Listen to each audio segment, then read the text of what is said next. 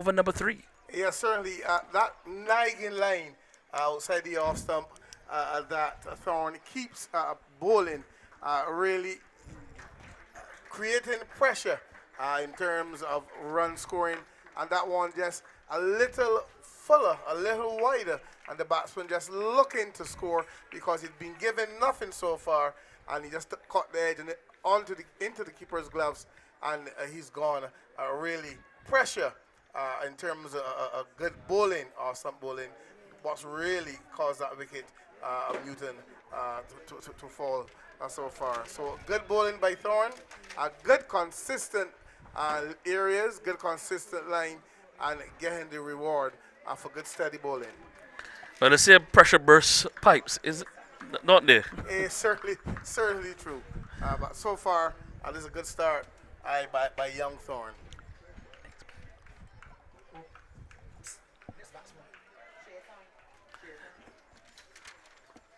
The new batsman is Shea Thorne. Got 35 in the semi-final.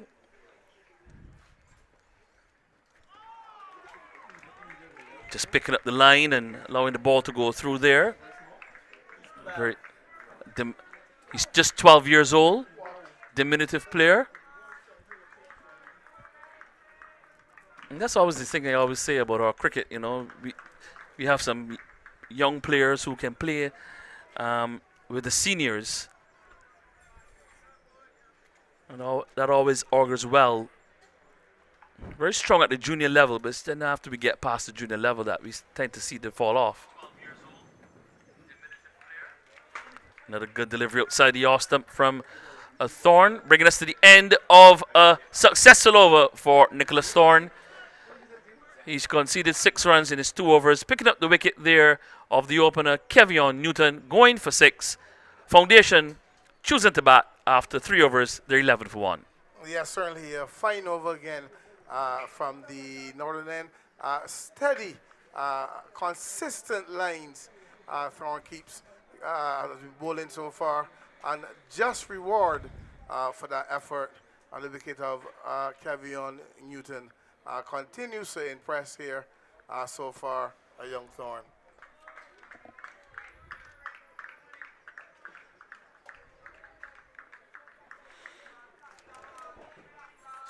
Will be Bellamy to continue from the far end, the highway end, if you may want to call it that.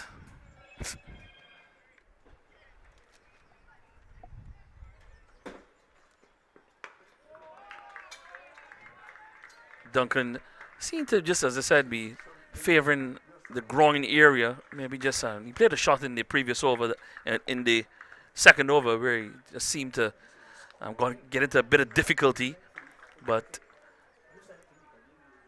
it seems to be okay now.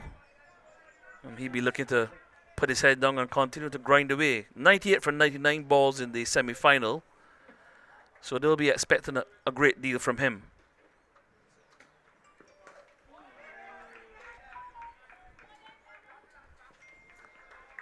Good cricket all around. Good delivery, squeezed out by the batsman, and they went through for the single and a good bit of fielding.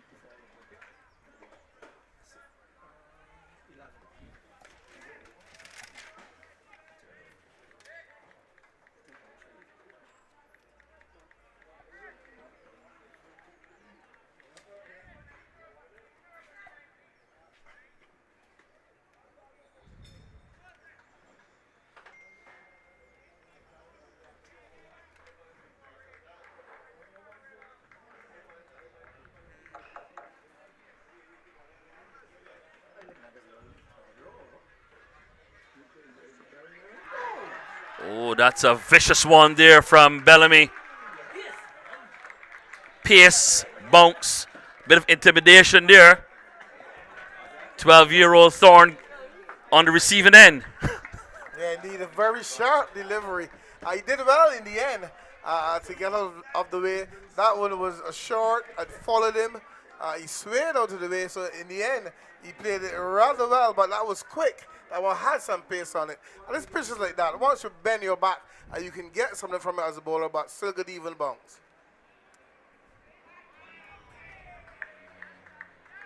Just pulling out at the last minute there, Thorn. I think Baptiste and Clark were trying to just fine tune the field. They've now got in a slip and a gully. There's also a backward point. There's a cover. There's an extra cover mid-off, mid-on. And also a deep backward square. Good delivery there from Bellamy, bringing him onto the front for them, beating him outside the off stump. Well done. Yes, indeed. This is intelligent bowling by young Bellamy, Redon Bellamy. Really a good, sharp bouncer, and then the ball to follow that one just pitched up outside the off stump, and he just played forward, missed it through to the keeper. So good, smart bowling by Bellamy. Another good ball from Bellamy. So Foundation not able to get off to maybe the kind of start they would have wanted. Hoping that they could have been a little bit more positive and a little bit more aggressive. Set back by the early loss of Newton. Foundation, of course, have a good tradition in cricket in Barbados, producing likes of the great West Indies fast bowler Joel Garner. Delivery outside the off stump to end the over. 4 overs gone. Foundation 12 for 1. Yes, as they say, batters bat in partnerships, but bowlers as well bowling partnerships, and these two so far have really been good. They've been on target. They've given little or nothing away. So the Foundation guys, batters, would just have to ride it out, as they would say, hoping that it would get easier. But indeed, it's been a good start by both Bellamy and Thorn.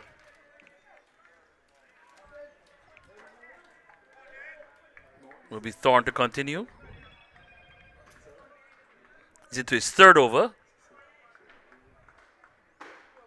He's been a successful bowler so far.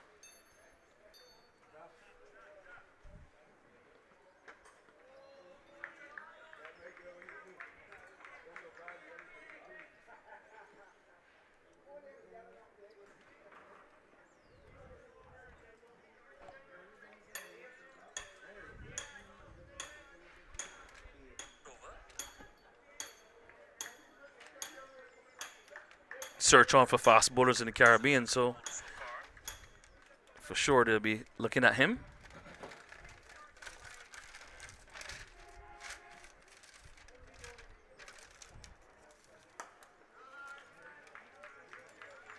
Duncan with a very stylish shot, but straight to the fielder.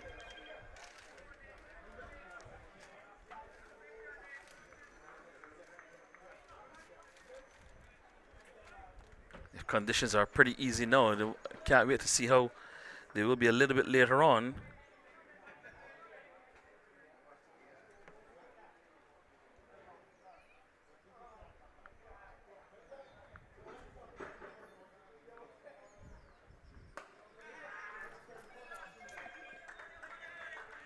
Again, good running between the wickets.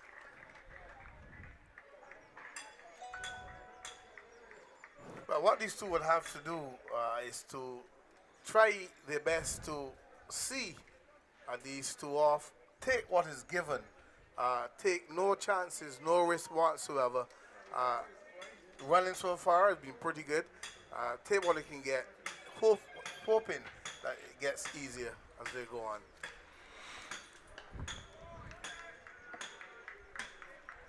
Thorn equal to it.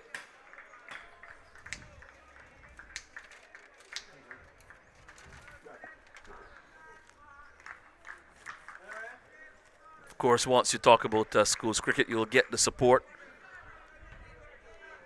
Two schools with very strong traditions in education, of course. As I said, strong foundation, a very strong tradition in cricket in the island. Or that looks as though that would have been a chance there to the slip fielder Baptiste. Thorn driving loosely outside the off stump and not able to hold on Baptiste. Pretty sharp chance of it to his right. It seems as Jeff got the fingertips to it, but really it was a sharp one. It flew through that slip cord, and he did well really to get his hand to it, diving away to his right. Of course, Queen's College can also claim, Queen's College can claim, I should say, Shea Hope, the current West Indies one-day international captain. And he'll be very proud of that shot there from Duncan, who goes over the top and gets a boundary and immediately goes down onto his hunches. Seems, as I said, to be either buttered maybe by a groin injury or maybe something on the inside of his thigh. But a strong way to finish the over. Foundation winning the toss, and after 5 overs, they're 18 for 1. We'll have a change in commentary. It'll be Lyndon Yard to replace Donovan, and then Andrew Mason will replace me. But good start here from the Queen's College team, keeping things rather tight so far. And they'll be hoping that they can continue to do just that for the remainder of the innings. Good morning to you, Andrew. Morning, Sir Woody. Nice to see you. And it's been a quiet start by Foundation, having won the toss, losing the wicket of Newton.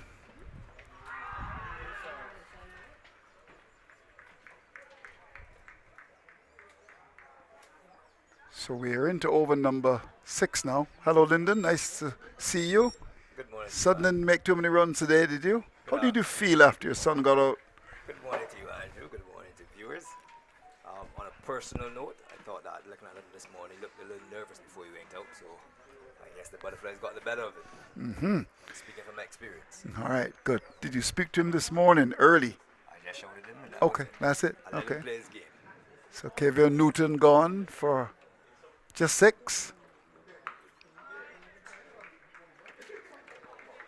Daniel Duncan DD's 11. And Shea Thorne, just 12 years old, has had a baptism of fire already. 19 for 1 represents a slower start. Foundation won the toss and they chose to bat. Were you surprised by that decision? No surprise at all, Andrew. I think you're going to know the venue you're playing at, and traditionally, Yorkshire is usually a good venue for batting once you win the toss, unless you are in a 3-day game. So here's Bellamy, who's looked impressive. So as I was saying, Andrew, is a venue that most teams, I would say 90% of the teams who win the toss will bat at Yorkshire. It offers a good bounce. You can predict the line, the lengths, and as a bowler, you will get some carry as well. So I don't think there's anything to get carried away and hand the opposition the opportunity of dictating the pace from the front. So I think the Foundation did the right thing. It's just a matter for them to consolidate now with the loss of Newton. And they've obviously had to set themselves a target and work towards it. Chance for a catch. Catch taken. Loose shot by Duncan. And Bellamy strikes. Foundation win the toss and batting. They're in a spot of bother. Baptiste. Andre Baptiste. Well, he spilled one in the over prayer. And now he holds on to one in the midriff. So, very good catch. And loose batting there on the part of Foundation. Both batsmen searching for drives that were not there. Kevin Newton, I think he just, the previous two deliveries prior, got a single down to third man. The ball that I would say played and squared him up a little bit. And went down to third man. And came back for 2. And then he just stood there to get into the pitch ball. Threw his bat at it and was caught behind. And Duncan just guilty again of throwing his bat at a delivery. On a good length, I would say it's a 4-stump really. It's a delivery that he might have opted just to allow it to go by with good judgment, but he opted, he thought he had a half on, he was not quite there to be driven, and he took the edge, and a comfortable catch taken by Queen's College. So at the moment, Andrew, it's the men in red. Indeed. And those in yellow are in fact seeing red. The captain comes to the crease now with his side in a spot of bother. And no doubt want to respond to the challenge here. Joshua Dorn, player with lots of ability. And loads of experience at this level, having gone to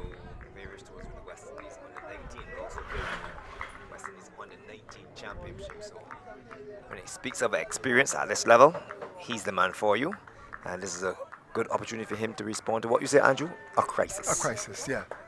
So Belly with his tail up.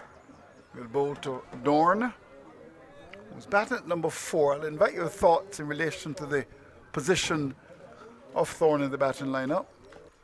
Here we go, first ball.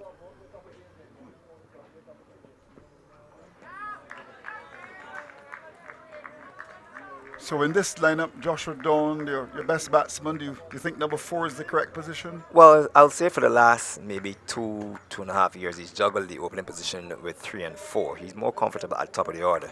But what it allows the foundation coach Nemo Win to do is to expose a few couple players in that opening slot position. I think Dawn is comfortable about where he's asked the bat, Okay. which is good enough. Okay. That's a lovely flowing shot to get off the mark, reaching for it slightly. Gets off the mark with a single down to cover. So the action continues. Some 6 overs gone. Foundation the spot above there, they're 20 for 2. Well, let's look at young Thorne, Andrew. I have a lot of liking for this young man. I saw him against BNOC a game during the season. He really looked the part, and you know the BNOC side is a side with the experience, 50 plus in terms of age. Probably won but a lot of pacers there. But for a young man at 12 years old to be playing in a under 19 final and asked to bat at number 3, it shows he has the guts, the character, and the tenacity. And I think this is what is really required from our youth going forward. Too much of our cricketers shy away from the opportunities. And here's a young man, Andrew. He's 3 feet 2. That tall. Maybe slightly shorter. Or even slightly shorter. So I am very impressed with him thus far from what I've seen of him. I said I've seen him before today, and I think he's comfortable to go in this position. And it shows that the team itself, the coach, Nemo Win, and the captain, Joshua Dunn, has full confidence in the young man getting the job done at number 3. He looks the part. He received a snorter earlier. I thought he handled it extremely well. And he looks the part thus far, and he still looks confident. Doesn't seem fazed by the opportunity presented to him, but rather looking to grab the opportunity. And this is what we want to see going forward with our young cricketers. So it's going to be Raphael Lovell, who would have captained the Barbados under 15 side. And of course, Preston Clark is the captain. So he's had the experience of captaining. He's going to come in. And we're going to start over number 7.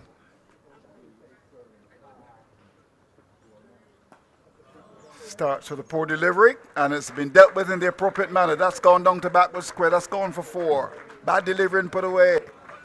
And a superb shot to a gift, Andrew. And this is the value of experience. And straight away, what that does is that it automatically transfers or releases some of the pressure from the foundation side in terms of getting the scoreboard ticking over. Dawn executing a sweep to delivery badly lined by the bowler who's in his first over.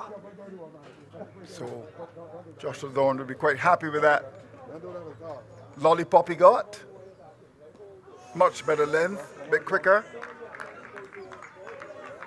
So Joshua Dawn's position here at number 4. He's got 5. He'll have to bat, in my view, deep in the innings here.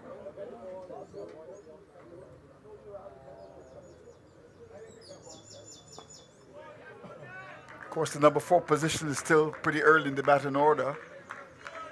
Just have to be careful about coming to a crisis as opposed to stopping one. This is why I think your best batsman should bat early.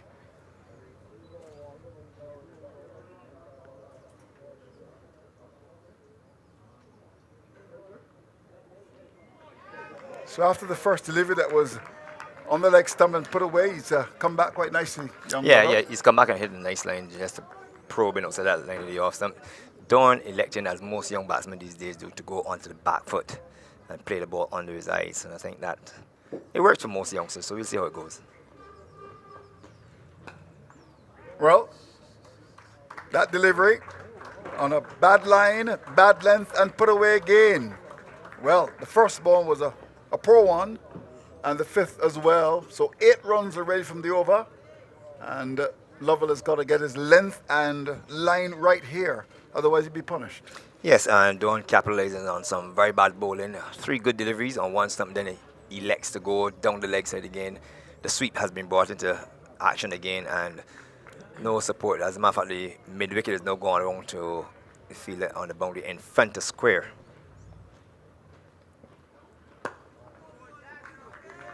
So the over comes to an end. We've had 7 now.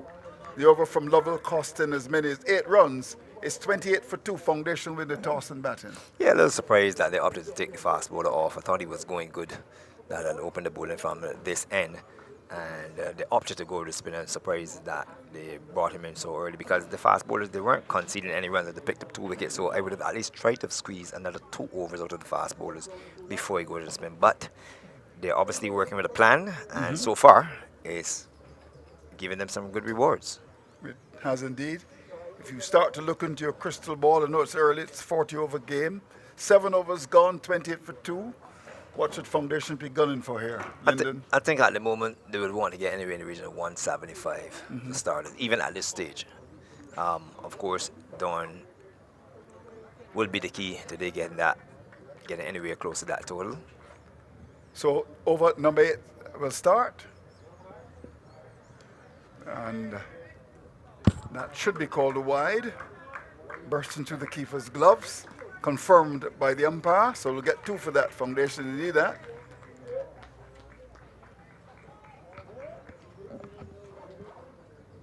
Perfect cricketing conditions here at the Yorkshire ground in Huddersfield, Thurning, and just adjacent to the ABC Highway. And good cricketing conditions. Outfield well cut. Sun out in all its glory. It's a little humid. Oh, that's a beauty. Very well bowled indeed. Perfect delivery. Yes, excellent delivery. Just on about the length of the off stump. Not there to be driven. I would say maybe that 4 to 5 meter mark in front of the batsman, asking the questions. Might have just deviated a little bit off the seam. Dawn, he was beaten, and in the end he tucked his bat inside, but the ball had already gone by. And full credit there to the bowler without getting the success. So Redon Bellamy has bowled well and has been just on top of that off stump with a little bit of movement away from the right-hander. The slip is in.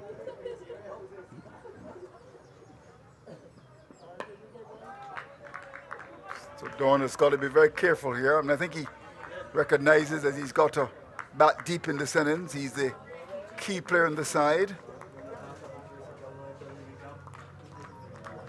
On a pitch that is played pretty well so far. It's had something for the bowlers. But generally a good pitch to bat on.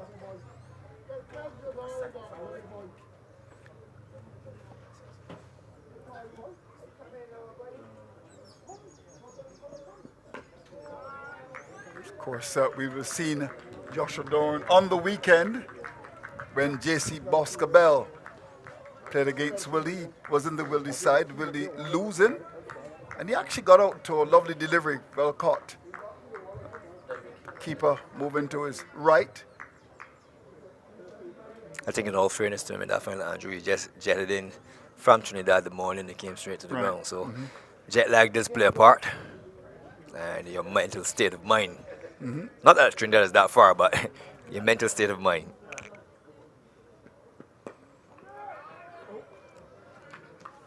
But there's no doubt about his ability. In fact, the pundits who believe that he's got the ability to go all the way, and the Barbados selectors, they've given him opportunities to play. So let's wish the young man well. Good technique. Yeah, I saw him last year in the games that are played to set the Barbados side for the 50-over competition. Get back to that after this delivery.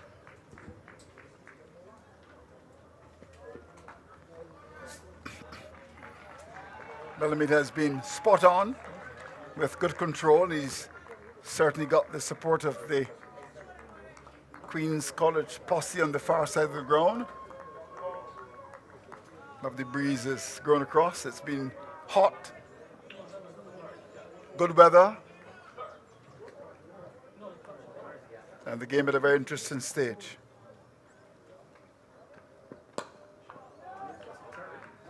That's a lovely flowing shot. Elbows well cocked as you saw the batsman come onto the front foot. But Bellamy completes his 4th. He's been very economical. Just 10 from his spell. 8 gone. Foundation win the toss and batting there 30 for 2. And I was saying, Andrew, in those trial games, he batted at number 5 in one of those games. And he came into a barrage of short bowling. And I think they really were set up for him because every bowler, every fast bowler came at him, they came at him with good pace. And I thought he handled it extremely well. He scored 56 not out, Andrew. And it was really a refreshing sight to see that.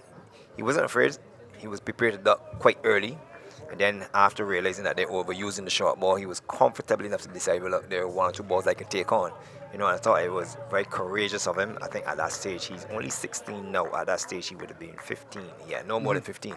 And he handled it extremely well. Jerry McAllister, the Keon Harding, you know, the Italo Barbados fast bowler that we have now. And I thought he handled it very well for a 15-year-old.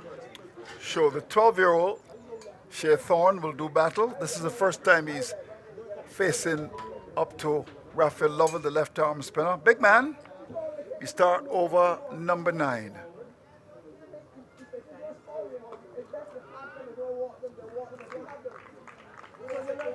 So you've seen this young man before? Yeah, I've seen him as well. And when you think about it, Andrew, you saw the chairman of selectors calling for the youth to be given the exposure. So here's a young man at 12 years old, so he has at least 7 years playing this competition ahead of him. Well, survives that. A dangerous shot to one that was very close to the off stump. Very naughty. It's a low percentage shot, Andrew. 2 slips in position. The ball just short of in the off stump. With pace, and just trying to dab it down to third man, just trying to pierce the slip is only going to present us an opportunity to do a slip. So you would want to keep the ball in front of him to be in control. And there are 2 slips in position now.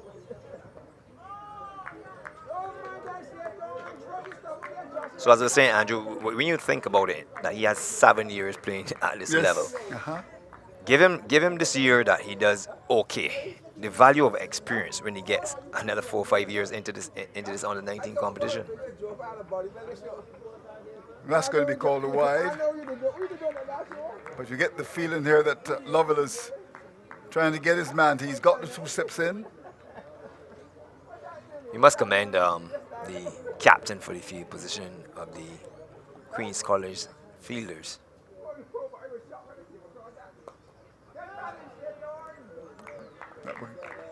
Given lots of air. You're right. Very tight in the offside. Yeah, 6-3 field. Not a lot of room for errors. Yep, that's true. And 2 slips are in place too, so he's looking to get that wicket. Thorne has now faced 13 balls for his 2.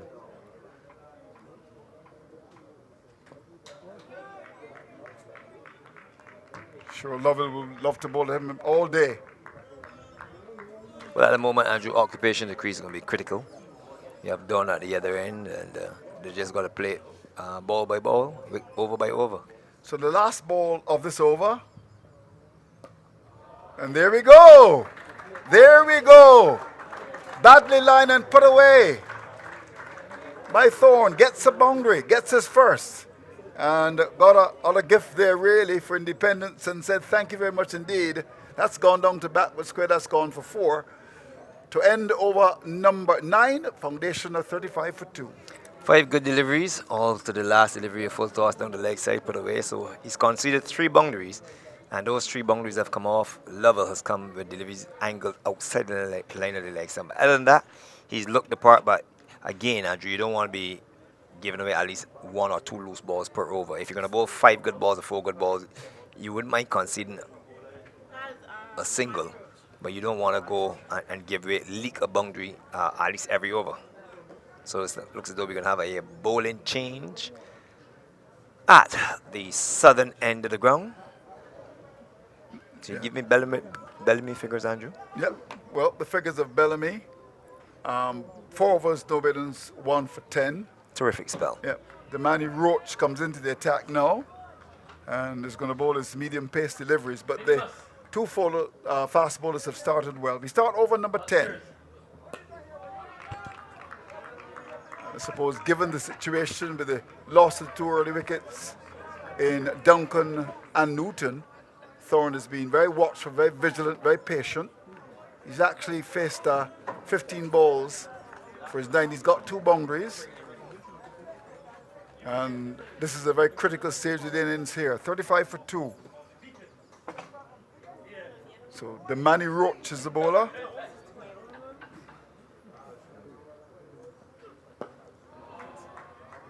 They look for second here and will get it comfortably.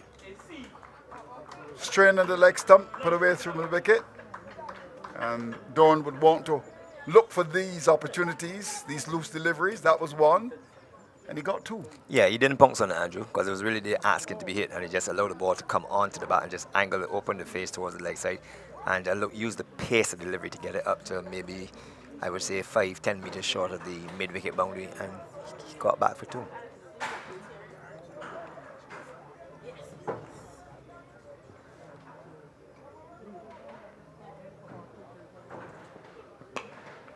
So much better delivery.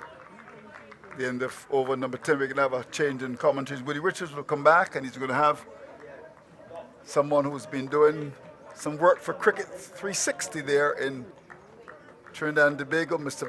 Vinod Mamchan. Andy Payne, who's known locally as a good player, playing for the Maple Club. I think he needs to come back and help them because they've been struggling.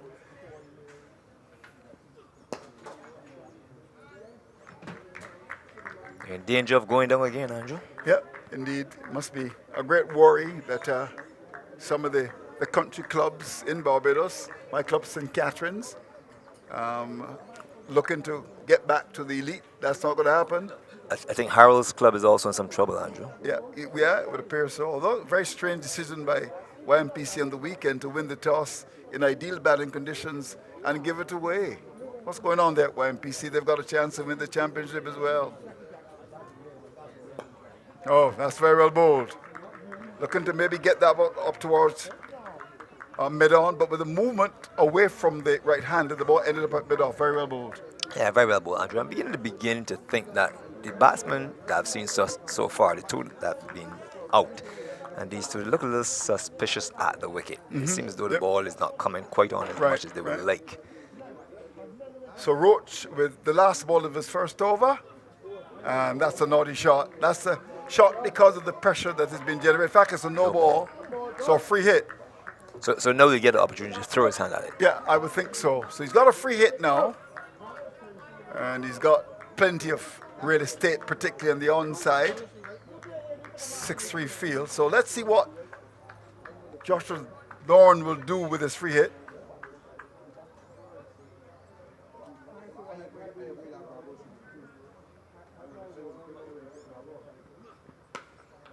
Well, he gets 4. It was a short, wide ball and put away. Past extra cover, finding that gap between extra cover and mid-off. And that's what you've got to do with a free hit, and he put it away.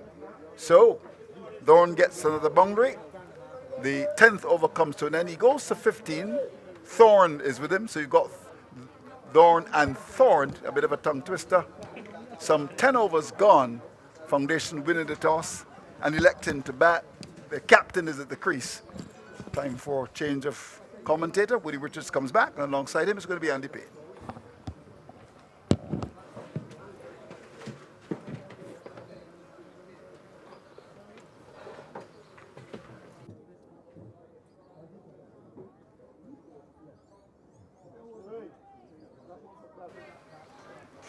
Hello to you, Andy. Long time no see, man. Morning, Woody. Morning, viewers. It's been a long time, Woody. Good to be back around the cricket, you know? Yep. So, a bit of a mixed start for Foundation here. They're 42 for 2 after 10 overs. Yeah, but their captain, Joshua Dorn, he's in the middle, and I know he'll be looking to steer the ship for his team. They lost Daniel Duncan, who was their hero of the semi-finals, scoring at 98. So a lot of it will depend on Dorn here to kind of shepherd the team the rest of the way. He's got the class, he's got the ability. Certainly does. He's also got young Shea Thorne with him, who seems to be one to drop anchor and just be that supporting role for the whole middle order, Woody.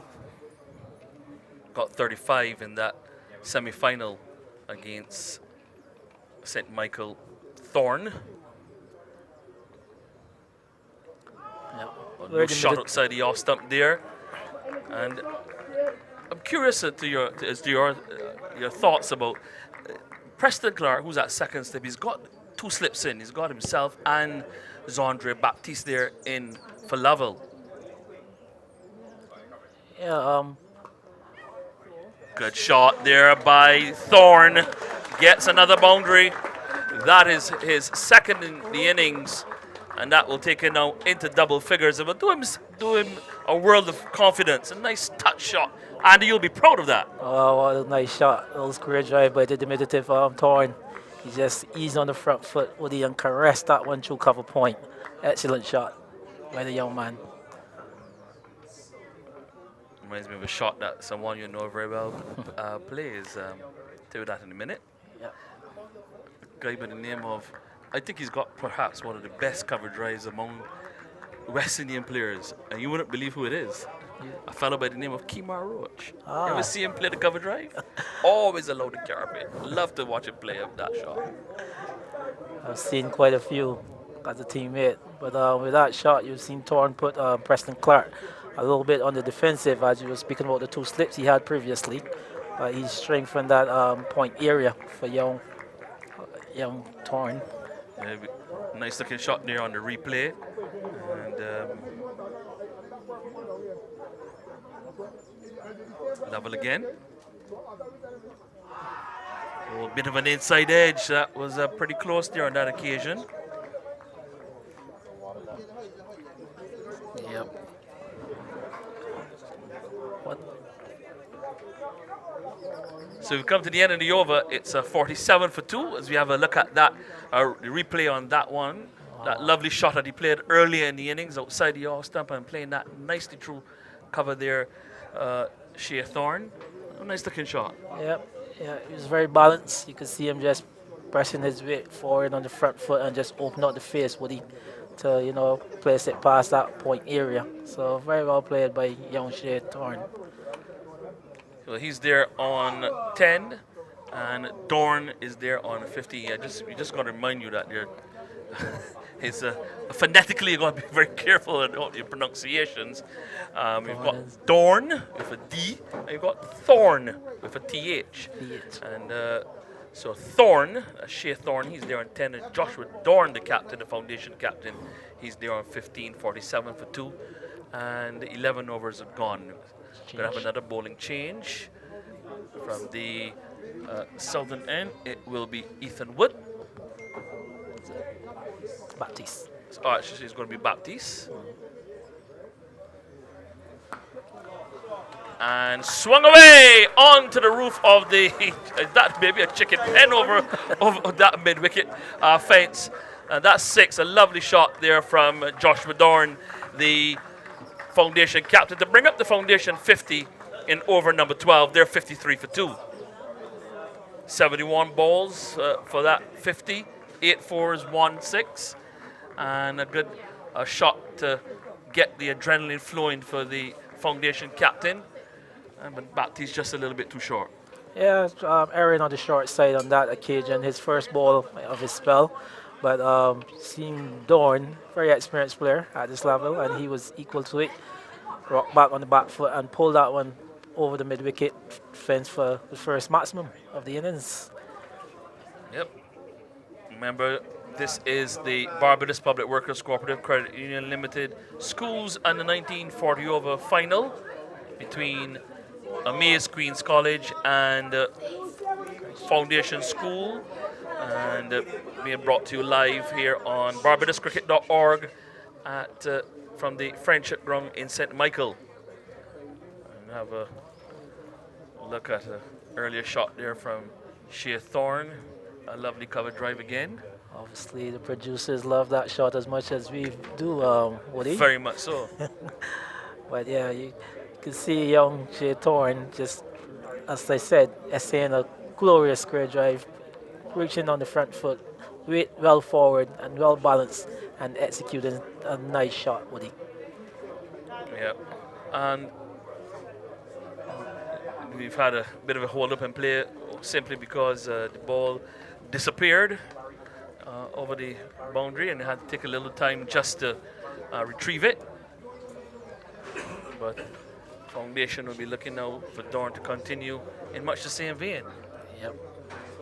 There's the chicken pen. And there it goes again. Another one. You called it, Woody. Another one over there. Baptiste too short again. And Dorn, a very classy player. That'll be meat and drink for him. Yep, any day, all day. You can see Doran just, again, waiting on the back foot. Another short delivery by Baptiste. And Doran, he was equal to it again and hitting that one a little further this time over the deep mid-wicket fence for the second six of the innings and the second six to take his score up to 27. So as we were saying, Doran, he's the man who will be looking to press this score forward for his team. He's expected to do that as he's the most experienced player in the side. And so far, Woody, he's looking very good. Now let's see what adjustments that Zondre Baptiste will make. But so far, he's served up a couple of very gifts to Joshua Dorn. I'm going to ask you about something that you should know very much about, the conditions.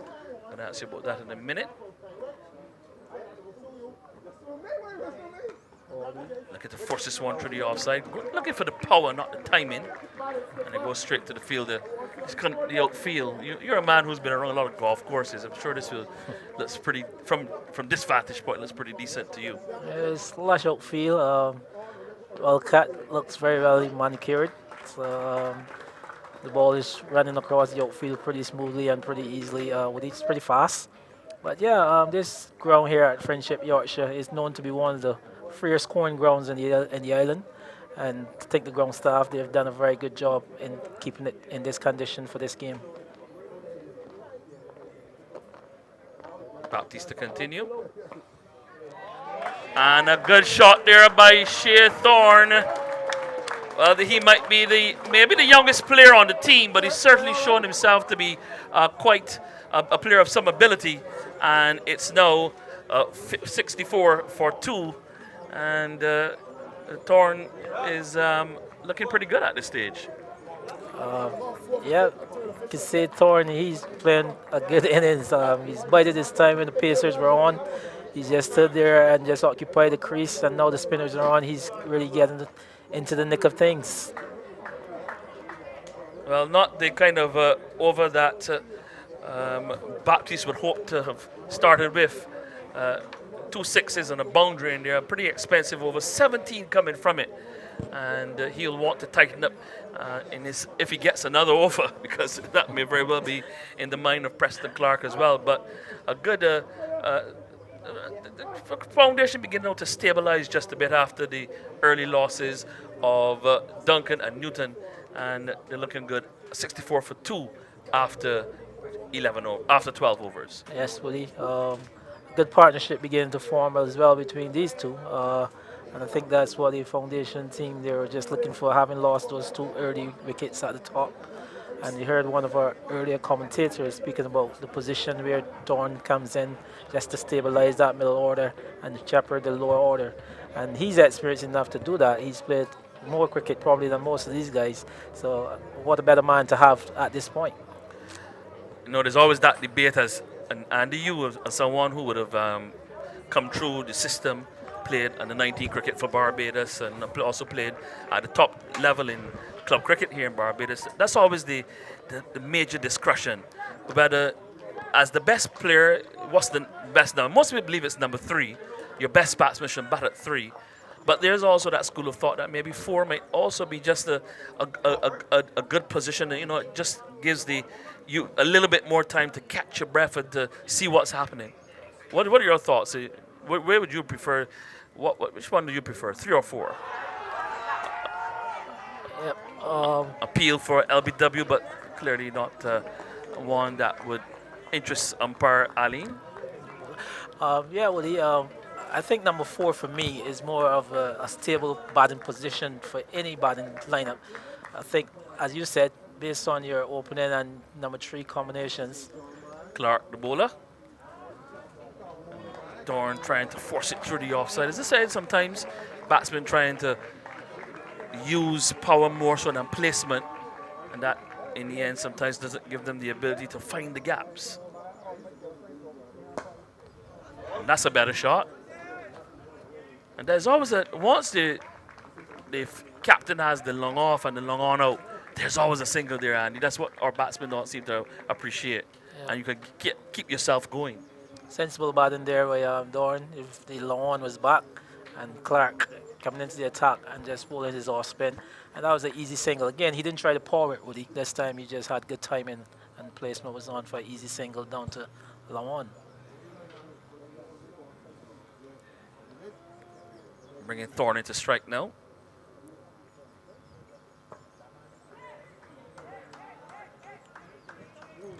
And again, just a bit of loose fielding on the leg side will allow them the luxury of a second run.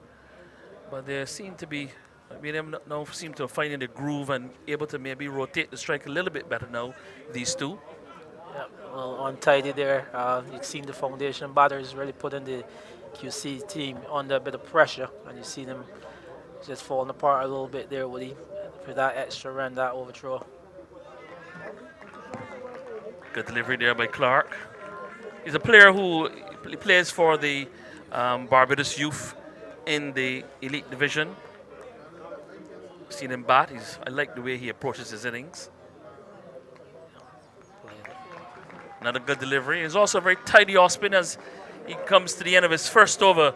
Preston Clark, just 3 runs conceded, and so he'll be happy to help to maybe just retrieve the situation just a bit for the Queen's College side. We've had 13 overs. Foundation now 67 for 2. Yeah, Woody, and this is pretty much the matchup. The two captains. The two captains at it. You've seen Preston Clark coming in and bowling his first over, tidy, just going for 3 runs. But Dorn, he's there, and this should be the matchup, Woody. Well, yes, but we're going to have a drinks break as we've come to the end of the 13th over. And this pair so far put on 48 for the third wicket. And I'm certain that the Foundation team will be happy. As I said, after they lost the early wickets of Kevion Newton, who was caught by Graham, the keeper of Thorne, for 6, and then Daniel Duncan was caught by Baptiste at slip off the bowling of Bellamy for 11. And when Duncan departed, the score was then 19 for 2. They're in a bit of a connections. Just maybe we could get our score to maybe just show us the partnerships between on our monitor. And there you have it. There would have been the wicket would have fallen in the 6th over, and since then these two have come together. They've put their heads down and they've just confidently just moved the scoring along. Woody, very impressed with young Shea Thorne. He's, like I said, he's bided his time. The Pacers were on, wickets were falling, and he just stayed there and just batted it out.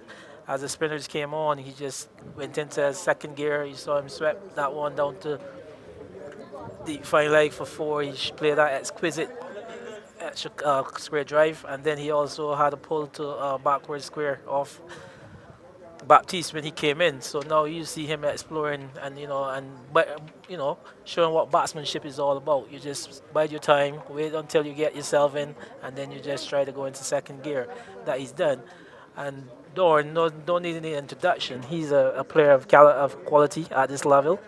And you see, he stood there, formed a good partnership with young Thorne, chaperoning the young man. And as the bad deliveries come along, he saw him put those two over the deep mid-wicket area for those 2 maximums. So a good partnership between these two, as we said, Woody. And I think the Foundation team, they'll feel like they put themselves in a good position after 13 overs.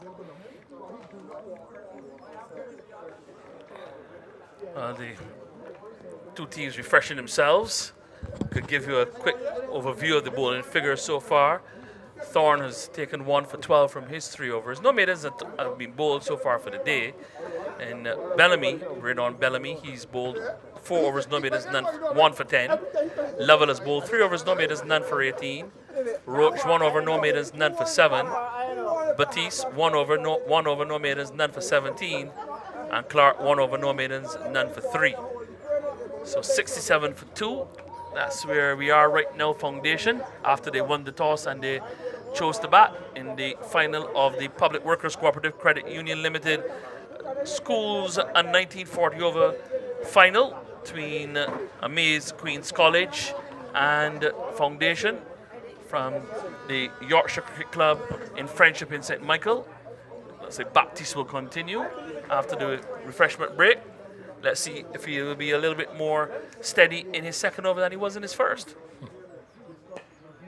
He starts well, bringing Dorn onto the front foot. In the previous over, you remember he conceded 17, being struck for 2 sixes and a 4. So he started confident. Let's see if that he can build on that confident start. Good delivery. Seems to have found his range. Maybe just after a bit of at the refreshment break, captain and the coach maybe just had a few words with him and just tell him to maybe just a bit of nerves in the first over. Yeah, 2 good deliveries to start this over, Woody. He's been by on target. And a third. And there's a lot of support for him too here. Yep. Those are 3 very good deliveries. Just Brian Dorn suspectly on the front foot. Couldn't do much with any of those, but just keep him out. Good defensive play. Body line on this occasion though, but not given a full treatment by Dorn. Just getting the single. So he's now into the 30s.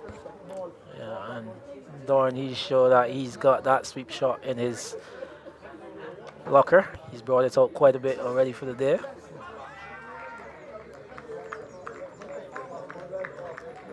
Thorn. You're talking about Dorn. Let's talk about Thorn. Yep. Shea Thorn. Let's use the first name so that Shea. as everybody can Differentiate. differentiate. Let's look. As I said, maybe the youngest member of the team. It looks pretty organized as we come to the end of that. The 14th over, Foundation deciding to bat in the schools 40 over final there, 68 for 2. Yeah, let's differentiate. But young Shea Thorn, he's just doing the supporting role mostly to Dorn, who's the more senior and more aggressive of the two. But we can see, like I said, Dorn just played the sweep early in that over and get himself off strike. But better over by Baptiste on that occasion. He's put a lot more balls in front of the batsman. He was a lot fuller and just caused him then to be a bit more on the defensive. Talking about this going, it's the first time I've come here in a long time. I recognize they've got a few mounds on the southern side and one here on the northern side. The Cara courts seem to have had a bit of a facelift as well. So good facility here at Friendship. Yep. And as you know, Woody, the Yorkshire team, they've been promoted into the first division, and so they're now creating an atmosphere within the community. I'm sure they're getting the support from all of the community, and by extension, you've seen all the infrastructure going on here. And doing pretty well for themselves too, and at the top division as a wide there from Clark. And doing pretty well for themselves too, Yorkshire in the top division. And I got to come a little closer to you because our scorer, our Leesman, his club Spartans has some tough tussles with Yorkshire. As Dorn looking for power. A 50 partnership just coming up between the two from 56 deliveries. Dorn contributed 30, Thorn 14. So important partnership for the Foundation School. As Clark, again, you can see he's got the experience and using it to good effect here against Joshua Dorn. By on target again, Woody. Like I said, this would most likely be the matchup of the two captains, and I think this is where the captain wants to keep his team involved, and you can see Dorn not looking to give it away to Clark, but Clark, he's by on target each delivery here. And that's a lovely shot. That's a good shot. Well struck there by Joshua Dorn. Just a bit of a loose delivery from Clark. and wiped away there by the Foundation captain. And just to let you know that Queen's College, they've got 5 guys who are part of the Wanderers junior program playing in this final. So Wanderers up here doing some good work. And here's Dorn. Another good shot where he's just working that one into the deep mid-wicket area. Dorn, good balance on that occasion again. And a good partnership continues to build here for Foundation as they try to put a very big total on the board. That's their strength, their batting. I was looking at the scores at the semi-final. Queen's College in a low-scoring game against Lodge School, but the Foundation School had a very good game where they were able to make over 250. So it will be important to see what score they can put on the board today. Commentary change. Here's Andrew Mason, along with him, Donovan Level. Thank you, Woody. So things are looking a lot better now for the side that won the toss and chose to bat, Foundation, led by their captain, who's been solid in 35, and don't discount the work of Shea Thorne, 12-year-old, battling away.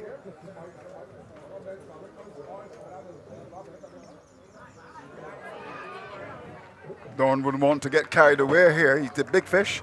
Wide is called by the umpire.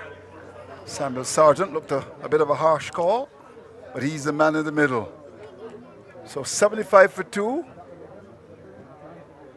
Thank the Barbados Workers Union, certainly in terms of the situation. 75 for 2.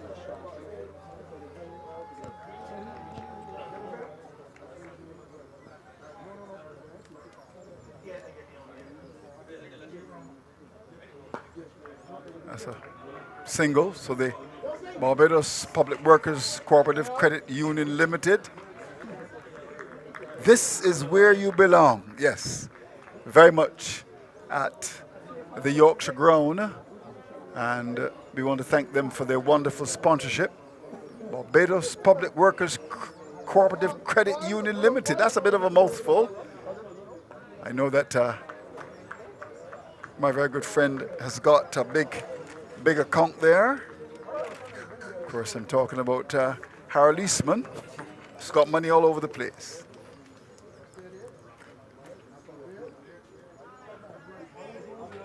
So Thorne will get one, a little nibble away in the onside, looking for a second.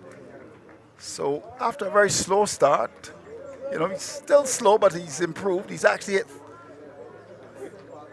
in terms of boundaries, 3, and has stayed with his captain, 77 for 2. Donovan, this has been a pretty decent recovery because they were 19 for 2 at one stage. And we'll get another run here. Captain, important cog in the wheel, working the ball around. And we'll come back for the second. An important partnership for wicket number 3. Yes, indeed. Both players are really batting it really well. And I'm really impressed with this 12-year-old Thorne. Really playing the supporting role here to Joshua Dorn. And indeed, they're batting really well together. They're running beautifully between the wickets as well. And indeed, as you said, quite rightfully said, it's a good partnership after being in some trouble early on. So we're into over number 16 now. Last ball is about to be bowled. Oh, chance for a catch. Not taken by Baptiste. Bit of a loose shot by young Thorne, but gets away with it. And now, even looking for that overthrow. So, first wicket fell at 11, the second at 19. 16 overs gone now. Foundation win the toss and batting there 79 for 2. Yes, and certainly, Andrew, when the opening bowlers, Bellamy and Thorne, they were bowling rather well. They were hitting the lens. They were accurate. They really gave nothing away. That's causing those 2 wickets earlier. But this pair really came together, weathered the storm. They were selective in their stroke play, scored off of the loose delivery, which is very, very important, and really have batted beautifully together thus far. With Joshua Dorn, the class as we know he is, and young Thorpe really looking really well, Shea Thorpe. So there's the appeal and given. So finally success for Queen's College.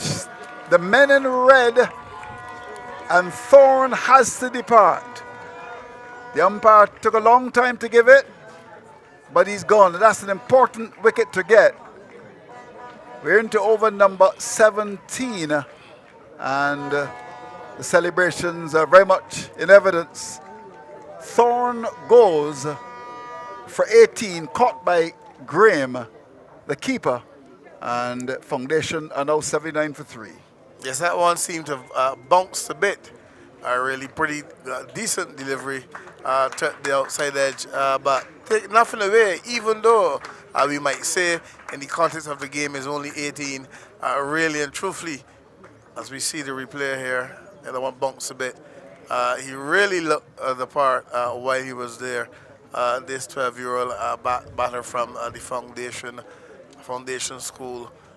He really hanging there with Thorne, with Joshua Dorn, really playing a very good supporting role. Yeah, you're right. He's gone. His stats in terms of balls faced, contribution of 18. Harold Eastman tells me 32 balls he faced and struck 3 fours with a strike rate of 56.25. New batsman coming to the creases, Akeem McCollin. Good crowd gathered here at Yorkshire for this big final between Queen's College and Foundation, two of the powerhouses in local cricket. Here's Captain Preston Clark. And McCollin, very busy already, gets off the mark. Lovely turn of the wrist and impact there.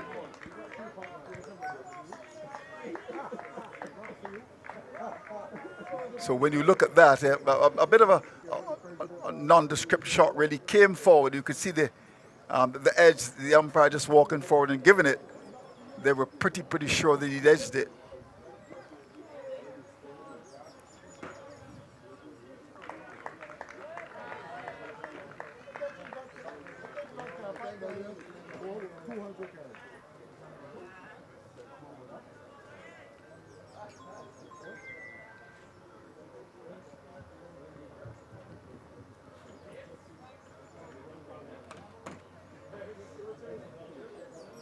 That's going to be called a wide. Umpire Clyde Allen. It's been around for quite a long time. Samuel Sargent as well. Both from the parish of St. Philip, the Republic.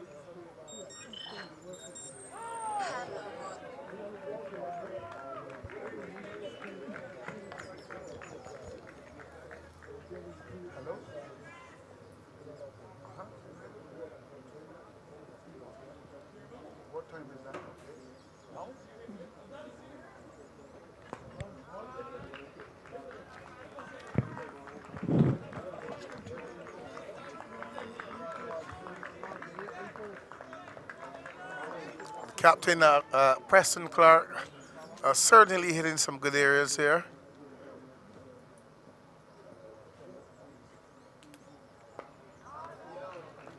Bang on target once more as the over comes to an end. 82 for 3, 82 for 3, and we finished the 17th over, and the pressure again being put back on the Foundation side after losing that wicket of Young Thorne for 18. Really, Dorn now having to bat as deep as possible into this innings to make sure that they can get a competitive score.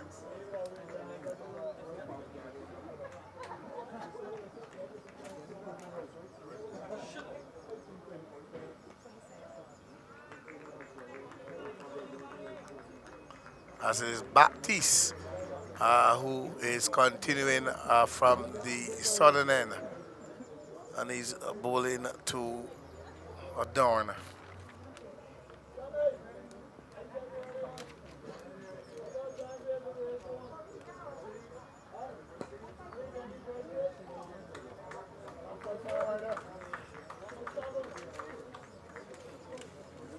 A good looking shot, driven down too long off for a single.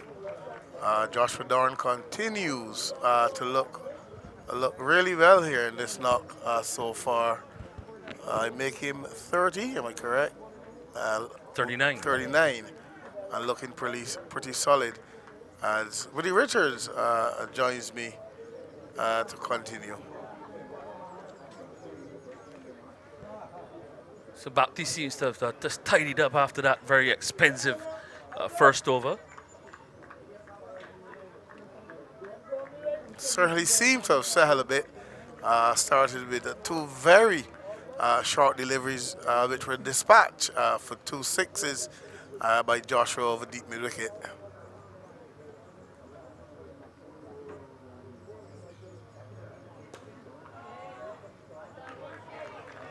Good bit of feeling there, and that's one of the things that you've seen from the Queen's Scottish team. They seem to be pretty agile in the field.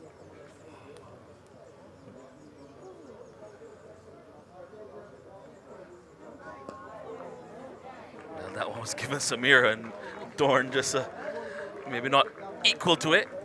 Choosing discretion as, sorry, that's McCollin choosing discretion as the best part of valor. Not wanting to put it away.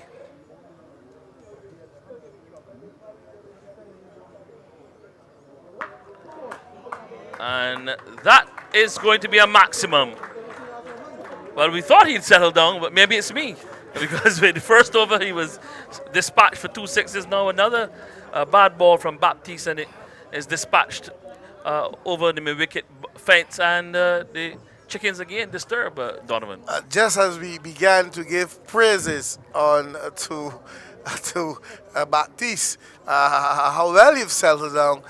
He just delivers a full toss, a freebie really, and got the treatment that he deserved. Smacks far over mid-wicket all the way for 6. Before that, he really had looked as though he had settled, both some pretty good deliveries, good areas in terms of his lines and his lengths, but this one just floated full toss and smack miles away. Early Christmas gift, really, which the batsman gleefully accepted. McCollin said, "Thank you. It's not my birthday. It's not Christmas yet, but I'll accept this gift." Well, it's going to be Independence Day tomorrow or something. Well, it's probably Independence gift.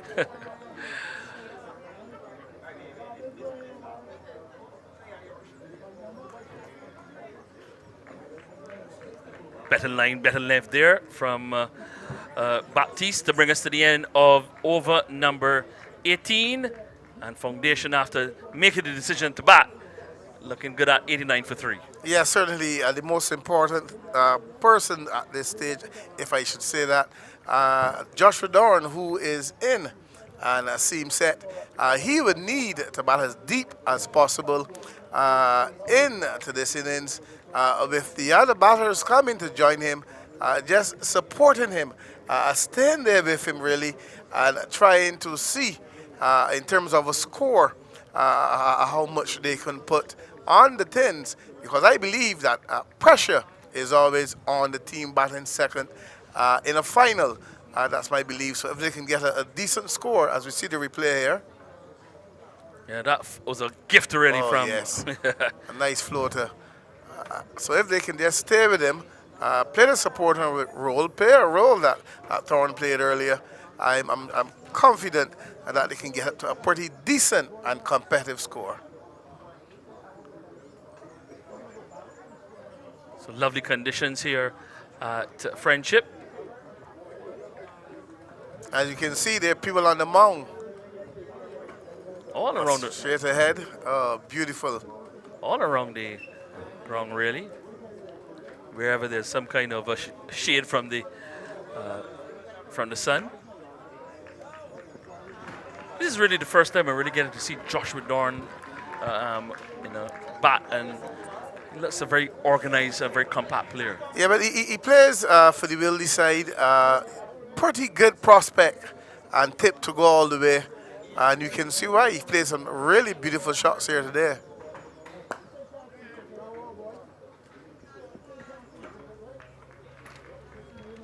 He will have to carry the bat in the rest of the way, and they will a big responsibility on his shoulders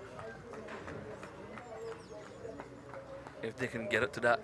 As I said, that anywhere close to what they got in the semi-final, it should certainly be a crackerjack in the second half of the match. Good run in here. Beautiful cricket. Yep. Not only looking for the boundaries, but they're running beautifully between the wickets. That's important. Good delivery, single off of it. Keep the scoreboard ticking. Don't just bat for boundaries. This is very impressive so far by this pair here. Clark to McCollin.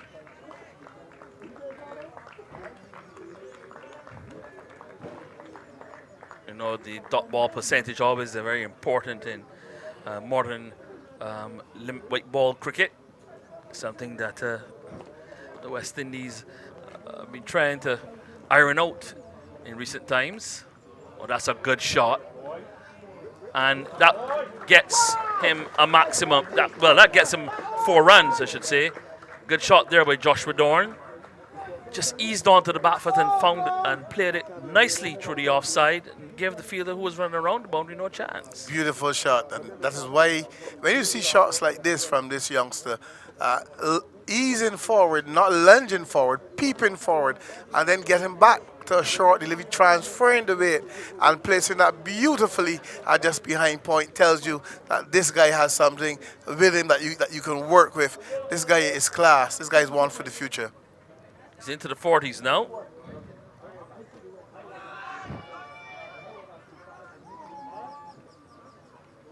Ambitious appeal from the Queen's College players. End of over number 19, and Foundation rolled up now to 96 for 3. Yeah, certainly. And if you go back to that shot, Woody, you know, some batters tend not to be able to transfer that weight.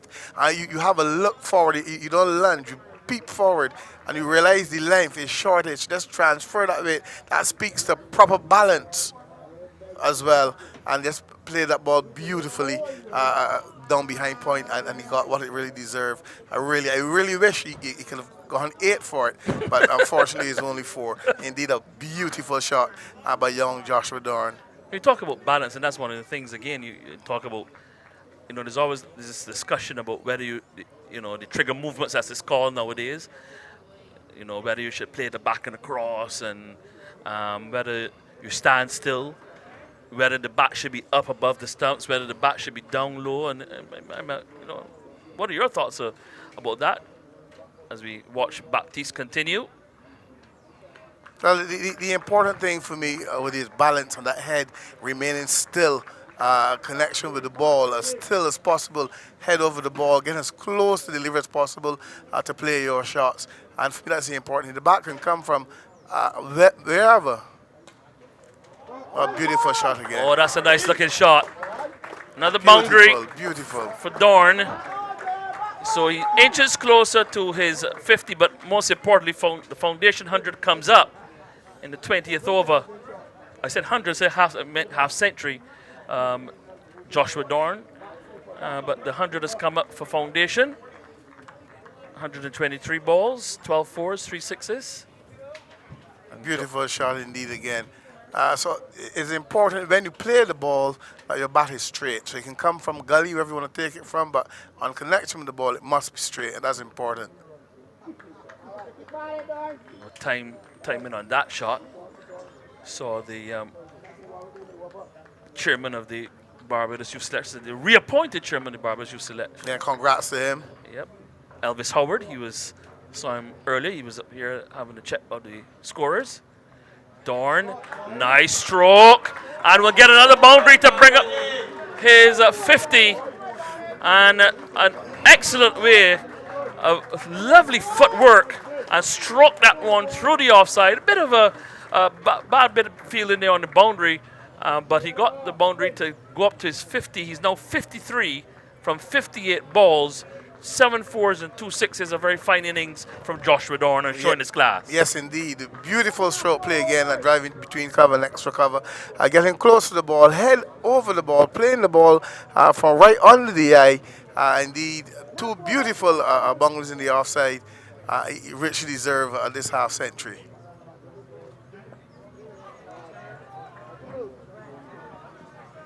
More runs here for Dorn. He's going to force him to come back quickly for the second. Appeal for a run out, and umpire Ali not interested.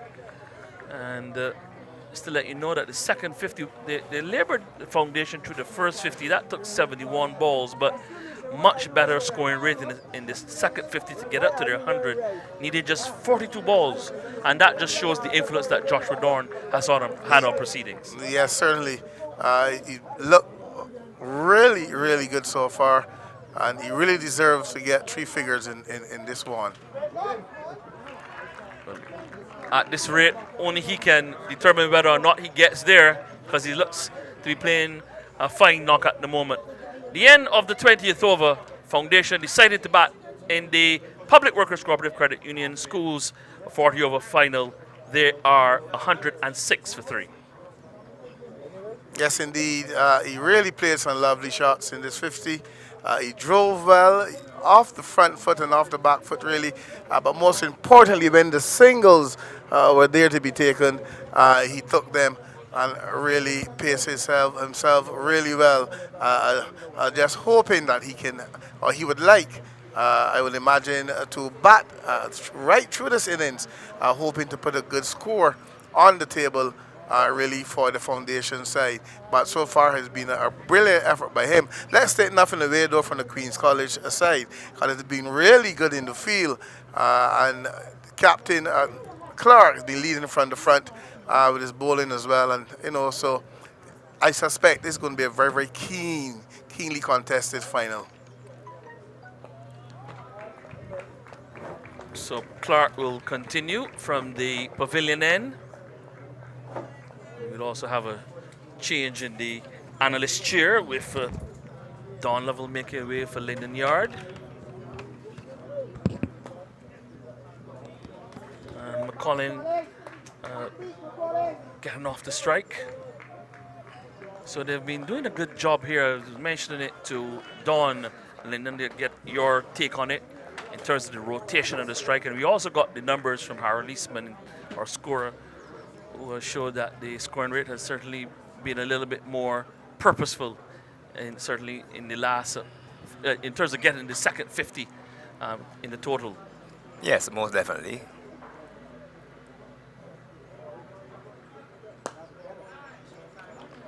That partnership of 63 between young Shaitan and Captain Joshua Dorn was very critical. And what was important there after this delivery? Helped to along the way down towards the fine leg region.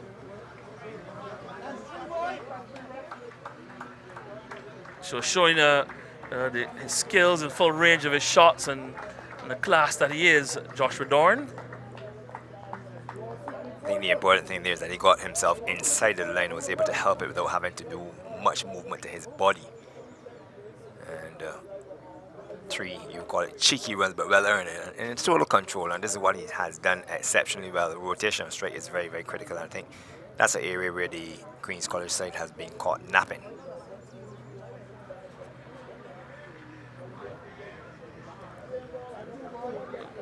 Delivery just strained down the leg side there from Clark, and some more, you would want to suggest maybe some more free runs here for the Foundation team. A wide signal by the umpire. I thought it might have come off the pads, but more wides there for the Foundation team. An excellent run again. Woody, they came back for 3 with Joshua Dorn, calling McCollin, who's a little fatter, if I use that term correct, or Dorn is obviously taller of the two. And Dawn took the chance to come back for 3 because he was going to danger end, and McConnell had settled, was looking to settle for 2, but responded to his captain call, and they got 3, so they've now got on 6 runs rather effortlessly in the space of 2 deliveries.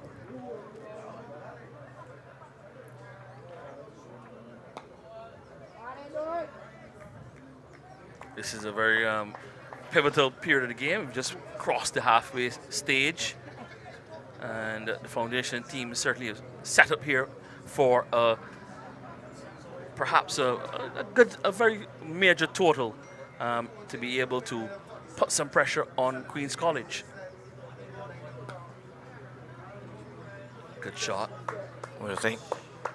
Once these 2 can take it deep, at least down to the, let's say, the 33rd over, without losing the wicket from here, they can definitely press on the accelerator, because obviously they would have gone through the various changes of bowlers, knowing the quality or the depth within the Queen's College attack, and then they could take it from there. They're going nicely along at 115 for 3 of just 22 overs, and you know, as I said, it's nicely set up. I think one of the areas where the Queen's College side is a little short is some of the outfielding has not been good in terms of the boundary riders. We just saw 4 that really should have been saved because he came out to shadow the fielder at the backward point, got himself within position, and then dive over delivery. The same thing was done on the opposite side at mid-wicket when the fielder ran across his left. It was a long run across, but he got there in time, and when he went down, the ball just went onto him for a 4. So those are the areas where the Queen's College side have been a little bit short on in terms of their execution. But other than that, the captain has been on top of things. The bowlers have bowled reasonably well, especially I was particularly impressed with Bellamy and his opening partner. And then I thought that the spinners filled the role. Lovell, apart from his loose deliveries, occasionally has been tidy, and I think that they will want to apply some more pressure and stop the free scoring from the foundation side. You talked about the fielding, especially from the boundary riders. Could it be influenced by the tightness of the fence on the edge of the ropes to mark the boundary?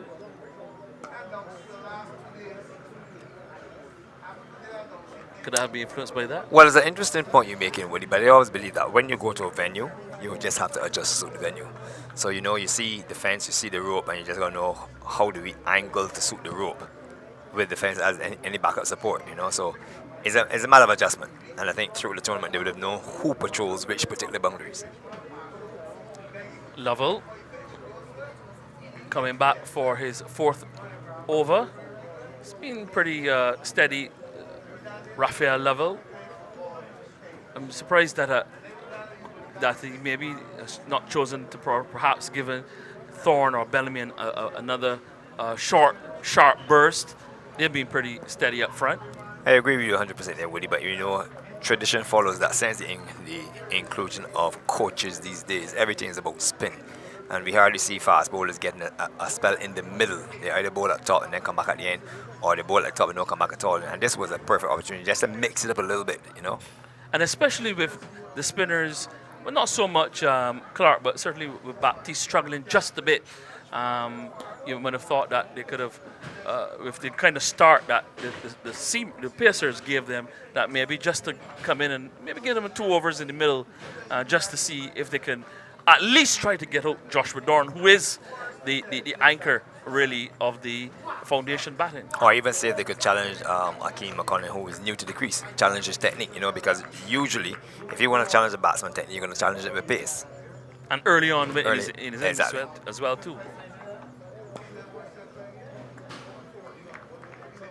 Both these players, of course, would have represented Barbados this year in the Under-17 West Indies Championship. Dawn, by extension, also in the Under-19. And on the radar of the West Indies youth selectors as well. Very much so. As we've come to the end of a tidy over there from Lovell. Just 2 runs conceded. And from his 4 overs, he's conceded 20. And at this stage, he really has been the most, he's been among the best of the bowlers. Thorne, this is Nicholas Thorne, the pacer who opened the bowling. 3 overs for 12 runs. He's gone at just 4 runs and over. But Radon Bellamy has really been the pick of the bowlers with an economy rate of 2.50. So that goes to show you with the economy rates of 4 and 2.5, really a strong case could have been made for perhaps. I did have to be more about giving us And it seems that they may perhaps be listening to us because it looks as though Bellamy will come back and have a spell here from the pavilion end where he would have started at the highway end or the southern end. Yeah, I think it's a good move. It's a good move. We call it, and as you said, maybe they're just listening to us, but just to change it up a little bit so that the batsman don't get too comfortable. Dawn is well set. He's on 60 from 67 deliveries. Akeem McCullin, he's got 10 from 14 deliveries and likes to wheel his bat as well. So the stage is really set for either the foundation to accelerate, because something's going to give here. They're either going to accelerate within this period or continue just to grind away with this thing, turn in ones into twos. And the Queen's College side, they will have to find a way to counter. One way of countering is to get wickets. If you're not going to get wickets, then they'll definitely need to contain. But I believe that young Roach is back with a mission here, and apart from containing, is to look to see if he can prize out any wickets. It's actually Roach who's come back from this end, and the first delivery, McCullin can do no more than push it back to the bowler. An option of Roach over Bellamy, or is that an opening partner? I would have preferred either Thorne or well, since Thorne started from this end, you may have preferred to see Thorne from this end and give him another spell. And they've been pretty good. You know, would have preferred to have seen both. Well, one of the two come back at this stage. Roach just conceded 7 from his first over. He would have captained the Wanderers under 16 team.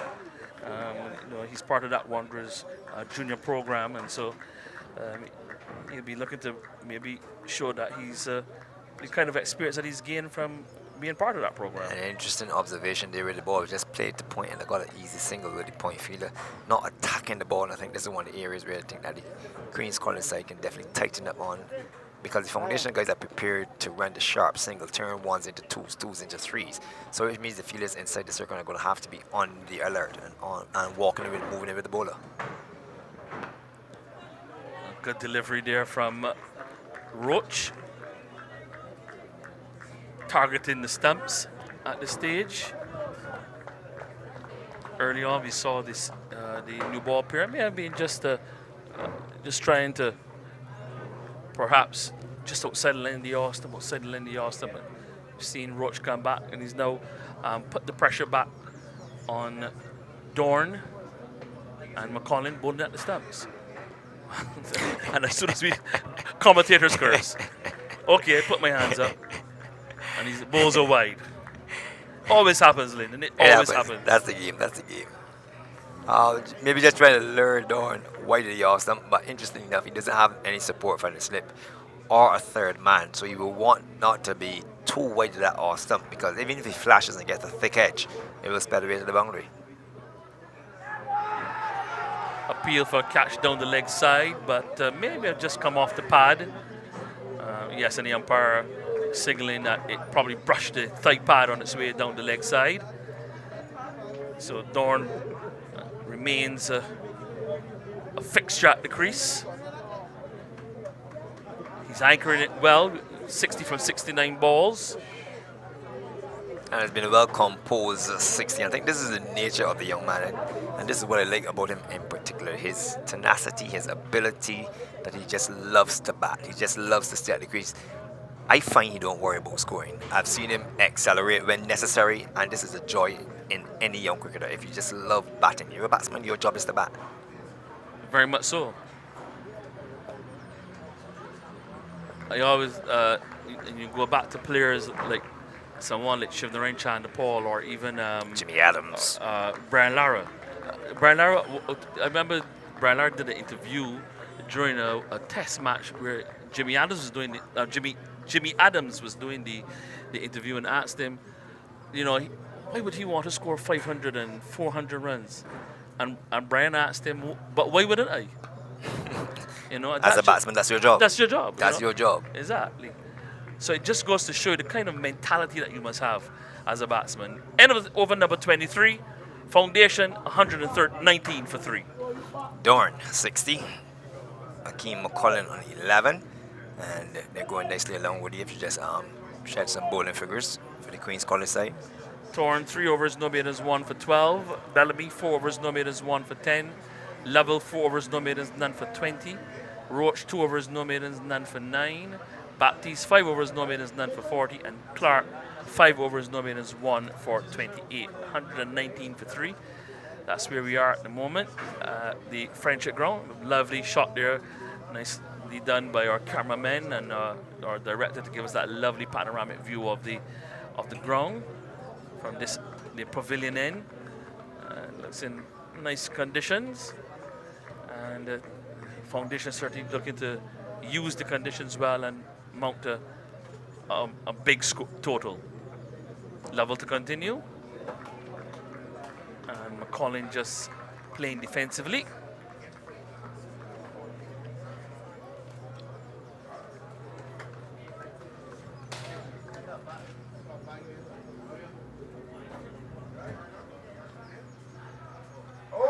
Oh, a chance there, put down by the keeper Graham. Drawing and Sloppy fielding. and then a bit of a dud. Really, the fielder in the infield really wasn't concentrating. I think he was more concerned with the fact that the keeper put down the catch. The ball ricocheted off the keeper in his direction, and he was just remonstrating about the drop catch. And Dawn, again, his alertness, he was able to get that single.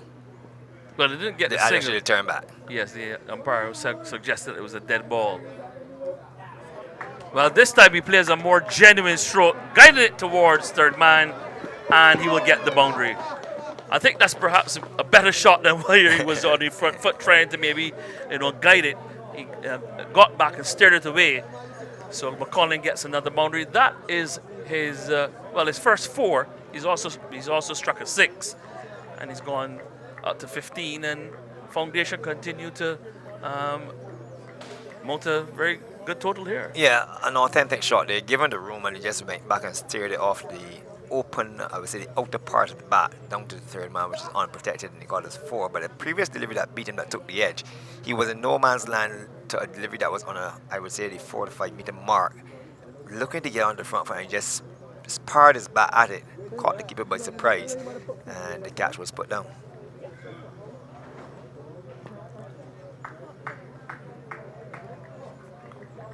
So as we say, conditions here in Friendship in the parish of St. Michael, ideal for cricket.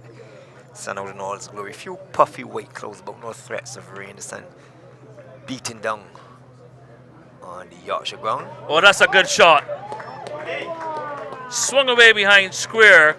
The line was not the right one, and there was McCollin helping himself to another boundary, his second, and that takes the partnership now up to 40.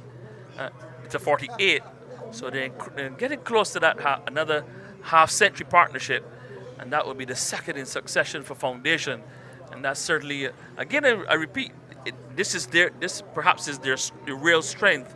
The strength is in their batting. We've got players like Dorn and McCollin, and they're certainly bringing that to play here. Another good-looking shot there by McCollin.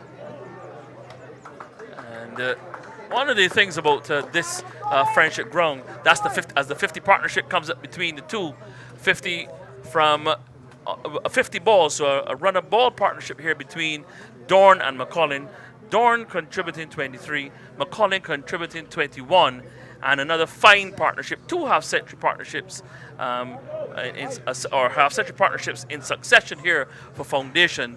And one of the things I just wanted to mention is about this particular venue is that it's like the Adelaide Oval, short square boundaries but very long straight boundaries.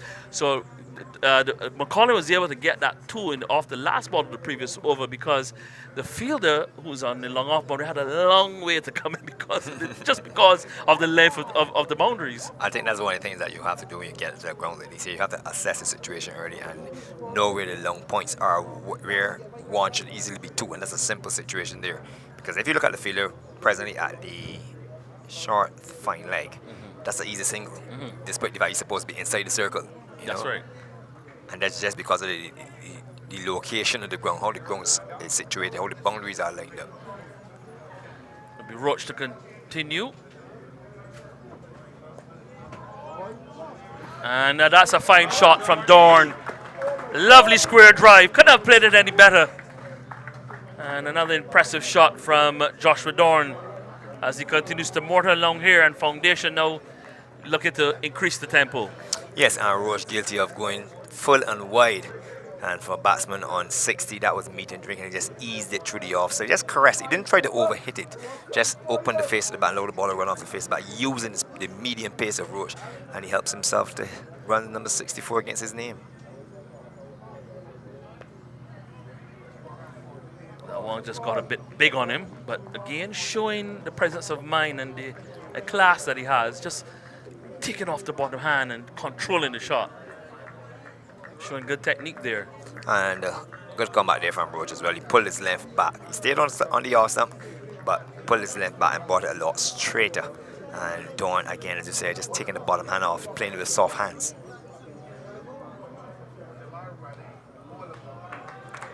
More runs here for Joshua Dorn.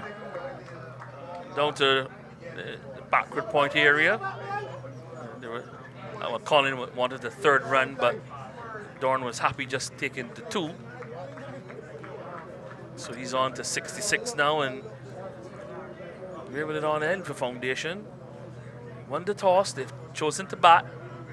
Said the conditions are good, the pitch looks full of runs today. I think it's become a lot easier now the sun is beating down on it.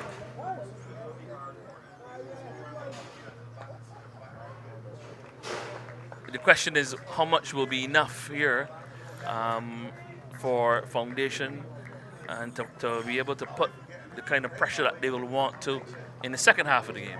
Well, at this stage, Woody, traditionally what you do, you take the score on the board, 135, you divide it by 2, and that'll give you, let's say, 66, 68, and then you divide that by 2. So you're looking at another 80 runs or so. Oh, a chance there. It was hit uppishly through mid-wicket, but firmly struck through mid-wicket by Dorn, and he gets another boundary. That's his 9th 4, and a chance there to maybe get the batting linchpin of the Foundation school there for Queen's College, but fielded in at mid-wicket. The captain, Preston Clark, not able to get his hands to it. I think he also misread the pace of the ball. The pace that the ball was traveling towards him. 139 for 3. Oh, that's an easy shot. That is class. That is class. A 6 over That mid-wicket. is class. Picked it up quite easily. No, that is reminiscent of a shot you'll probably see for the top drawer. Viv Richards would say that is big man shot. A fantastic shot, Adriel Richards. I think it was a delivery. I think one has, let me just explain it. It was not a pitched up delivery. No. It was just angled into center and leg. But he's on top of his game, so he got the measure of him. He didn't slide the left foot down. He just took the left foot out of the way and used his wrist, his right wrist, and whipped it over mid-wicket. A superb shot. At this time of day, he races to 76 from 77 deliveries. Foundation pressure on, 145 for 3. 30, remember this is a 40 over final. 25 overs gone. Dorn on 76. McCullin has 21. And I think at this moment, Woody, it has to be worrying times for the Queen's College side. Very much so. We'll have a double commentary change with Andrew Mason being joined by Andy Payne.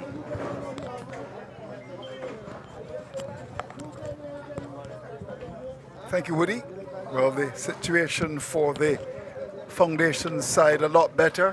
One stage they were in some trouble at 19 for 2, but the captain has really come to the party with some scintillating stroke play. It's been a joy to watch this young man with visions of glory. There's no doubt about that. Highly thought of. So the action continues. We start over number 26 now. And Queen's College in desperate search of a wicket here. Hello, Andy. Nice to see you. Hello, Andrew. Pleasure to be here with you. Your impressions of the batting of Thorn. Does it look good? Very impressed. This young man, he's played a final rare shots all around the ground. But it's not just how he plays the shot, it's compilation, yeah, Andrew? When the Pacers are on, you can see him just there using his good technique, balance his song with the spinners. He's just working the ball around and just hitting and finding the areas where he wants to score. You've seen him play the sweep shot. You've seen him just essay a few shots off the back foot, punching through extra cover. And that's the shape of a good young batsman. Yeah, I certainly agree with that assessment. He's on 76 from 77 balls, and Foundation are in a position now that they would want to launch an assault, and I would imagine, we'll invite your thoughts in relation to the kind of score you think they'd be looking for. Mind you, at one stage they were 90 for 2, so at 145 for 3, as we start over number 26, we'll certainly engage you on the kind of score they'd be looking for. Chance for a catch, not taken. Would have been a difficult one as McCollin came forward. Andy Payne, the former Maple player, 145 for 3. What kind of score you think Foundation will be looking for here? Yeah, Andrew, with another 15 overs to go, and with Thorne in this kind of form, Andrew, I can see them adding another 125 runs at least to this score with the kind of form that Thorne seems to be in. He's looked set to go on to make a century here. I don't see much bothering him, and with that, at the back end of the innings. Chance for a run out here. And the communication is not the best. He was a long way down. There was never a run. The ball went to cover. Cover fielder came forward and seemed to be indecisive whether to throw at the stumps. He actually walked with the ball and was not able to hit the stumps. Maybe he's not the youngster that, like us, would be throwing stones at blackbirds, and he missed it. A chance for a run out. Yes, Andrew. So yeah, so as you're saying, that looked like the holy motor dismissal for Thorne to run out route presently. But yeah, like I said, another 15 overs. These guys should be looking at another at least 120, 125. So if they do that, then you're looking at maybe 280 or so, which I'm sure that Foundation, having won the toss and elected to bat, will be happy with. But at the moment, it's 146 for 3, halfway through over number 26. And Joshua Thorne has really batted well. It's an unusual name, but perhaps it would be interesting to get the origin of the name Joshua Thorne, D-O-R-N-E. Yeah, But he's a player with lots of ability, just 16 years old, and one for the future, there's no doubt about that. yeah, Andrew. And what's even more impressive, as you see, you saw that missed chance for a run out, but Thorne, he's looking to run his singles and get his twos. He's trying to put that pressure on the fielding team. So that's another good attribute to have to your batting, you know, just trying to get the rotation to strike and running those singles. He will get a run here, firm drive up towards mid-off. The fielder didn't quite pick it up, but it's been the way he's constructed his innings here. He was very careful, very watchful, very vigilant, very studious at the start. And then got good support from Shea Thorne, whom I understand is related to Zophar Archer. I understand they're very tight. He's here watching. And that was a kind of set of the innings that was so important. And these two have done a good job. In fact, they've added 68 and then broken stand for wicket number 4.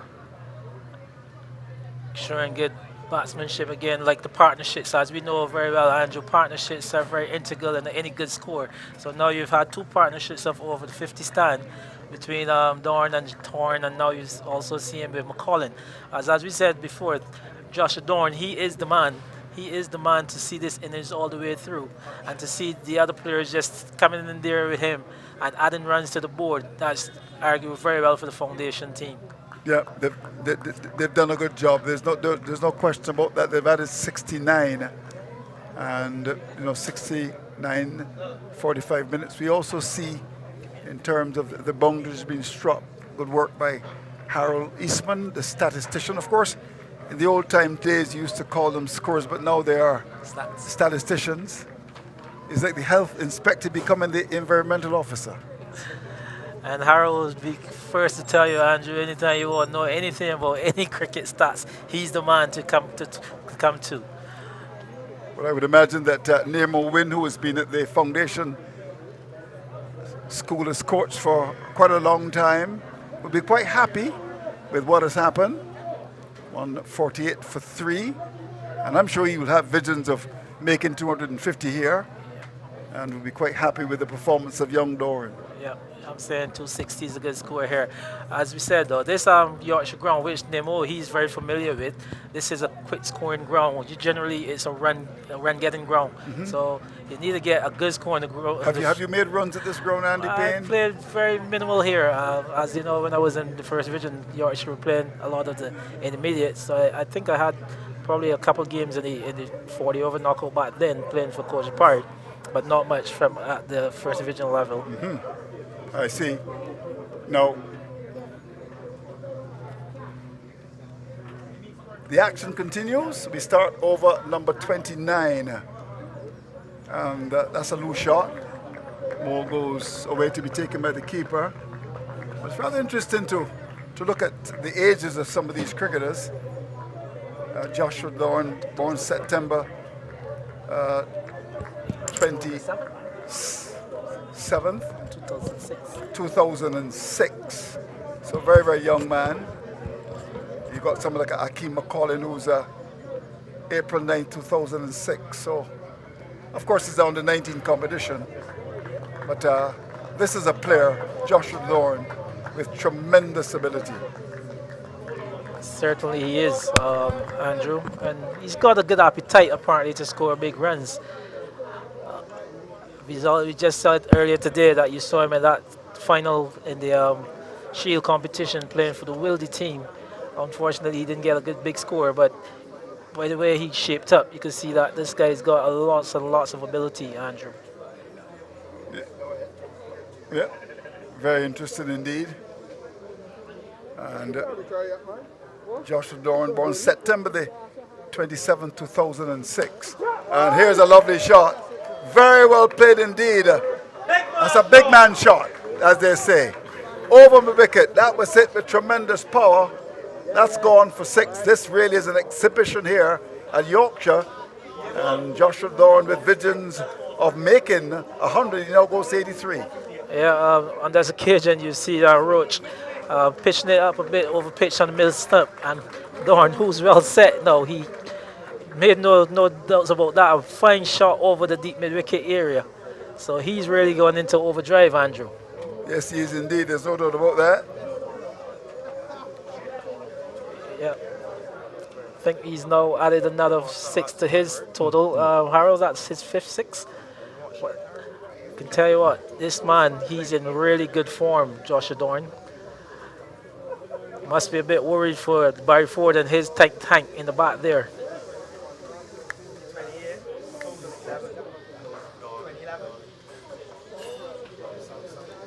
But a good crowd on offering here, Andrew, at this Yorkshire ground. As we said earlier, conditions are brilliant for cricket. Yeah, but look at that shot. I mean, that's an absolutely brilliant shot, captured by David Green and his crew.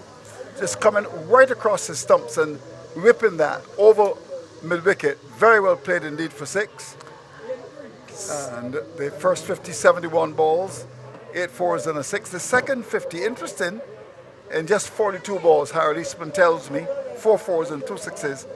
And the third 50, 45, 5 fours and 2 sixes. So ever since that first 50, when they were 19 for 2, we've seen an increase in the tempo. And I would think now, as we are halfway through over number 27 at 154 for 3, Foundation, having won the toss, will be quite excited and will be looking with visions, I would imagine, here of making it at least 250 or even more. Yeah, and 260 is the total that we were thinking about. But I mean, if this man Dorn stays in this wicket for any further length of time, it could be even a bit more. As you see, he's got the ability to hit the ball over the boundary for maximums, and that's always a good sign to have to add to any score at the back in any innings. So I think the Queen's College are under quite a bit of pressure now, Andrew, as the ball's just waiting for the ball to be retrieved and get back into play. It's not back with us as yet. But looking at those partnerships again, Andrew, I think that's why we got to pay a little bit more attention to what young Thorne did. I mean, he was not a big shot. Yep. Thorne, as we said, he's not he's very diminutive, but he stayed there as captain. The two added runs even in good time. The partnership for them was 60, but he made sure that this innings has some stability, young Thorne, with Joshua Dorn. And Dorn now, with Akeem McCollin, these two are really putting the pressure fully on the QC team. Yeah, you're right. And in terms of the decision to bat first, having won the toss, it's proven to be a good one so far. It's a very good decision. I mean, conditions here are very good. The pitch is a very good one. Like we said, this in any final, if you got your runs on the board, it's always good pressure to have as well. So it's a very good decision. Sun is out in all its glory. And I mean, that's the advantage to have these guys in the outfield for 40 overs and then to go and chase a big total. That is always in the think tank that they're maybe under a bit of pressure and fatigue as well, Andrew. Yeah, so finally we're about to restart. 154 for 3. Now in terms of the ages, Joshua Thorne, born September 27, 2006, so he's very, very young man, 17 years. Akeem McCollin, April 6, 2006, he's 17 as well. But listen to this. Shea Thorne, born January the 20th, 2011, so he's 12 years old. And, well, he's got a birthday around the corner. But he's a baby. He's a baby in the side. But there's no doubt about his ability. So the action resumes. Here's Damon Roach. And that's very well played down to backward point. You could see now, as the old-time commentators would say, Thorne is now seeing the ball as big as a Bajan breadfruit and really has batted well. I think he now recognizes that he can really bat with a lot more freedom. He's got a good partner. Their partnership is a very healthy 75. And no doubt the young man will be looking to get to his 100. He's really batted well and batted with a lot more freedom now. Yeah, they found it hard to restrict him from scoring. I mean, like you're saying, he's seeing it as big as a breadfruit, but he's also finding the gaps, Andrew, which is good. He's not batting any dot balls, so we say. So he's definitely looking for a big one here. He is, there's no doubt about that. And the Queen's College bowling looking a bit weary now. I think they're under a lot of pressure, but they've got to keep going. Now that's good cricket. That's very good cricket indeed. Akeem McCollin recognizing his role here just to support his captain, and they've done a very good job. He's 23 from 27 balls, has been a crease for just under an hour, but has recognized the importance of occupation of the crease. And that's very important, and he's just rotating the strike, rightfully so, as you said, to get Dorn back in strike. So Dorn, who's been the danger man, and McCollin is just saying, hey Dorn, you get as much as you can.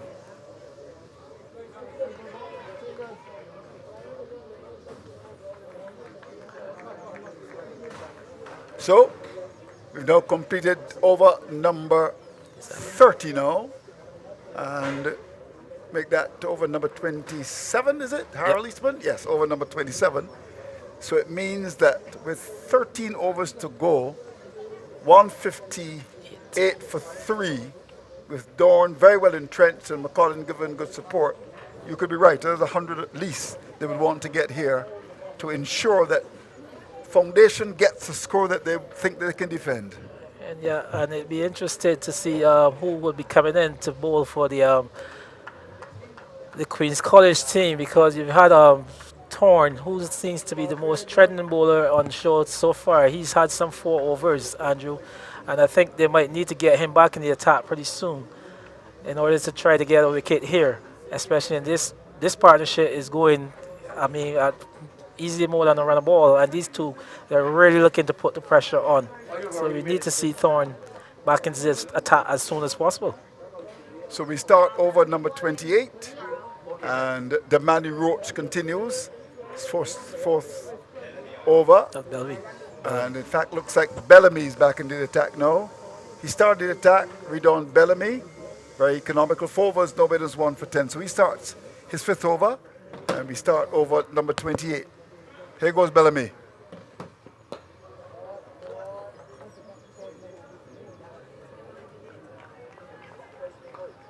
That was a nice shot there by Dorn. Andrew just getting that one on the fuller length, and he just played that one down to the mid-off, long off area for a single just to get McCullin on strike. But as I said, it's no stopping this young man on Joshua Dorn from scoring. He's just probably scoring off every delivery that he's batted right now in the last 4 or 5 overs, Andrew.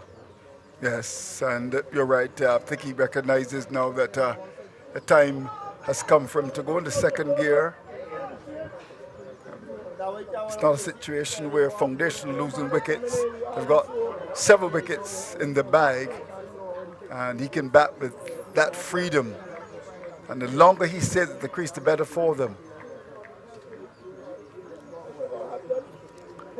Let's look at this field. Andy, there's a short third man, a backward point. There's an extra cover mid-off. So there are 1, 2, 3 men on the offside saving one. But there's also the protection of the cover field on the boundary. You've seen Thorne there, Andrew, just exploiting what's happening in the outfield. You've seen they had more than the allotted portion outside the circle, and you saw Dorn brought it to the attention of the umpire, who's now single and no ball. Yeah, he has. So free hit is an offer. That's a vigilant captain for you. When he gets away with it, it was, oh, the umpire's going to call a wide. Took a long time. I thought he'd gotten away with it. But umpire Samuel Sargent, very experienced umpire at this level, had a look, had another look, and then decided, look, it's wide enough. And another free hit is an offer. Yeah, but that was very good on the part of Dorn to just exploit what was happening in the outfield. Well, that looks pretty wide, and the umpire calls it again. Well, that one would have been marginal, but he took a long time to make the decision, and as a result of, maybe that's his style, maybe like a buck now takes a day and a half to give a decision, but he took a long time, and when he gave it, there was a roar from the crowd. So, this over is going to end tonight. Yeah, free hit still on offer. Let's see what indeed. McCullin is going to do this time.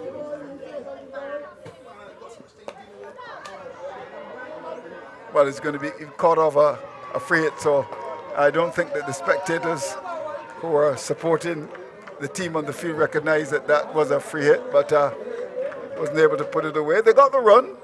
Yep.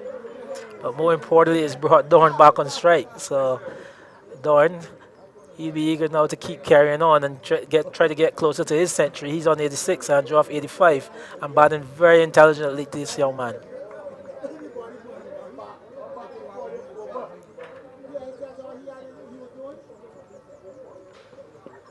Oh. Went for that big drive. Bat hitting the ground, says umpire Harold Eastman to my right. Confirmed by his first officer. Of course, you're talking about Donovan Lovell, who I'm told is a qualified umpire. And Harold Eastman is a qualified umpire. The problem is that they don't get work. They're never employed. And I suppose that's because of some rather ordinary decisions. Have you ever been given out by Harold Eastman? Never yet, Andrew. He's never done a game that I was involved in. Again. And on that, let's have some cold water. It's been very hot. Thanks to our friends at Yorkshire. Thanks to our friends at the Barbados Public Workers Cooperative Credit Union. The slogan is, "This is where we belong." This is where we belong. Yep. And anyone who's out there, this is where you should be at the Yorkshire ground to see this final. Chance for catch taken. And the big fish has been captured. It was a wide ball. Thorne went after it. The keeper took the catch, and there was a huge sigh of relief when he took it, because Foundation now recognize that they've gotten the big fish. Looked a little bit tired with that shot, but that's an important wicket to get. Thorne goes for 86. In over number 28, it's 161 for the loss of 4. Big wicket indeed, Andrew. Saw Bellamy just pulling that one a little bit wider. You saw Dorn going for the cut shot. A good catch by the keeper. I mean, but that is a big wicket at this stage of the game. He was well set, But it's good to see Bellamy come back and getting the big wicket, and that's what you want from your Pacers, Andrew, especially in these periods of the game when the game seems to be getting away from you. So Queen's College, they've really gotten the big fish now, and they just need to try to put in as much to get as deep into this batting as you would want to at this stage, Andrew. Yeah, you're right about that. Very important wicket to get. And what it does now is that we were looking at maybe 250. You know, you never know now with his departure. I'm sure that there'll be a pep in the step for friends at Queen's College, and they would think that if they can pick a couple of wickets up, it will be the Queen's College cat among the foundation's pigeons, and maybe looking to restrict them for maybe just around 200. But we shall see. No batsman coming to the crease is Ronaldo Bourne. And he looks to get off the mark immediately. Down to mid-off, a little push away. So what will Akeem McCullin do now? He's firmly entrenched. He's got 24 with quick slow to come.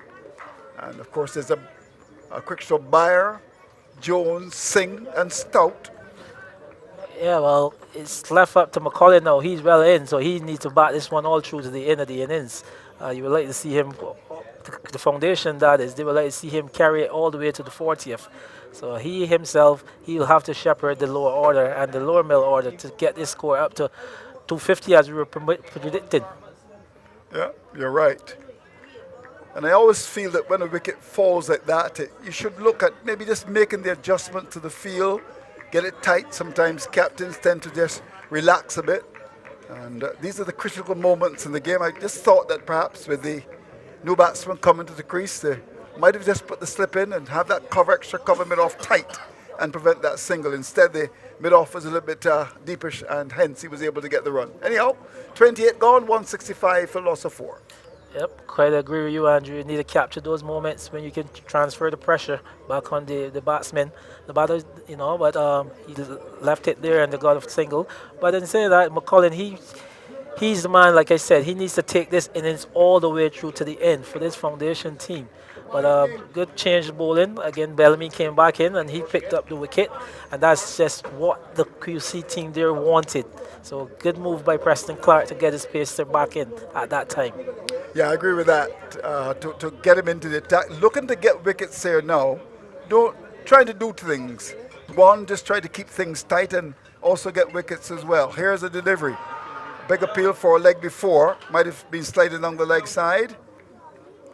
The umpires have been rather busy. Umpire Clyde Allen and umpire Samuel Sargent.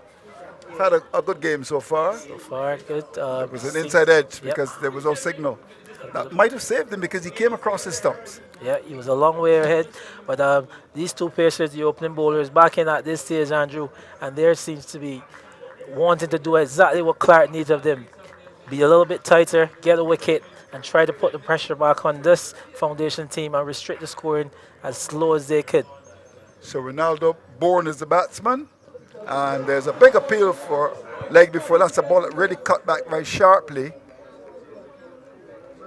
And in fact, didn't hit the pad at all. Thought it did. The umpire signals a bye, but that ball really cut back sharply. And this is the time now. We just have to keep the field tight. Just maybe bring that cover in. Well, I suppose with McCullin batting, but certainly when Bourne is batting, get that slip in. Yeah, a little blunder by the keeper, Jordan Graham, on that occasion.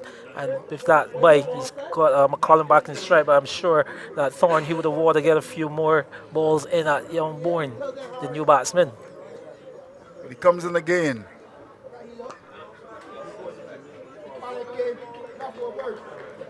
So Nicholas Thorne, 4 overs and 3 balls, 1 for 16, pretty tight. Bellamy 5 overs, no balls, 2 for 17. I think Raphael Lovell, the left arm, but it was a bit all over the place. Too many bad balls, 5 overs, no balls done for 30. Roach, a bit expensive, 4 overs, no balls done for 35. Baptiste, 5 overs, no balls done for 40. Yes, Andrew, so as we must both agree that the Pacers have been the pick of the bowlers so far, Thorne and Bellamy. As you can see reflective in their figures, Thorne, he's bowled some 4.4. He's gone 1 for 16. As is Bellamy, 5 for 17, and he's also got 2 wickets. But these two, they've shown that with the pace, they've been the main 2 bowlers for the QC team.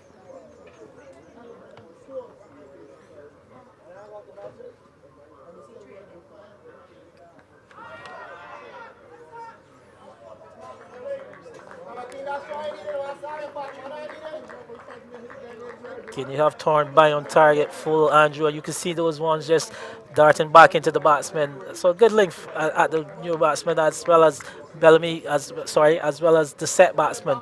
But he's come back in this over as well to follow up what Bellamy did in the previous over. So these are 2 good bowlers putting it together and building that partnership for the QC team. A good bowling partnership at this stage of the innings. Yeah, you're right. And he's tended to go with the in-swinger, pitching the ball up, and has done well. So with the old ball, getting the ball to move a bit, predominantly in-swing. I think he's got a third man there, Andrew, but I would more like to see him put a fine leg with what the ball is doing. So actually, he seems to be making a little bit of a change right now. But with the ball swinging back into the newer batsman and the ball at this full length, I think it's more likely to be going to fine leg. What do you think? Yeah, I agree with that. This is why you were such a good captain at Maple.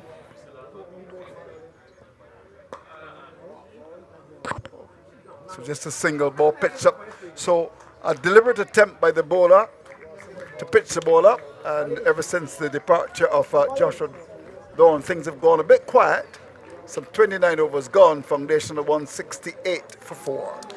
Yep, but a little bit of credit should be given to Preston Clark and his pace bowlers at this stage. He's brought them back. He's got the big wicket, and these 2, they've put the pressure back onto the foundation team. They've kept things quiet over the last 12 deliveries or so.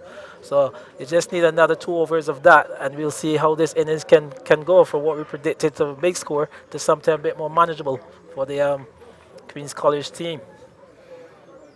Yep.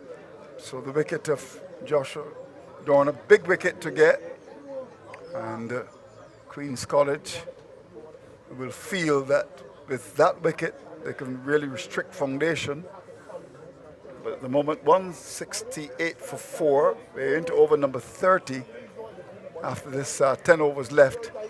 It's going to be interesting to see what happens in terms of the batting for foundation. Is it strong? Is there a lot left in the tank? We shall see. In the meantime, it's going to be Bellamy who got the big snapper when he got Joshua Thorne caught behind a good catch taken by the keeper, who actually, Graham, has been pretty good behind the stumps. He's taken some neat catches so far. Yeah, he's taken a few good catches. Young Jordan Graham, diminutive keeper, and we'd like to see him. He's moving very nicely. Another one, Andrew, that one's fast. Commentator's curse. It was outside the off stump, a little bit of a nibble. Might have just moved a little bit slow there, and the ball went past him, where maybe a slip would be, a wide first slip, and went down to third man. That's gone for 4, but certainly the outside edge was found there. Good bowling again by Bellamy. And again, you've been asking for it, Andrew. I mean, albeit being McCollin in strike, but you said you need to capture these moments. You've seen Bellamy's come back. He looked like he would be a wicket taker, and you did ask for a slip, but it didn't come. And the edge came, and it went a begging. Yeah, you're right. In fact, they've got the short third man in instead of maybe having the guts, if one cares to describe it like that, to put the slip in. But generally, captains are defensive. Now, the new batsman, Ronaldo Bourne, has just faced 2 balls, 173 for 4. But they've got a ring of fielders on the offside saving 1, so that's good.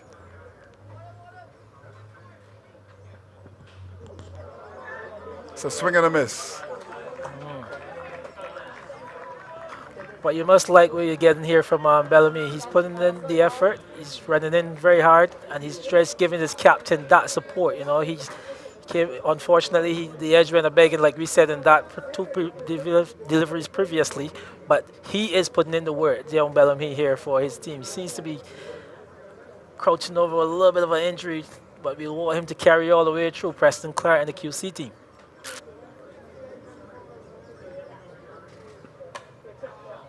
Oh, that's very well played. That's going to go to the boundary. square in the offside, full. And the field that backward point couldn't stop it. That's gone for 4. Welcome boundary for Foundation. And it's Bourne's first boundary. Full and wide on Bourne. He cashed in on that one. Beat the backward point area to bring up another boundary. But good shot by the young man. Taking his tally up. So is it 5? But let's see what Bellamy is going to bring back here. So a single, push away down to mid-wicket. They feel that mid-wicket a bit slow. So they're able to get the run. The last couple of deliveries from Bellamy, Andrew, I don't think he's running up as nicely as he was a bit earlier. I've seen him just holding over and holding into his sides like he's got a little bit of a pain. Yeah, like he was down on his haunches during the middle of the over. But he's just got this last ball to bowl. And good cricket again by McCollin. Just batting with a lot of common sense, working the ball around, picking up those vital singles, and of course they would have gotten the boundary in the over. So, 30 gone. Bourne has got 6. McCollin 33, 179 for 4 Foundation, having won the toss. And the next 5 overs will be very important in terms of their quest to maybe get up to maybe 230, 240. That's all conjecture. What's reality is that we're going to have a change of commentator. In fact, 2 commentators, 2 fresh voices will come a call in. We've got Woody Richards, and alongside him is going to be a qualified umpire in Donovan Lovell.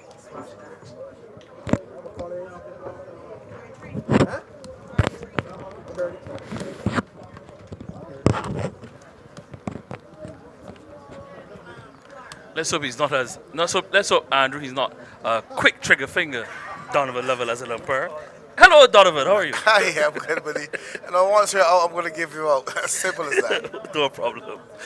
Just tease it a little bit. Not this one.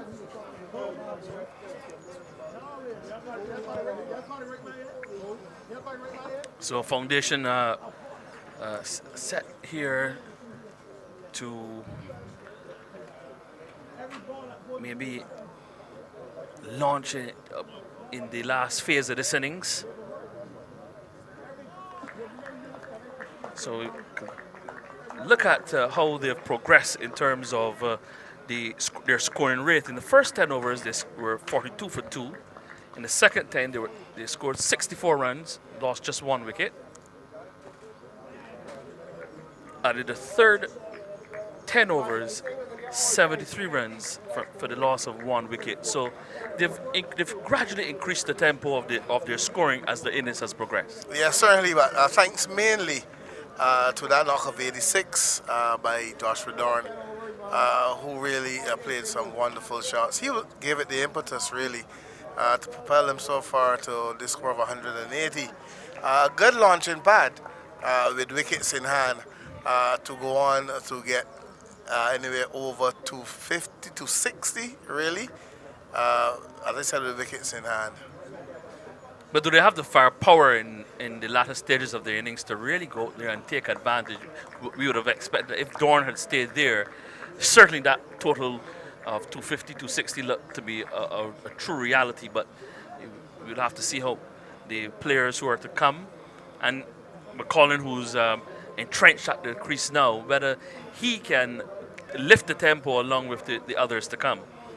Yeah, but as you said, he's still there battling beautifully, and I've seen him play a bit, and he really can give it a whack. So I'm hoping, I am suggesting that he just might be able to push on from here and propel this innings even further past the 260 mark. Good delivery there from Clark, just defeating Bourne on that occasion. So when you talk about the scoring rates, I'll tell you how the scoring rates for each of the 50 runs. They scored their first 50 Foundation off 71 balls, the second 50 off 42 balls, and the third 50 off 45. So again, just showing you how they've accelerated the scoring. We've had now 31 overs. It's 180 for 4. Yes, but what I really must let the viewers know, and I really must admire the Queen's College side, really, the Amaze Queen's College side, they're sticking to their guns. They're not really giving up. You see Captain Clark bringing back his strike bowlers, trying to get some wickets. So it tells me that he's thinking one. Two, he's not just going to lie down and say I'm going to die, and really showing some experience in terms of captaincy, in terms of know-how. He brought his bowlers back, his strike bowlers. He got the wicket of Joshua Dorn. He kept things a bit tightish, so he is staying in the game. Really, Captain Clark, along with the Queen's College side, as I said, not giving up at all, looking to create as much pressure, keep the runs down as much as possible in the latter overs. Bellamy. And Colin.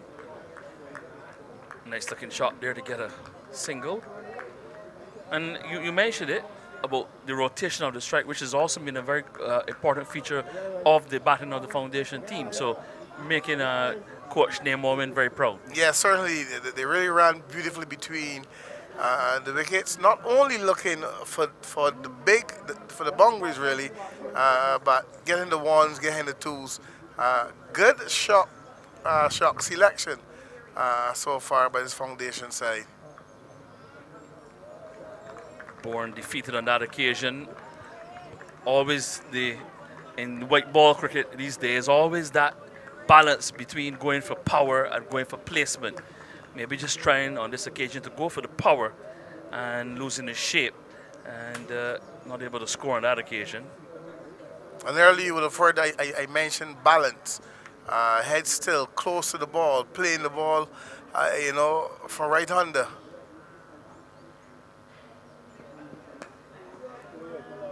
More orthodox looking shot. Again, keeping the scoring rate ticking over with the singles. But they've really set up themselves here a foundation for maybe a really flourishing finish. Remember that the second power play will end after over number 32. We're now about to finish over number 31, and then they've got the last 8. Interesting to see how they go in those last 8 overs. A good finish to the over for Bellamy. He's finished his 7th over. And actually, sorry, they've got 2 more balls. I beg your pardon. He's in his 7th over. The Pacers have have equipped themselves well in the circumstances here today, Donovan. Yeah, certainly. Both Bellamy and Thorne from earlier really hit some good lines. Ooh, that's a good delivery. They were consistent in the deliveries at the stump and on top of the off stump, and they bowled with quite a great amount of pace, especially Bellamy operating from the southern end. So very impressive, these 2 opening bowlers.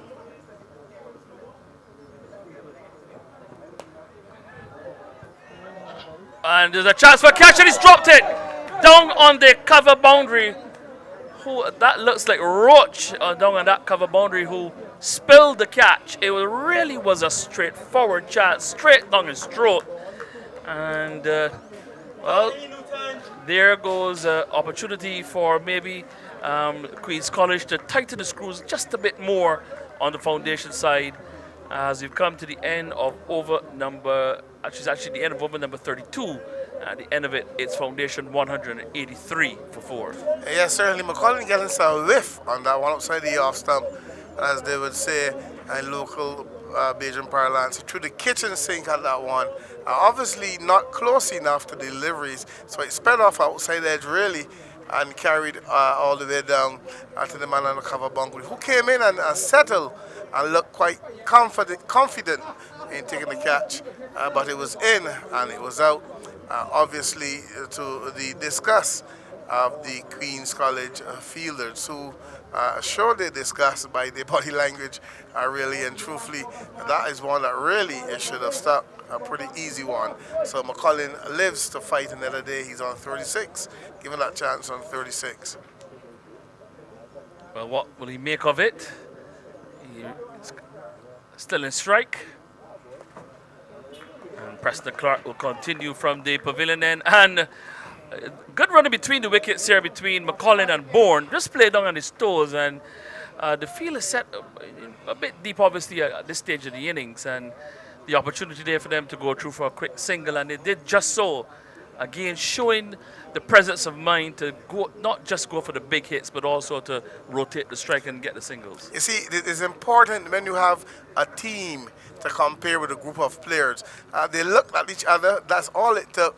One glance at each other and they were off. That tells me that they've been playing together for a while, and that is very, very, very important in a team structure. Difference between a team and just a group of people playing cricket.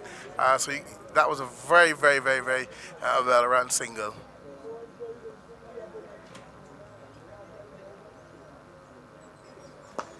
Oh, that's a lovely shot. Back over the bowler's head for a boundary. So Bourne gets his second 4 and moves into double figures. And Foundation continue to build a very decent total here. Yes, but Woody, I'm getting the feeling that this is the move they're going to make. I can see it. They were in his third gear. They moved to fourth. Something is telling me they're going straight from here into sixth gear. I can see it happening now.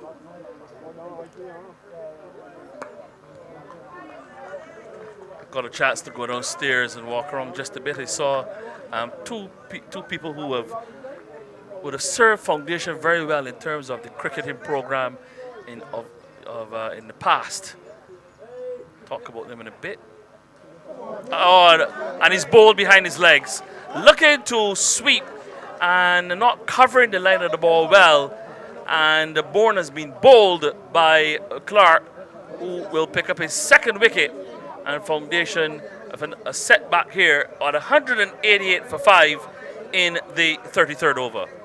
Yes, guilty of misreading the length of that delivery. Previously, he's been striking the ball down the ground pretty well. This time, deciding to go across, looking for that sweep.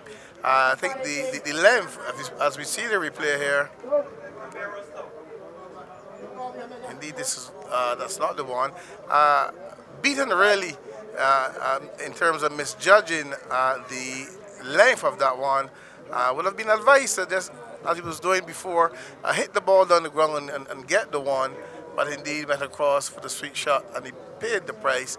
Missed it completely and was completely bowled by Clark, who continues really to have a pretty decent spell here as the Queen's College team there together in the huddle.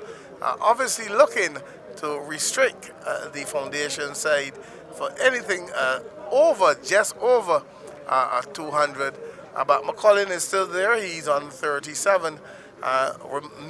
Stout is joining him. Ramiro Stout is going to join him. Still in a pretty good position. Foundation 188 for 5 in the 33rd over. But Queen's College clawing their way back in. A never die approach from this team, and Clark and his troops, no doubt, looking to restrict the Foundation side for anything just over 200, probably 220, 230, and they figure they'll be in with a good chance of getting that total. The key to how the rest of the Indians goes for Foundation will be Akeem McCullin, who's on 37. How he goes, I think, will determine how Foundation goes, whether they really get that big, because he's the set batsman. Everyone else will have to come in now and try to get accustomed to the conditions, where he's been there for very long enough to know what's out there. He's also seen enough of the bowling to be able to position the team in a major way. Yes, certainly. But I get the feeling that he is looking to push on from the over in front. And if he can get that support from the remaining batters. I can see them getting up still from this position up to anywhere around to 50 to 60, which would be a competitive total here at the Friendship Ground. That's the end of over number 33. Foundation deciding to bat in the final of the Public Workers Cooperative Credit Union Schools 40 over tournament. They are 188 for 5. Just looking back at a few of the scores from earlier matches, Queen's College has been able to score over 200 at least twice in the tournament so far. And that was batting first, 230 for 4. But it will be I guess, a different proposition, as we all know, when you're chasing a target. So it will depend on how well they can do against the Foundation bowling. Yes, I always believe chasing in a final is pressure. You bat first, you put your runs on the table, on the tins, looking to defend them anywhere in the region of 250, 260, even 270 starts as pressure, scoreboard pressure, and the Foundation side, I would imagine, will fancy the chances defending that. But cricket, funny old game, you never know. Indeed. Bellamy. Good delivery outside the off stump.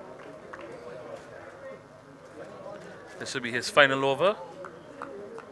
He's been pretty economical, Bellamy, one of the more economical bowlers for the Queen's College side.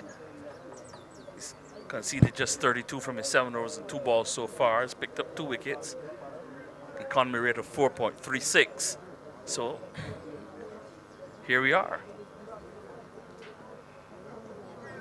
He'll be looking to finish strong here. At least try not to go for 5 runs and over. When his spell is finished, he wants to look back and say that at least he did not go for 5 runs and over. Yeah, indeed, he's been pretty economical. He's looked pretty good. What I like about him from the beginning to the end, he's been charging in. I must, however, say I'm very impressed with the way that Captain Clark has really used his bowlers here and the way he's marshaled his troops. When the chips seemed as though they were down, he kept jamming them on, and they never give up. And that's the attitude that I like. You never say it's over. And he found himself really here, if he can get a couple wickets here now quickly, really back in the game. Runs here for Stout, his first. He'll be happy to get off the mark in a final, no doubt. Certainly. But I ask you if you didn't think that, just looking back over the way that the innings has progressed, whether maybe at one stage when Dorn was at the height of his innings, maybe that Clark maybe didn't miss a trick in bringing back the Pacers a little bit earlier, just to see what he could get out of them and maybe just slow the scoring rate down. Yeah, but he brought back Roach, who was seam as well, who went for a bit. He could have probably tried Bellamy looking for that wicket earlier. But this one is driven down the ground.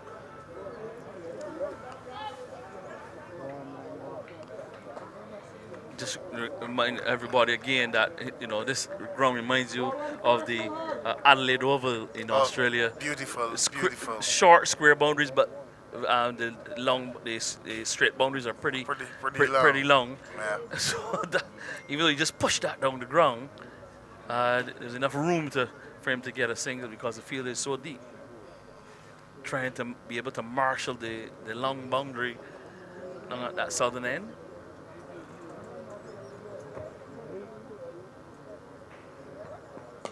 Oh, that's a nice shot. Beautiful shot. Well worth the price of entrance if there is one. Beautiful. And he gets his first boundary, Stout. And we've come to the end of the over from Bellamy. The end of his spell. 8 overs, no maidens, 2 for 38. Going at just 4.75, even though he would have been a little bit, would have slapped himself across the knee for conceding the boundary of his very final delivery. Well, guilty of just giving the batsman a bit too much whiff there. and he gleefully accepted that one, hitting over cover beautifully for 4. But Bellamy has nothing to be ashamed of. Really, is a really good spell. Started from early, where he hit the right lines, the right lengths. He was pretty hostile. He bowled with a tremendous pace. He was very, very, very impressive, really. And I must say, a good day's work so far by Bellamy. A pretty good spell here today in this final, and he really should be pleased with himself and the work he put in today. Indeed, it was a very, very, very good spell from the southern end. 6 overs to go. Foundation 195 for 5. Level comes back from the pavilion end, and McCollum plays a nice shot, but a very strong offside field for Level at the moment, especially in that cover region. They've got the backward point, they've got a cover, a genuine cover fielder, they've got an extra cover, and then they've got the sweep on the boundary. So if he's going to try to score today, he's got to really be, he has to be very good to get the ball through that area. Stoughton strike now. Bad bit of feeling there to his own bowling from Level. 200 beckons for Foundation at the moment. It's strange enough that Clark has not had the third man in play, especially with the bowlers bowling from this end, especially Level. But no one has been able to none of the batsmen has even been able to get the ball down to third man to maybe get a couple runs. But the line have been a line has been straightish, if not straight, between middle and leg stump, and consistently.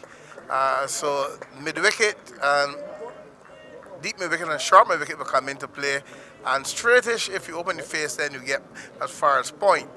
So the third man there, because the bowlers are so accurate at this stage in terms of the lines, you would need a third man. So that's good bowling and good captaincy as well. I served it up on a platter for you.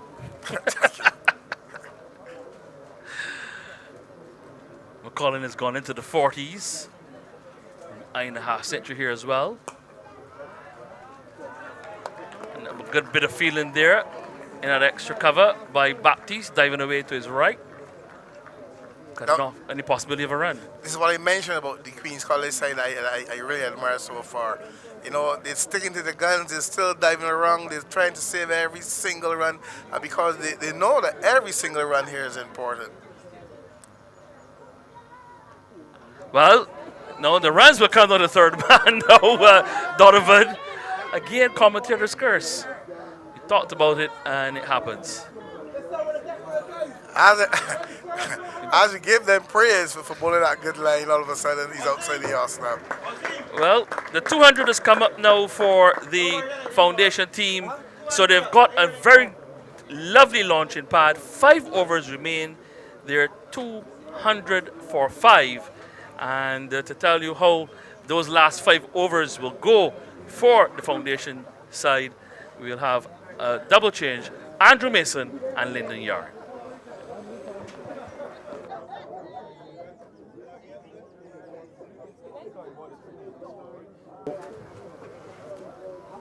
Thank you, Woody. So we're down to the happy hour, and the remaining 5 overs will be of great interest. At one stage with Joshua Dorn bat, it looked as if by now Foundation would be pretty close to 230, but his departure has seen us slowing of the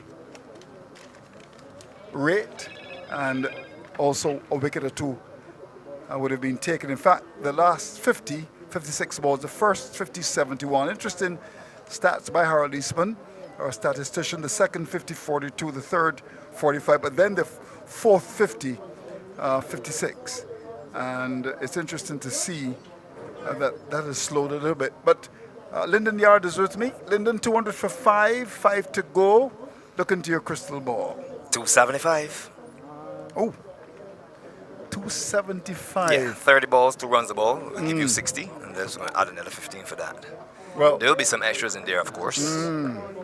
if they get Remember- 75 from the last 5, I can assure you that I'll buy you drinks this evening, if that happens. Well, that'll be a first, Andrew. Look forward to that. Indeed. Yeah, I think they'll have to do well. Of course, Akeem McCollin is firmly entrenched. He's 41. And he's got Stout with him, who's got 8 with Crickslow Barr, Crickslow Jones, and Singh to come. But Queen's College, they've been able to pull it back quite nicely here. And we shall see what happens. Well, I think the game was really gotten away from them in the partnership between Dawn and Shea and young Shea Thorne in terms of turning 1s into 2s and 2s into 3s.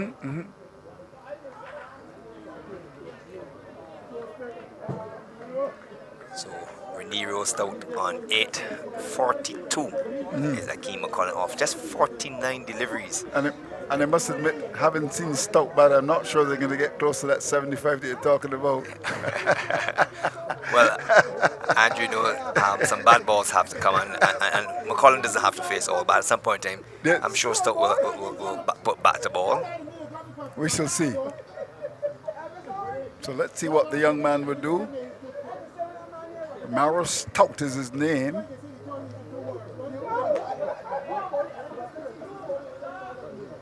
We look for a second here and we'll get it. Big man, but he's got good speed.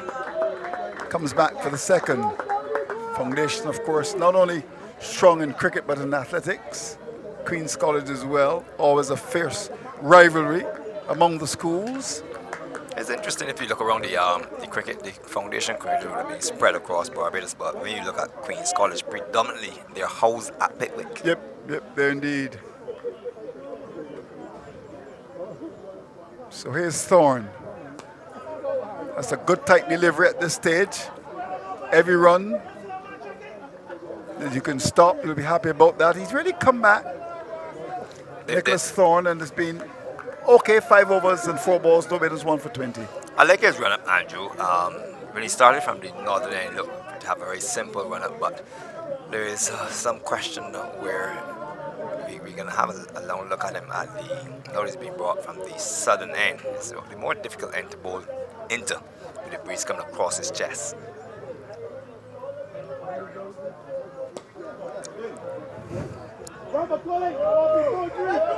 They look for the second here. The return comes in and they'll get home. These are important runs here.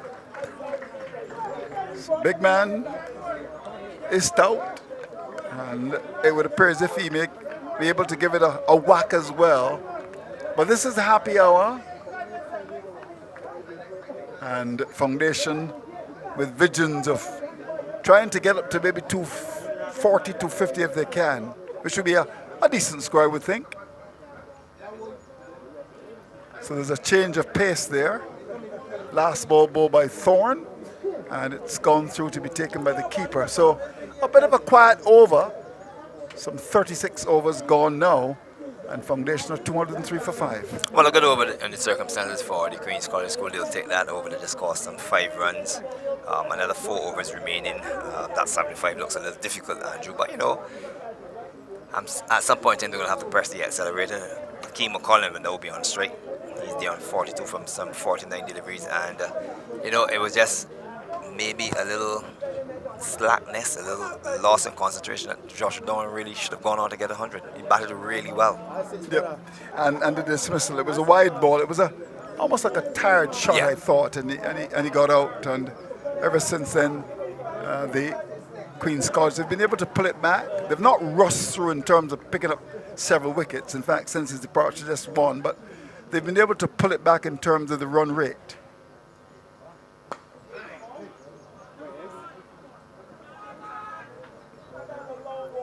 They wouldn't want to press for that second run. Preston Clark, the captain's a good fielder. He moved quickly down at long, off to his left, got the ball out of his hands quickly.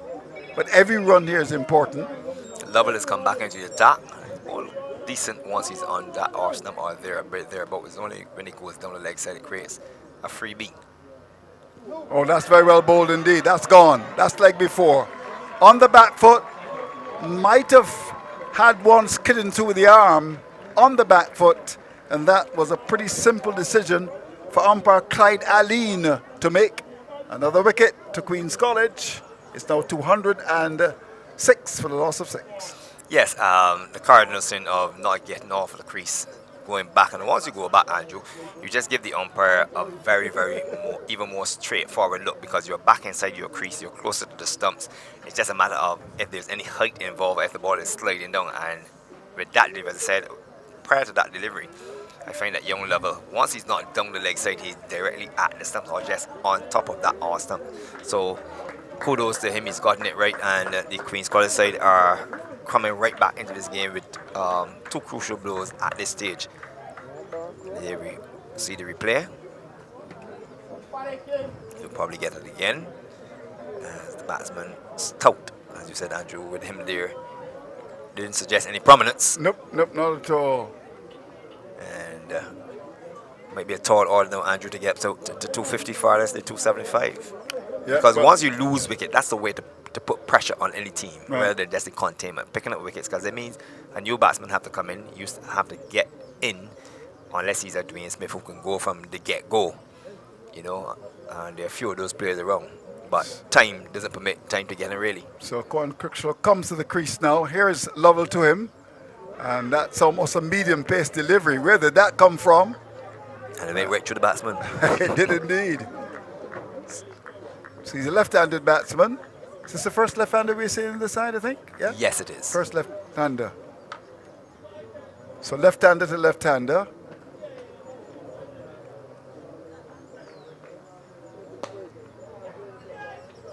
Clark is normally good in the field, gets around, makes the stop, gets the ball out of his hands very quickly. So this is a good period here for Queen's College, in that they've gotten the wicket, but they've also been able to just keep things quiet. I think at this stage now that Andrew, that it's going to be all up to Akeem McCullen. He's going to be the man if Foundation will get anywhere closer, say 245, 250.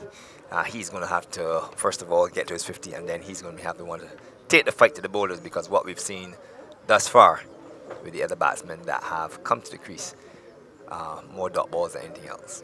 Well, he's on 43 now, and will get another run. Good, intelligent cricket, a little push away down to mid-wicket, takes off for the run. So it is showing that he does have faith in his other partner. And what this does, the left and right also does, is it changes up the field. So it causes the captain to be definitely involved in the game. The captain's out at long on, which is a little strange position to be at this stage of the game. To control the game from there is always a difficult job. You have to be shouting at your players, but we'll see. So the last ball of this over, Lovell will want to finish strongly here. And he does. Ball thrown outside the off stump, and Cruikshaw misses. Keeper didn't take it cleanly, but importantly, from the perspective of Queen's College, not a run conceded. So, 37 gone, Foundation 208 for 6. So, the start of the final 5 in favour of the Queen's College side. They've come back well, having been knocked about with 208 at this stage. So, you'll want to finish strong, and as I said, one way of finishing strong is to bowl the side out, and that gives you even more confidence going into the start of their innings. It's going to be a stiff target, but it's a good enough wicket.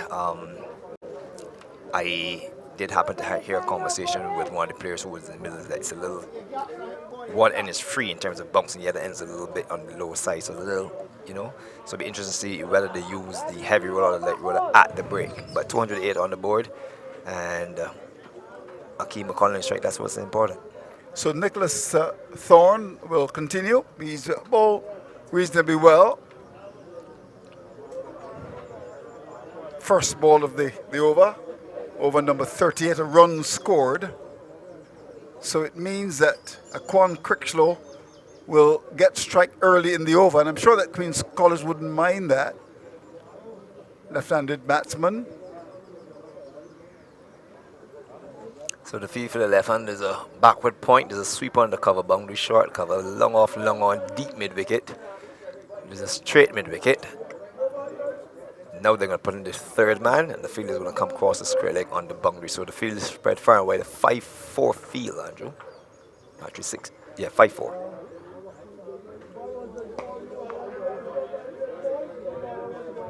So just a single. Down to long on. In the air for quite a long time. But it brings Crickshaw back into strike. Make McCollin. that McCollin back into strike. He's a player with lots of ability. 45 from 52. Yep, no doubt we'll be looking to get that half century and push on. These are important runs here.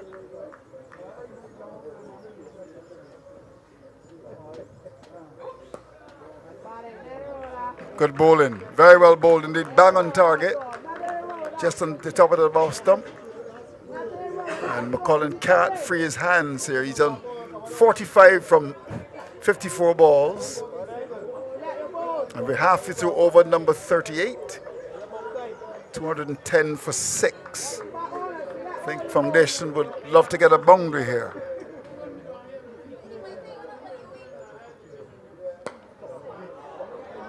Chance for a catch. Catch taken.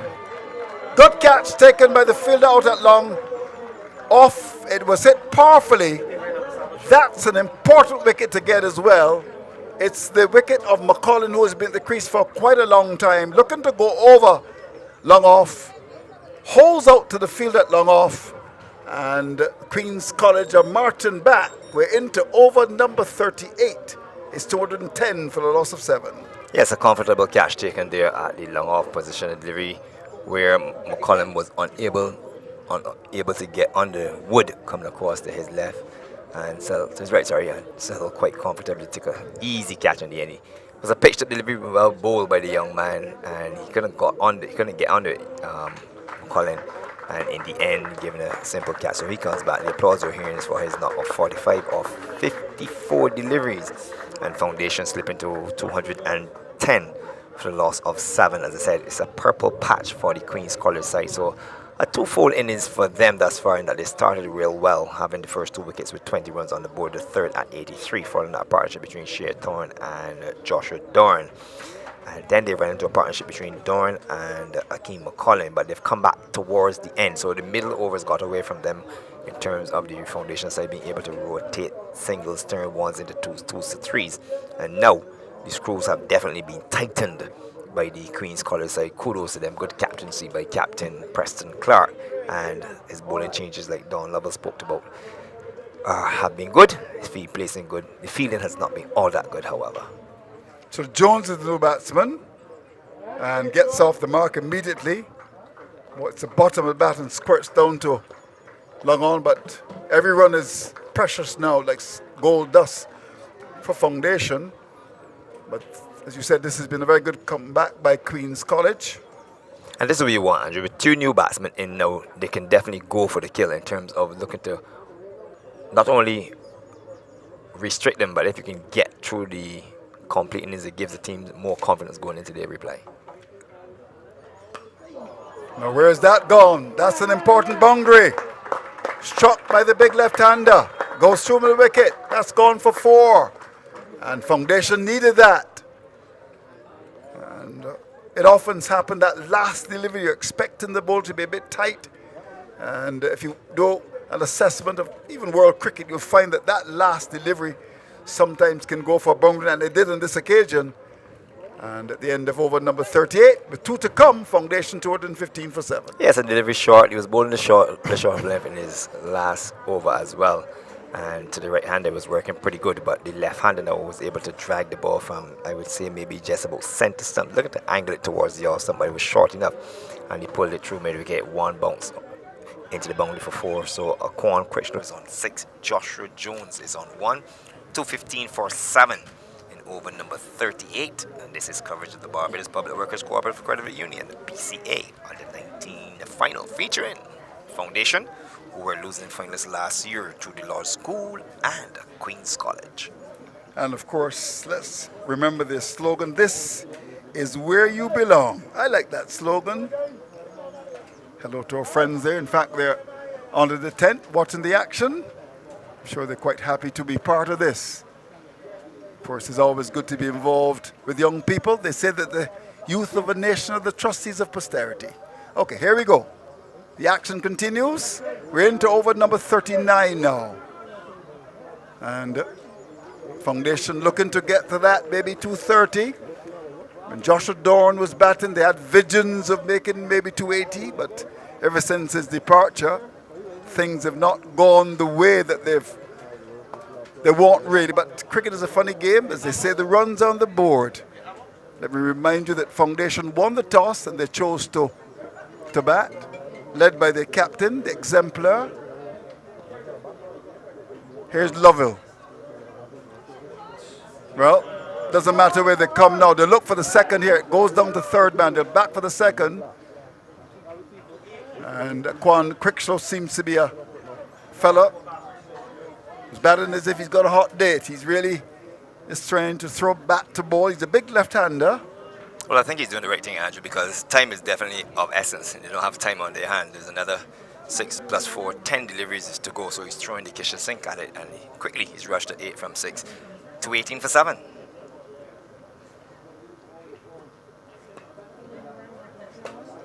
We'll get one. Will he look for the second? He should, and we'll get more than that. Naughty by Queen's College. As you said, the fielding has not been the best. And that ball went straight to the field up there. And it's gone up to that square leg area. That's gone for 4. That's not good cricket at all. And you're just leaking runs at this stage. Now you need to back up your bowlers. The bowlers have bowled exceptionally well at this, from the 35th over up to this point. And to give away a boundary that he got across behind the ball and went down, but had his legs open, the ball went through his legs for 4. Not what you want to see. 222 for 7. Just 3 deliveries left in this over. And here's the batsman again. Another educated edge down to third man. They're going for 1. They could turn and come back for 2. Will they challenge the arm for 3? They're coming back for 3. There's a mix-up. The keeper can't pull it down. And they get back for 3. So a little bit of a mix-up, Andrew, but I think the intention was good there to go back for 3 because despite the fact that the fielder had the ball in his hand, it was a long throw back. We haven't seen some strong returns for the day. This is probably what's missing from the Queen's College fielding, apart from the odd blemishes in the field where catching is concerned and the misfielding. We haven't seen strong returns to the keeper or to the bowler's end. And the batsman had the sense of awareness to challenge his arm for the third run. And they got the third run quite comfortably, 225 for 7, as Level will continue. So 10 runs in the over so far. And they'll get more here. They'll look for the second and we'll come back for it too. Good cricket by these two. Leg by, signal by the umpire, but it doesn't matter. So we've had 12 runs from 4 deliveries. So there's still 2 to come. And that score has gone to 220. 1 to come. Make 1. 227 for the loss of 7. So the final ball of over number 39 to be bowled by Raphael Lovell, who would have captained the Barbados on the 15 side. A big left arm spinner. And bowls a pretty quick delivery. Batsman looking to swing the ball away, but an important over. An over in which Foundation got 12 runs. So with 1 to come, it's 227 for the loss of 7. Well, and we'll be happy for that 12 runs of that over because at this stage they were stalled in between overs 35 and 39. Final 6 deliveries.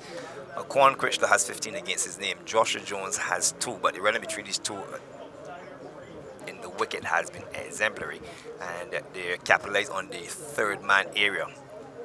That third man and the fine leg area. They got 5 runs there, ably assisted by some poor fielding out on the mid-wicket boundary, and was able to get 9 runs in part of that, as part of that 12. 227 for 7. Final over, Andrew. And that final over is going to be bowled by Nicholas Thorne. As you can see on the big screen, the scorecard. Duncan made 11, Newton 6, 18 to Thorne, Dorn 86. 45 to McCollin. Bourne made 11, 12 to Stoke. 15 to Critchlow. This is a Quan Critchlow not out. 2 not out to Jones. And here is the start of the final over. First ball is a good one. Bang on target. Interesting decision for the batsman there to elect just to push the ball back to the bowler. He could have taken a lash at it, Andrew, because the fields have been spread far and wide. There's a square leg on the boundary, there's a mid-wicket, there's a cow corner, long on, long off, cover, extra cover, backward point, and a short third man. Well, it's peeled off the edge. There's no third man. That'll skid away for 4. Now, at this stage, I'm not sure I would want to bowl without a third man. Left-hander.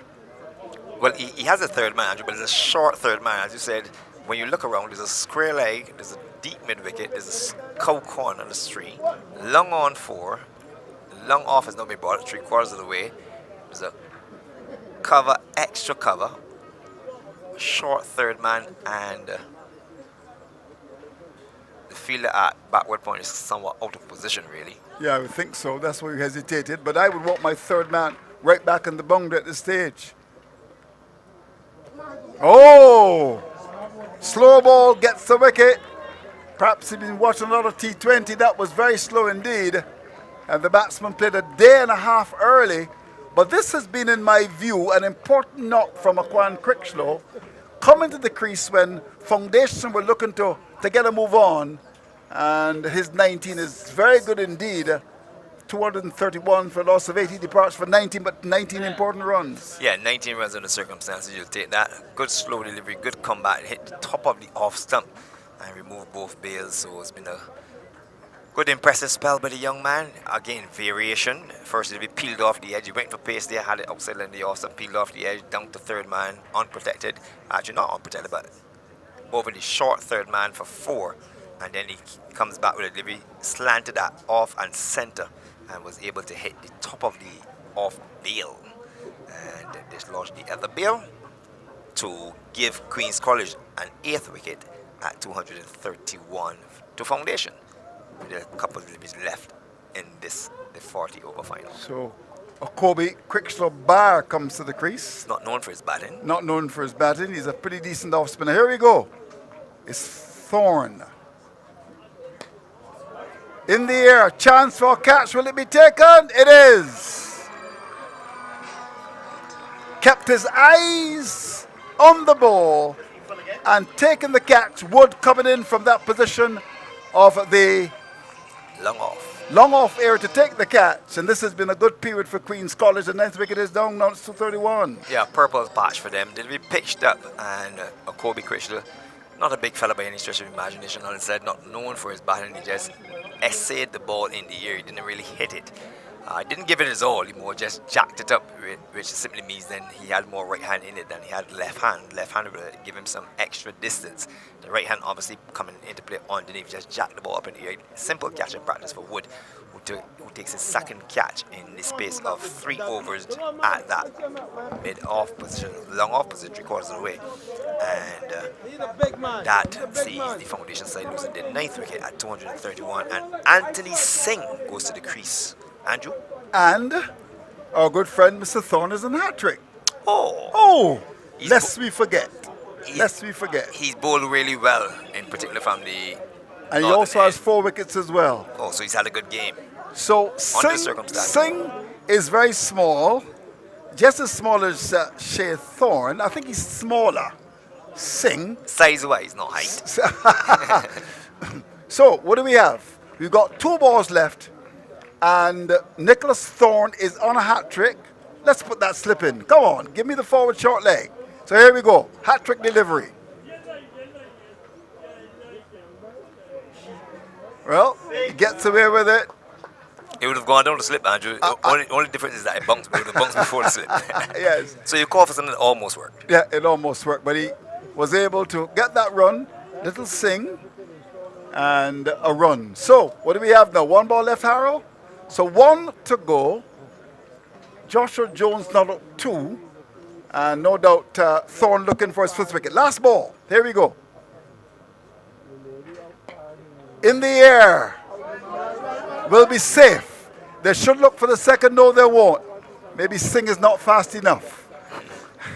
But the last ball producing just a single. But this has been a very good comeback by Queen's College, because at one stage, with the captain of the Foundation side batting so brilliantly, they would have had visions, in my view, Foundation, of making maybe 260, 270. They've been pulled back to 233 for 9. And this represents a good comeback by Queen's College. But as they say, runs are on the board. Yes, and led admirably by the captain, Joshua Dorn. Akeem Holland, he chipped in well, a young Shea Thorne. Keep an ear out for that name, Shea Thorne. Only 12 years old, and he batted exceptionally well. So if you're just joining us, the foundation side got up to 233 for 9, 233 for 9 off their 40 overs. In this, the final of the BCA, Barbados Public Workers Cooperative Credit Union Under 19 Cricket Championship. And the last, just to give you some idea of how the partnerships went in terms of overs. The first 10 overs yielded 42 runs. They lost 2 wickets, the foundation side. The second 10 overs yielded some 64 runs. That was a purple patch for them. They only lost 1 wicket. They consolidated even better. And the third 10 over, which is over number 20 to 30, where they went for 73 runs, having lost just 1 wicket. And then towards the end, they got pegged back. The fourth set of 10 overs, which was overs 30 to 40, yielded some 54 runs, to which they lost some 54 runs, 6 wickets were down. And the last 5 overs yielded some 33 runs, and the foundation in the end getting up to 233. So from the top, Daniel Duncan was caught Zondre Baptiste, and he made some, just waiting for the complete scorecard to go. 11. Daniel Duncan at slip. Just waiting. Okay, so we're going to give you the complete scorecard. So Daniel Duncan was caught Zondre Baptiste off the bowling of Bellamy for his friend. For 11, he made 11. He was the second out, total on 20. Kevion Newton was the first to go, caught by wicketkeeper Graham off the bowling of Thorne for 6. Shea Thorne, he was caught by Graham, the keeper off the bowling of Preston Clark for 18. Joshua Dorn, a top score of 96, 82 deliveries, 104 minutes. He struck 9 fours and 4 thorough sixes before he was caught by the keeper Graham off the bowling of Bellamy and set for 86, batted exceptionally well. Akeem McCollum, he played well for his 45 before he was caught by Wood off the bowling of Thorne, 45, 56 minutes, 104 minutes of batting, 3 fours and 3 sixes in his knock. 3 fours and 1 6 in his knock of 45. Ronaldo Bourne, he was bowled by Clark for 11. Renario Stout, he was leg before wicket level for 12. Aquan Critchlow, he was bowled by Thorne for 19. Joshua Jones, not out 3. This is a Kobe Critchlow, he was caught by Wood off the bowling of Thorne without scoring. And Anthony Singh, not out, no score. 233 for 9 off 40 overs. Extras 21, and they comprise 7 byes, 2 leg byes, some 16 wides and 2 no balls. Bowling figures: Nicholas Thorne, he said 8 overs, no maidens, 4 for 36. 8 overs, no maidens, 4 for 36, and he was on a hat trick. Young Radon Bellamy, 8 overs, no maidens, 2 for 38, 8-0, 38-2. Raphael Lovell, 8 overs, no maidens, 1 for 40, 1 for 48, that is to Lovell. Roach, the Manny Roach, 4 overs, no maidens, none for 36, 4-0, 36-0. Zondre Baptiste, 5 overs, no maidens, none for 40, 5-0, 40-0. And Preston Clark, the captain, 7 overs, no maidens, 2 for 34. So a good 2 there for Preston Clark by the pick of the bowlers.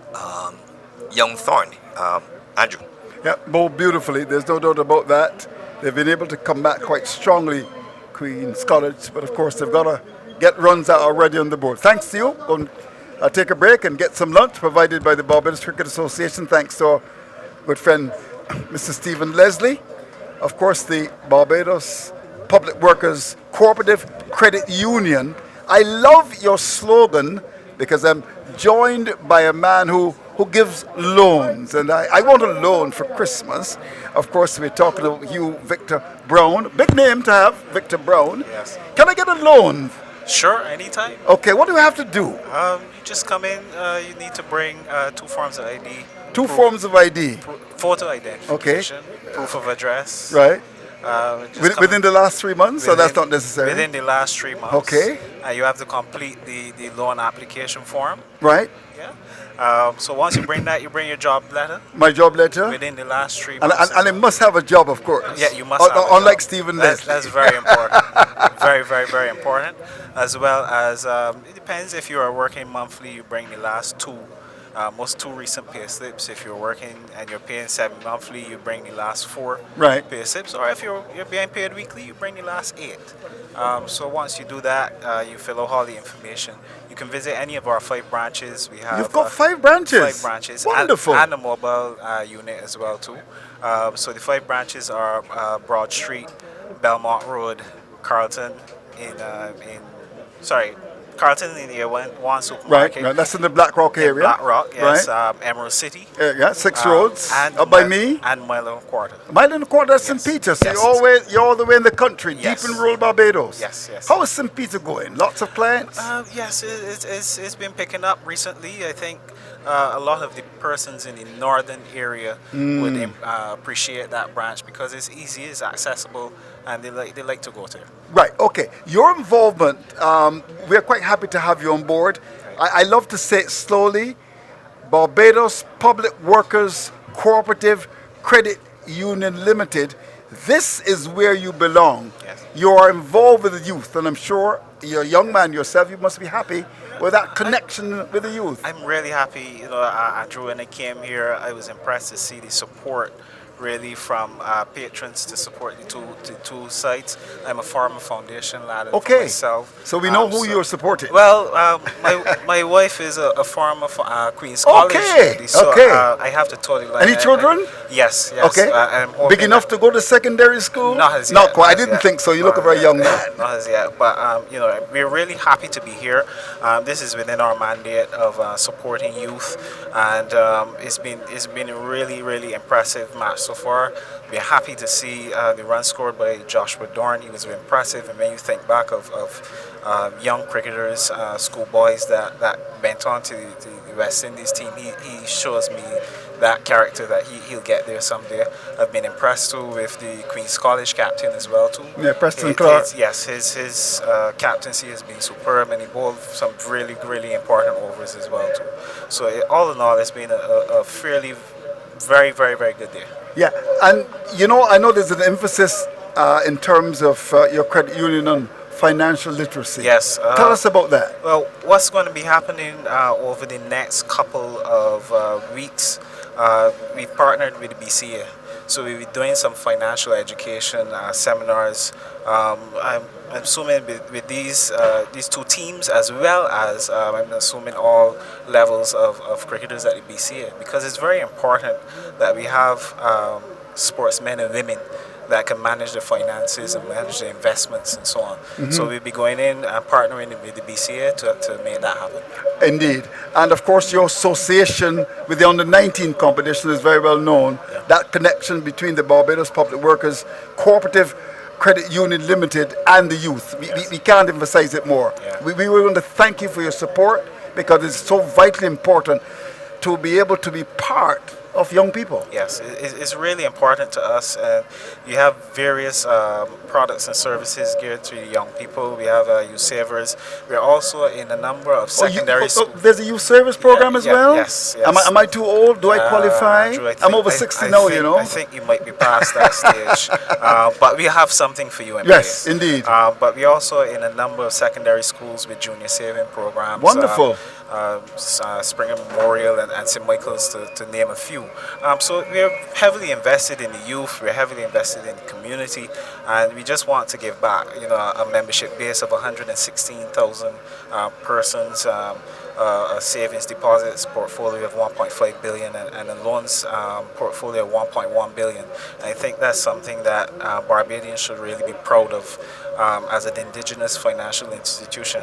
We're here. We're here to stay. We're here to support, and we'll continue to do that. I want to thank you very much indeed, Hugh Victor Brown, for coming and talking to us. Of course, you are part of the loans department. Loans recovery. Loans recovery. Yes. That's important. Yes. What is exactly loans recovery? Well, loans recovery, we deal with delinquent loans. Okay. We also So if I don't pay, you come after yes, me. I will come after you, Andrew. So I don't think you're a delinquent. No, not at all. But there are circumstances that certain loans will go delinquent. So it's not necessarily because you're running from Right. us, but because of job situations and so on, economic situations, that persons may find themselves in some difficulties. So you just reach out to us, and we will do what is necessary to bring you back to a normal member. Right, indeed. Final question. Sure. At the start, you talked about a loan. Let's go through that again. I want to come to your credit union tomorrow. Right. I've got my 2 pieces of ID. Yes, photo identification. Okay, right. And I've also got proof of address within the last 3 months. Yes. So I come and I sit down with your team, Yes. and you will take me through the process. You also need your job letter. Oh, my job letter. That's important. Okay. Because we need to make sure that you're Yeah, working. you're working. Yeah, of course. And your pay slips as well. Too. And the pay slips as well. Right. And we have a number of different loan products. Right. But it's geared towards what you want. So Right. if you come in and you decide that you want a Christmas loan, this Christmas is the Christmas loan. time. It's a Christmas Yeah, loan. it's a Christmas loan. Any You come in. independence loan? Yeah, well, no, not as Not yet. quite. I'm Okay, sure, maybe next year. I'm sure we'll have something in the works for next year. But depending on the type of loan that you want, you Right. come in, you have that discussion with us, and you can get that back in a quick time. Wonderful. So, well, I want to thank you very much indeed for coming through, talking to us. You, Victor Brown, of course, very much a part of the Barbados Public Workers Cooperative Credit Union Limited. A bit of a mouthful, and I'm going to look at your slogan again. It says, "This is where you belong." Thanks for coming to the microphone. Thank you very much for having me, Andrew, and thank you for the BCA as well too for having us. All right, thank you very much indeed. So there you have it, our good friend coming forward to talk to us, you, Victor Brown. I think we may also have the presentation from yesterday. Do we have that lined up? So what we're going to do then is to just run through quickly what happened, and then we're going to go. It's going to be starting, of course, with the big man, Stephen Leslie. We want to recapture those moments of yesterday with a tremendous sponsorship with our friends at the Barbados Public Workers Cooperative Credit Union Limited. So 233 for 9 made by our friends at Foundation, and of course the target for friends at Queen's College, 234. The runs are already on the board, and we shall see what happens. Of course, they must be inspired by the thought that if you itch for success, then keep on scratching. Let's go and go back to those fine moments yesterday. The public workers very much involved in this, and the first voice you're going to be hearing is that of Stephen Leslie. The Barbados Cricket Association is extremely pleased to partner with the Barbados Public Workers Cooperative Credit Union Limited in the BCA Schools Under 19 tournament. We are extremely pleased that this investment in the youth will honor future stars and allow us to be able to not only give Barbados and West Indies cricket a revival, but really allow these young men and women the opportunity to make their family and friends proud. We're really happy to partner with Barbados Public Workers Cooperative Credit Union Limited, and we wish them all the very best in the future. This morning, we are excited to welcome you to Kensington Oval to witness a new and exciting partnership which has been established between 2 Barbadian institutions, the Barbados Public Workers Cooperative Credit Union Limited and the Barbados Cricket Association. Through the efforts of the marketing departments of both the BCA and the Credit Union Limited, we have secured an important relationship that will no doubt assist in the continued growth of the school's cricket program on the island. The school's Under 19 tournament began in October, and over the course of many 40 over matches that were played, we have seen marked improvements and consistent performances of many players from all the schools in the competition. The BCA's marketing department introduced a new initiative that encouraged outstanding performers to share their achievements with us here at the end of each game. Recorded interviews of each star performer were then placed on all of the BCA's social media platforms, and with the clear intention of improving the profile of players, their schools, and also developing the communication skills of these youngsters. There's nothing like sharing your achievements with family and friends, and also allowing the names of the players to become familiar to the cricket-loving public on the island. It was confirmed recently that at least 5 female cricketers represented their schools in this tournament, and we wish to encourage these ladies to continue showcasing their skills in this wonderful game that we all love. This under-19 schools tournament is definitely an integral part of the building blocks for future West Indian stars.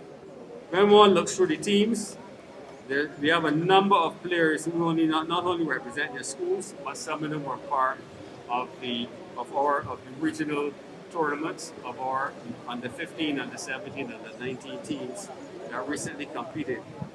The Barbados Public Workers Credit Union, in their wisdom, has chosen this year to invest in the youth of the island. Cricket will definitely continue to produce ambassadors for this country, and we again thank them for their contribution and generosity. The Public Workers Cooperative Credit Union is one of our strongest pillars, have been commitment to youth in Barbados. Being the largest credit union on the island, we pride ourselves in reaching every corner of the Barbados community.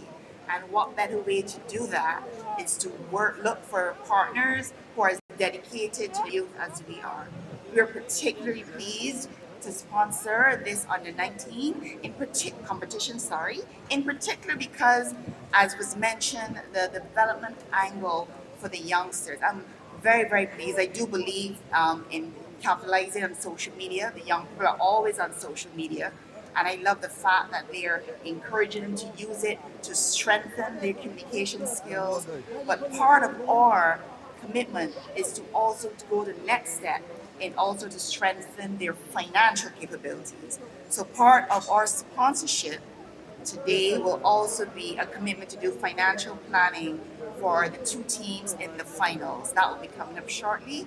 And again, we want to make sure that the future of cricket are well-rounded professionals, and we expect them to not only be the leaders of Barbadian cricket, but definitely to take the West Indies cricket to the next level. Big ask for you 2 young men, okay? Big ask. So we are particularly proud to be here, and he's right, they're tempting us to do even more, but as long as the BCA continues to show that interest in development of the youth and the young cricketers, they can almost be guaranteed of a partnership with Credit Union. We are indeed very passionate about the youth and the involvement of the youth. I've really been looking forward to playing this tournament since this is my last year at school. And I felt so far through the tournament that the team has performed at a very high level. And personally speaking, I felt I could have done a bit more through the tournament. I haven't really had, much standout performances, but I look forward to captaining the side. I look forward to captaining the side through victory today, and winning today will mean the most. And the boys will put in full effort today in the field, and we look forward to the competition. Well, to be honest, I think the team is very confident that we can win the finals. We've been together the whole tournament, putting together good performances. Because of coming, executing on the day. Cricket is played on the day, so we'll just come, execute our skills to the best of our ability, and hopefully we come on top.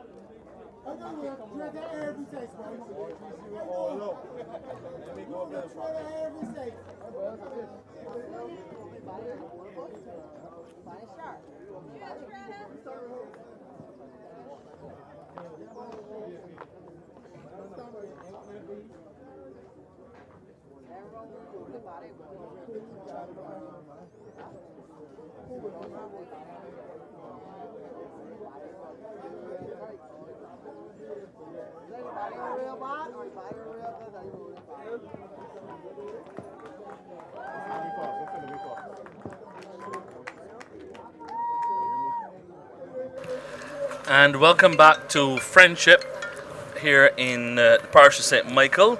The conditions still very much picture perfect.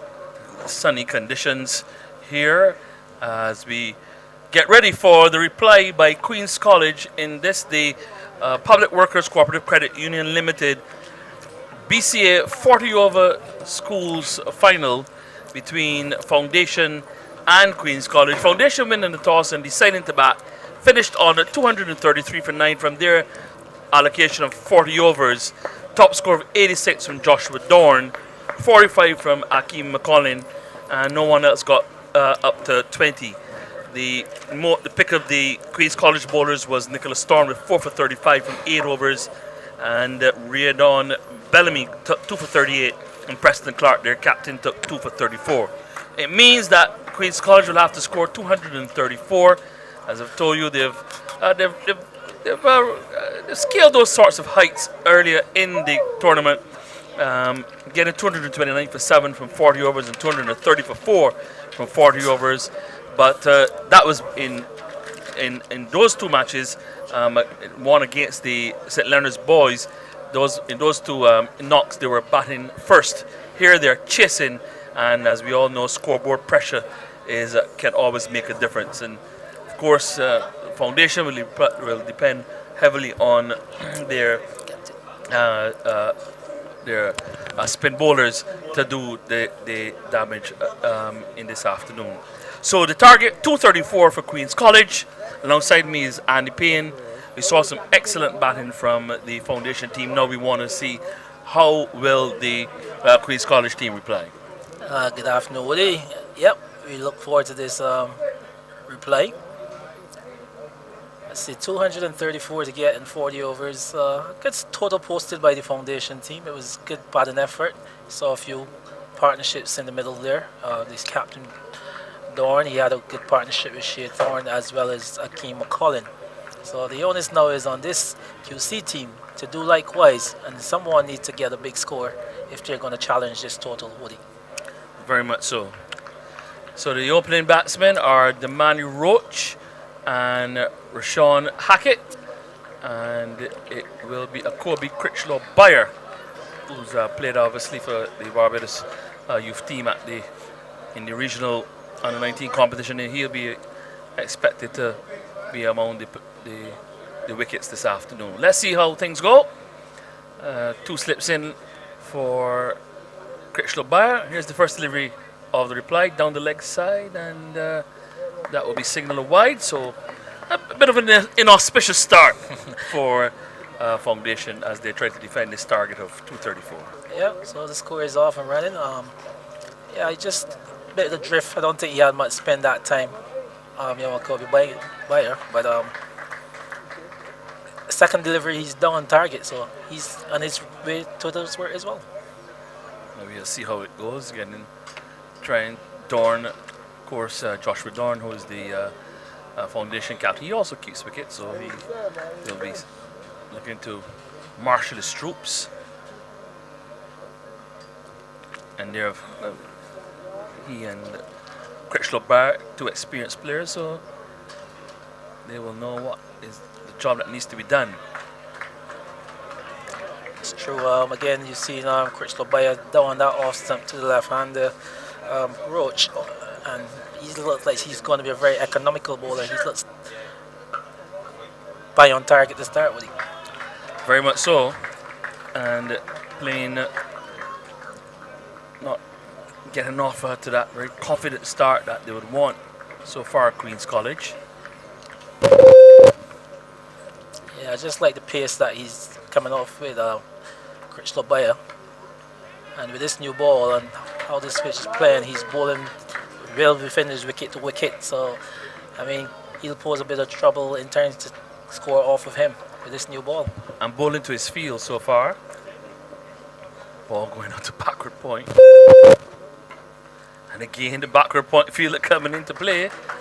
So, Kobe Critchlow Bayer, one of the players who was excelled at the junior levels here in Barbados. So, as I said, he is very experienced, and so at this level of the game, and so a lot will be expected of his bowling. And so an excellent start for the foundation team. They've made the early breakthrough. Critchlow Bayer strikes with the last ball of his first over, and Queen's College suffer an early setback. They're 1 for 1. Yeah, Woody, as you were just testing to how accurate this young man was, Critchlow Bayer. He's been down on target. That one, this time again, he's back in the house, and you can see Roach playing back to another good link delivery. This time he was beating all ends up, as you see it on the replay here. Woody inside the house and playing back and beaten and ball comprehensively. Just seemed to leave a little bit too much room between the bat and pad. Maybe if we could get that replay again. Let's have a little look at it. There he is. Oh, he just played just inside the line, and the ball just maybe just a bit of turn, took it past the outside edge and knocked the off stump out of the ground. So a good delivery there from Kobe Critchlow Bayer, taking the wicket of Damien Roach, going without scoring, and so the pressure's on already. 1 for 1, and the new batsman is now Jason Graham, the wicket-keeper batsman.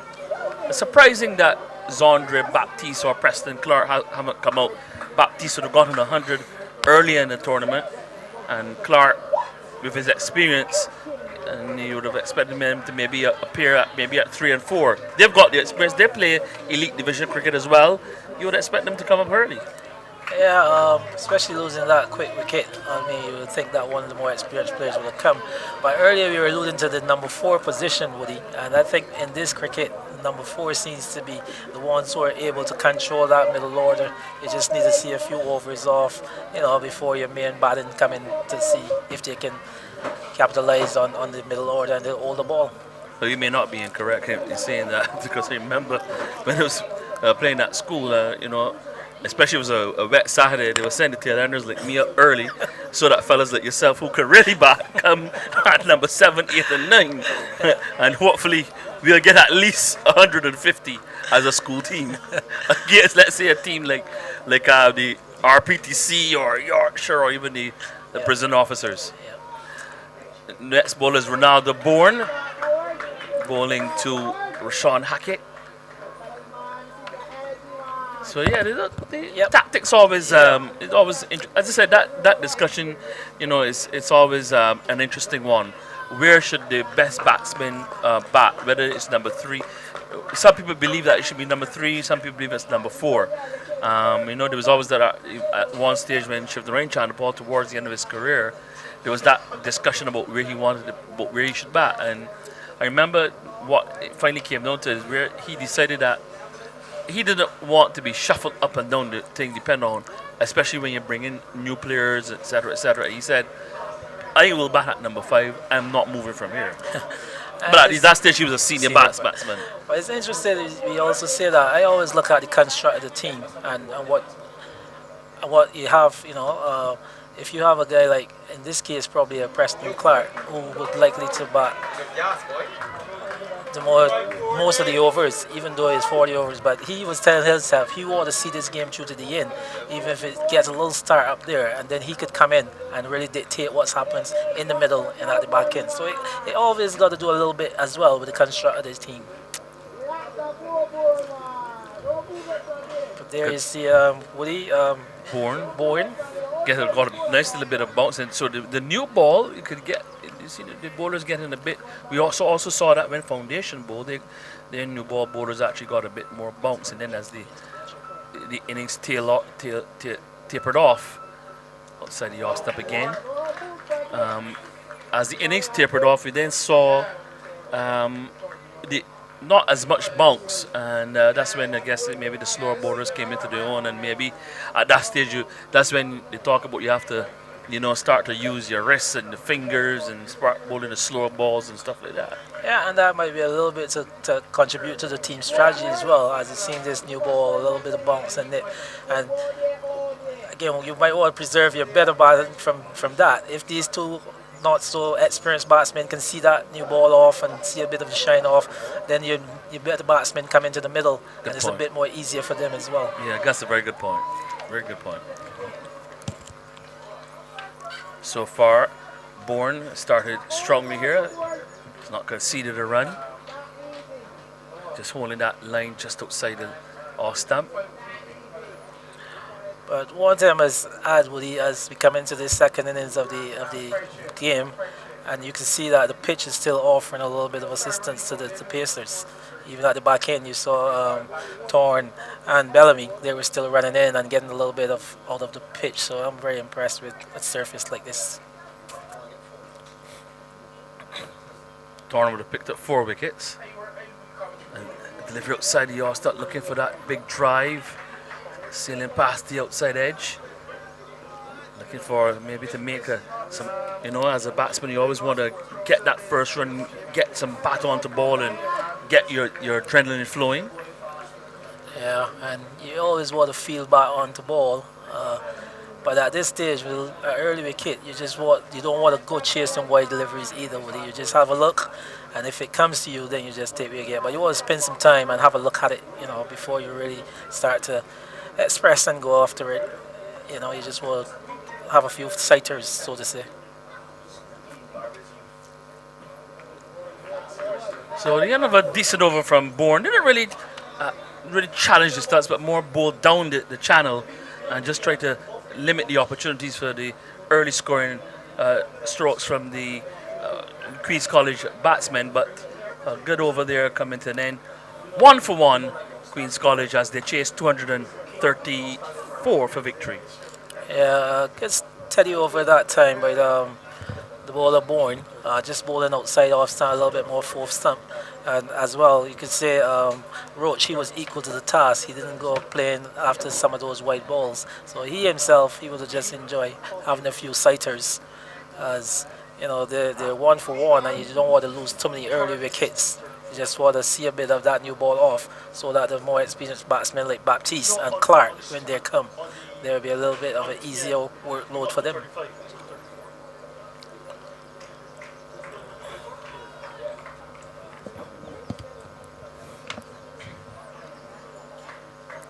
So Critchlow Bayer to continue.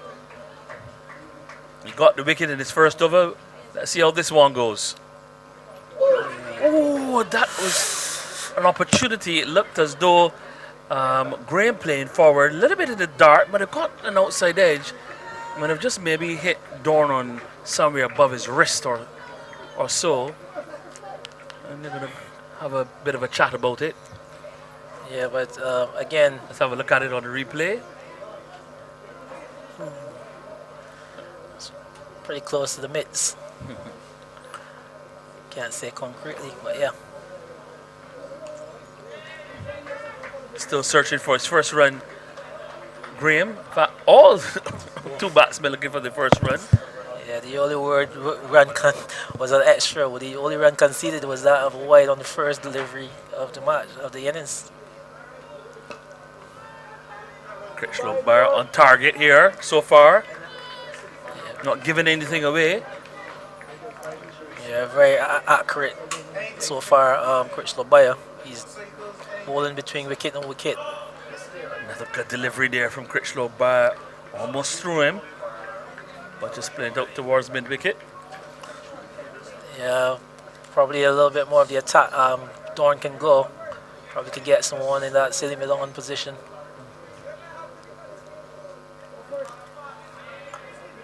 Again, continues to bowl to his field, Critchlow Bayer.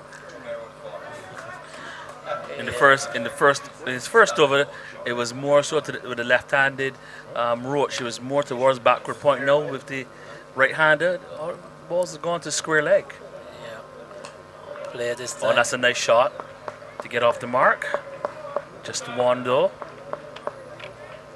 Yeah. So Queen's College get their second run after 3 overs. They're 2 for 1. Yeah, Woody, but again, you can see the accuracy of Critchlow Bayer. He's just bowling his ball at a good pace in between wicket and wicket, not giving much room for the batsman to free the arms. And I'm sure Dorn, he'd be asking him to continue doing that. If he can get some 4 or 5 overs out of him with such a spell, that would really set the Amaze Queen's College team right back. But a good start for the foundation team. After 3 overs, the score is just 2 for 1.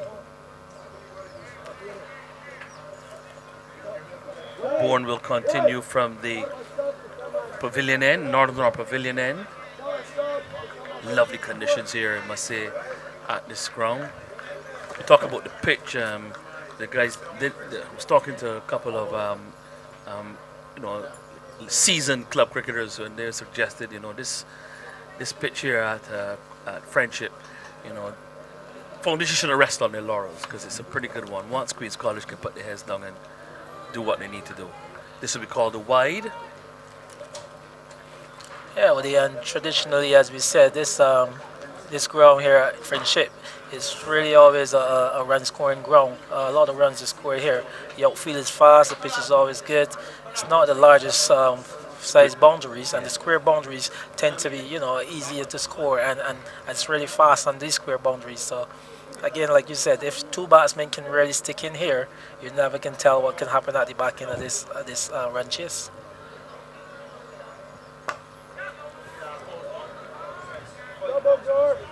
Runs here for Graham.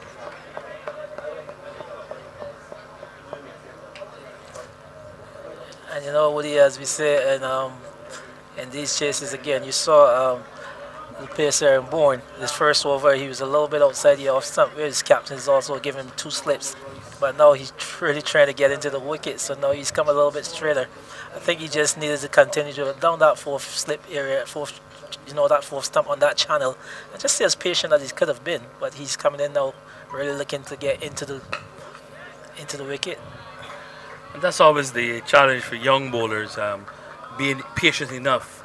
They always think that they have to take wickets, and sometimes you want to take wickets, and rather than understanding that, if I bowl well, if I just bowl one thing, bowl well, and build pressure, if Critchlow Bayer is creating pressure at the other end, I may get the wickets because the batsman may decide, okay, Critchlow Bayer is the one who we're going to try to see off. Let's try to score off me. And you may, in essence, opening that end and getting wickets at your end. Yeah. Again, good delivery, but this time again on the stump. But yeah, he just needed to be a little bit more patient in this second over. I would have, wanted him to be continue to bowl on that 4th stump area, and just see if the batsman would come after him. Especially as you said, he had Critchlow Bayer, who's really tight. So allow the batsman to try to come at me. That's correct.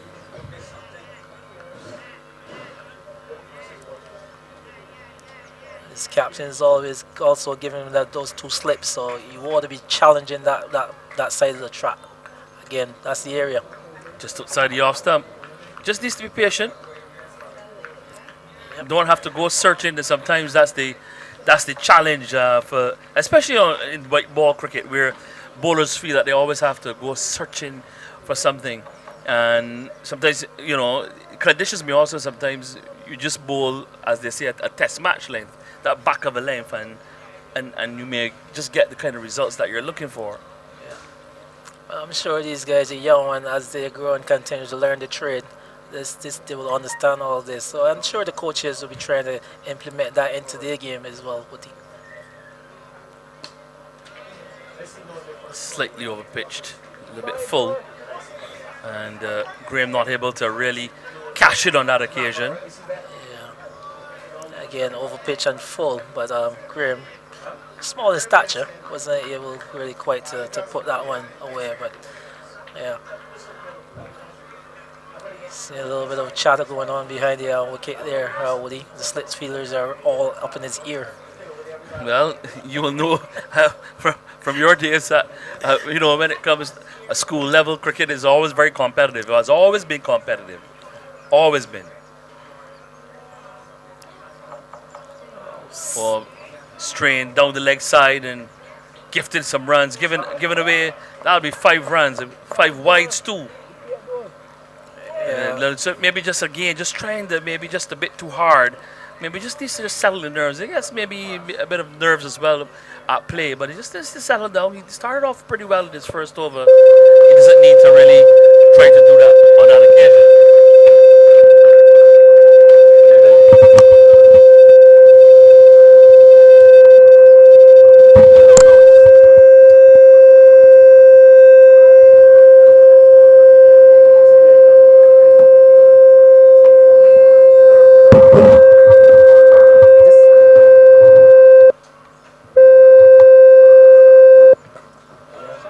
And that's a lovely shot there from Graham, finding the gap between the cover and the backward point and getting his first boundary. And that will do his confidence a world of good. He now moves up to 7. And Queen's College, after 4 overs, they're 14 for 1. Lovely shot that time by Graham. Again, bowling a bit too full and been into the stumps, but he just eased his left foot forward and caressed that one through the point area for his first boundary. Lovely shot. But again, Woody, as we said, you just need to coach him a little bit more in that patient area.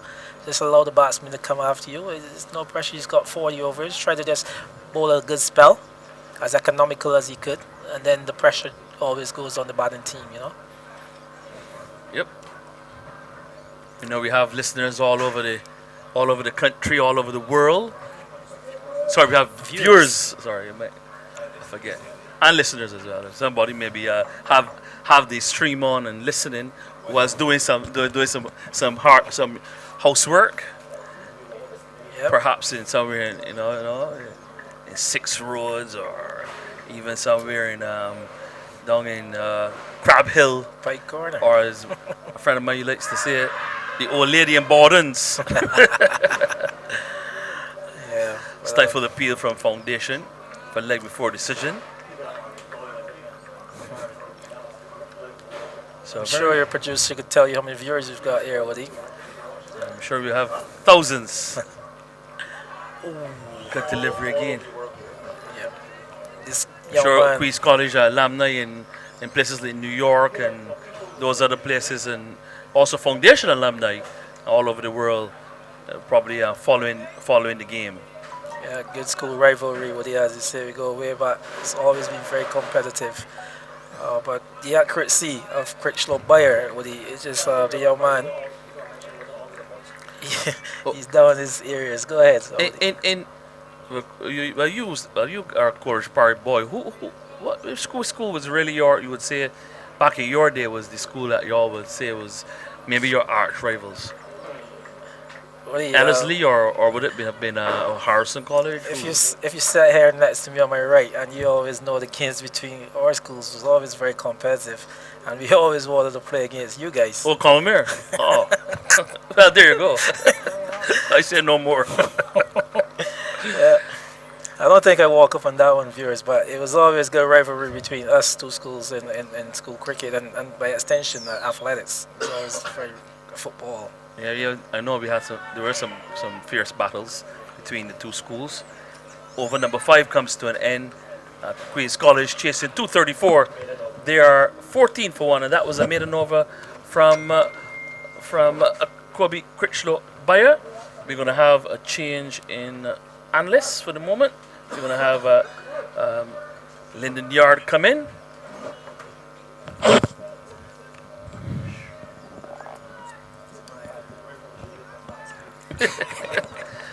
Yeah, no, Andy would have had some good rivalry with Lyndon playing for Empire, and Empire versus Maple in the well, it's now Elite Division at that stage. It perhaps was still Division 1 at that stage. Empire versus Maple. Always a keen tussle on the lawn. down Well, at Bank Hall. I think the lawn was more mental than anything else. And you're saying that from a bowler's perspective? From bowler's perspective. Okay. Maybe so. Here's Bourne. You talk about that lawn. I remember there was a famous match where Empire played against Police, and the pitch was green, and Police protested. Oh, this is not going to be fair. And they won the toss, put Empire in, and Carlisle Best and Roland Holder rattled off hundreds and made about 343 for about 2 Empire. And the next Saturday they came, they found the pitch looking at the one that we're playing on today, and Sam Skeet and Victor Walker had it by the throats of the batsmen. I think we could say Woody is kudos to that great groundsman man by the name of Apple. Yes, Richard Appleby, the late great. And they always call it what we call home advantage. That's correct. You know? Harold would know anything about that. They always prepare dead pitches in the park. And they use the opening bowlers for three overs. 3 or 4 overs. 3 or 4 overs. And then Georgie and Hens. George Linton, of course. He's yes, it was. Harold is saying that the tactics were successful. Well, they did do very well. Sparta for themselves won a couple of titles, but here is Foundation and Queen's College looking to win a title here. As the Public Workers Cooperative Credit Union Limited Schools 40 over a title at the moment. Queen's College under a bit of early pressure here, Lyndon. Yeah, similarly to the Foundation, who found themselves 11 for 1 and 20 for 2, they will need to consolidate up front, but noticeably that the Foundation have gone with the trump card in a Kobe by Critchlow, who struck early, and that's the key which puts them ahead of the game at the moment. Oh, that's a lovely shot. Linked into that one and caressed it through cover for 4. That's a beautiful shot there from Graham. He gets his second boundary, and that will take Queen's College up to 18 for 1. Exquisite by the young man. Just leant into that outside the off stump, over pitch, and just leant into it. And this is what I like to see about batsmen. He didn't try to overhit it. He knew he had the pace of the young man measured out, Bourne measured. He had been given the width. As we look at the replay, outside the off stump, and he just threw his arms through it really, and the ball sped off the bat using the pace of the bowler through the cover point region for 4. A delightful shot by the wicketkeeper batsman. And it's good to see the young man, having kept wicket for 40 overs, still being able to come and open the batting. You know, these days the wicketkeeper batsmen, some of them do cry out. They've been concentrating too long, but I think it's an opportunity as a batsman. You behind the stump, you see what the ball is doing early from both angles, both sides of the wicket, and it gives you that advantage. But it's a matter of your mental fatigue then. Here's just allowing this one to go by. Yeah, better length there, better line. Again, no need to. So he's done well here, keeping it just outside the off stump, left, right, line right. But again, it's about patience. It's about strategy. Just no need to maybe go too far out or go searching, as they say. Try anything different. You've just bowled a dot ball. I'll tell you a story about that after this one. Remember Otis Gibson giving us a story about the first time he played a match with Barbados. The first time he played with Malcolm Marshall, and Malcolm Marshall was at mid-off. As we come to the end of over number 6, it's 18 for 1. Queen's College chasing 234.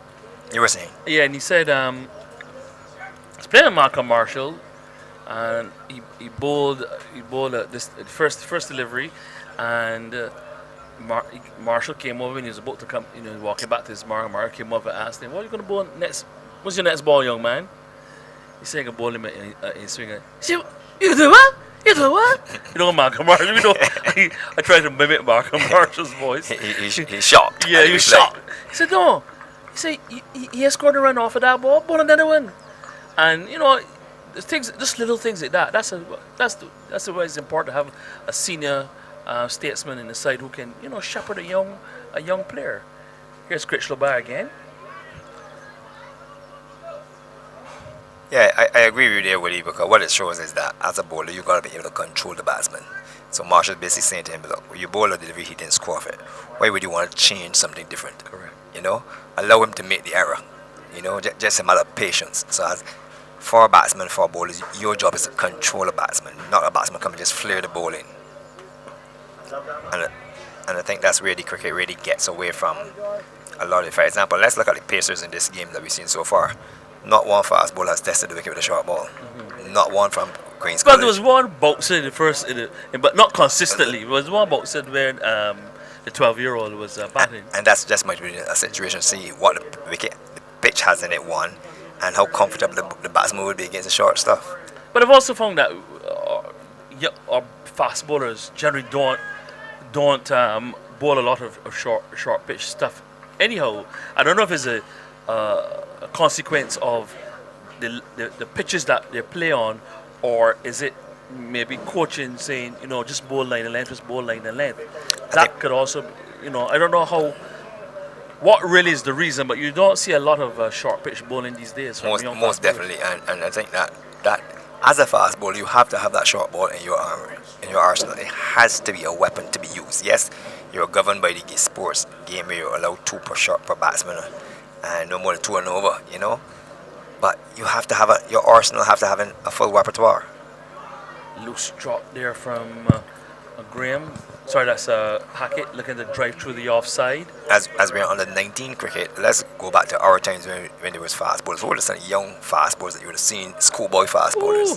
Asking me now to wrap my brain. You're not that old, Woody. Oh boy, I know, but I gotta sit down and think about that one. I can give you one from your school who was tall, wiry, lanky. He wasn't express fast, but thought for the height he had. Well, tell me that after this. I tell you that it's Queen's College chasing 234. They're 21 for 1 after 7 overs. There's a guy by the name of Gregory Gale. Yes, my good friend, yes. Yeah, tall, lanky. He wasn't express quick, but the height alone made a significant difference. And he had a difference. kind of awkward action Yes, as well too. So I'm going to start automatically at top of the list. You go with Patterson Thompson. Thompson, yes. And he was lightning fast. Someone that we know very well. Schofield Hewitt, left arm quick. Yes. Cut and seemed the ball about extremely nice. One of the quickest left-hand bowlers we've seen in that time. Brian Shepherd from Princess Margaret. A schoolboy who wasn't necessarily my time, but who I would have seen play some cricket in my years of covering cricket in local. Fabian Pollard. You picked it. You picked it. Don, who's just our fellow commentator, just bellowed his name out. Fabian Pollard. He went off to the West Indies on the 19th team to Australia. I'm going to go a little further. Joseph Baker. Yes. Express fast. Yes. Talk about fast. Yes. So there was quite a few around. The Reverend Hugh Sandiford had a good turn of pace. Yes, that's correct. So Keith Brewster. You can go around. Yeah, big Keith Brewster from Harrison College as well too. Born to continue. Again, they maybe just a bit defeated by the bounce on that occasion there. Hackett. I'm trying to remember. Of course, Foundation. I can remember Philip Kinch. I remember him. Went on to play for and there's also Adrian. I can't remember Adrian's surname. He and Kinch formed the new ball pair at Foundation. He's good. My good friend Adrian. I see him quite regularly. Unfortunately, he like me both suffered the loss of our spouses in recent times. And Adrian Lane, his son Johan Lane, is in the West Indies under 19 firmament. A loose drive outside the off stump again there from Hackett. And Bourne just holding that line outside the off stump and tempted the batsman into indiscretion. So quite a few. So I remember those two from Foundation, and also how can I forget my former Christchurch boys teammate Terry Prescott. Dr. Terry Prescott. Yeah, came from up your side, St. Patrick's. He's in England. I'm sure he'll be tuned into this once he gets an opportunity. Sure. Harold, let me remember this. There's a time when I was listening to cricket while we were down. I think we were at Maple. Get back to that. A drive outside the off stump and appeal. Maybe just the bat hit of the turf. Players going up with the appeal. But another loose drive there from Hackett. Maybe just trying to get the momentum going. But Bourne at the moment being very disciplined outside the line. Yeah, he's bowling a very good line. Apart from that loose delivery which was hit through the offside by Graham, I think the over prayer. He's continue to bowl that 3/4 line, maybe the 4 to 5 meter mark in front of the batsman, which is not there for the driving batsman doing his best to get bat on ball. The game I was speaking about was Police versus Cable and Wireless BET. There's a guy let go in the dark with the street lights on called Gordon Maxwell. That's yes, man. That's Andy's former teammate. I remember listening to that game all the way down Maple. Yeah, definitely. And of course, a more recent vintage again, Corey Collymore, and of course Ryan Bess. Ryan Bess, yes, another. Yep. So yes, there have been there's some outstanding fast bowlers in the past, young, especially in school cricket across the island. Remember even Vasbert Drakes, who were in his time at St. Lucie. Otis, the couple of games he would have played in the park. Pardon? Otis Gibson, the couple of games he would have played in the Gibson park. And Hendy. And how can we forget the chairman of Barbados Selectors, Hendy Brooms? How can we forget him? Huh? He and Otis formed a 1-2 punch down in St. Stephen's Hill at Ellerslie. So some wonderful young fast bowling talent we've had as cut. Yep, it always came about Harold Eastman in schoolboy cricket. Elcott. Oh yes. And someone who I just picked up in a chat group that I'm in, a Commonwealth chat group, Ricardo Elcott, as well, who would have gone to England and as well and play some cricket. Then of course we come on to Tino Best. Bessie would not be pleased that we didn't mention his name. Yep. How could we do that? I'm trying to remember if Tino was who he turned out to be at.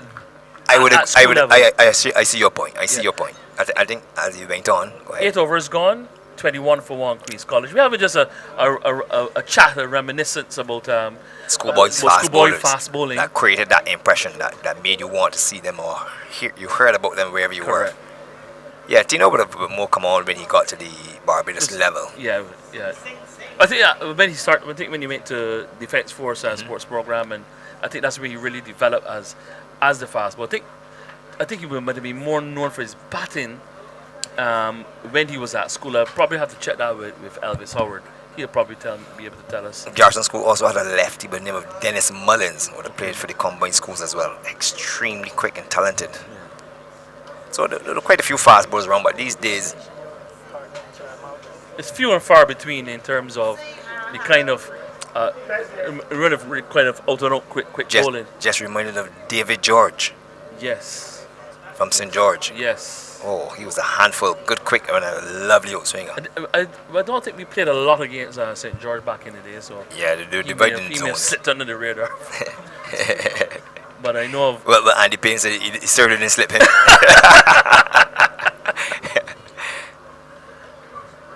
And in those days, the cricket was very, very competitive. Correct.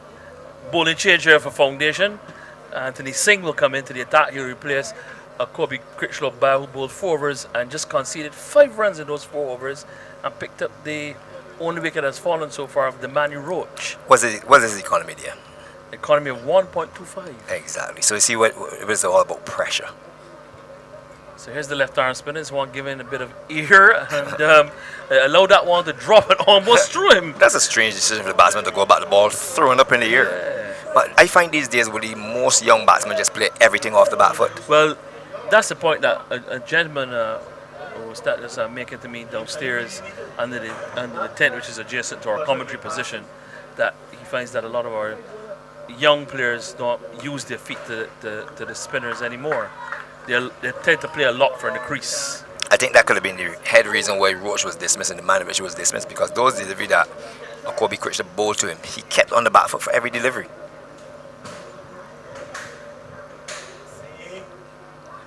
This one, Graham attempted to really give that one a bit of a clatter, but didn't get a hold of it well. I already like what I'm saying from the young left arm spinner Singh.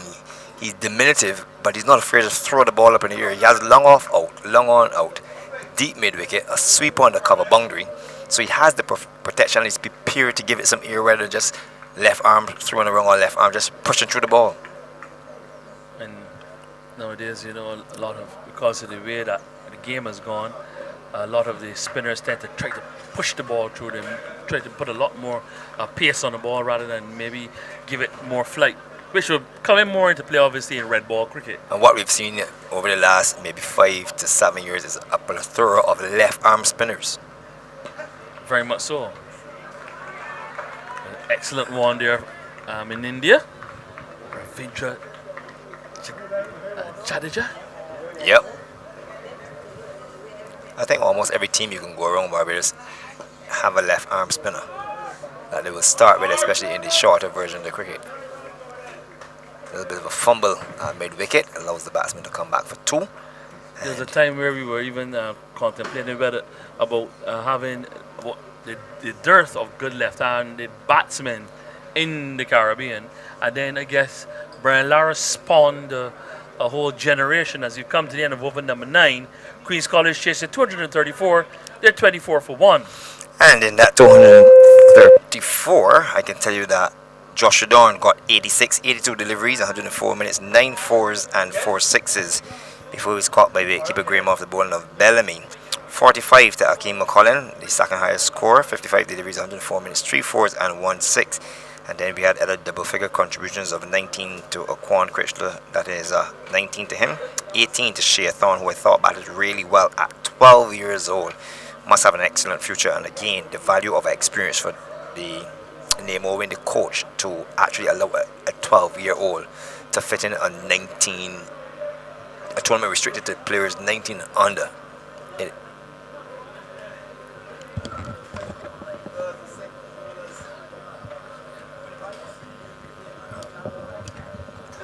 So, as I said, the young 12-year-old to fit in and to be given the opportunity, because it is a frightening sight to think that at 12 years old he's playing the under 19 final. He has 7 years ahead of him. Very much so. I remember when I first saw Shubman Gill.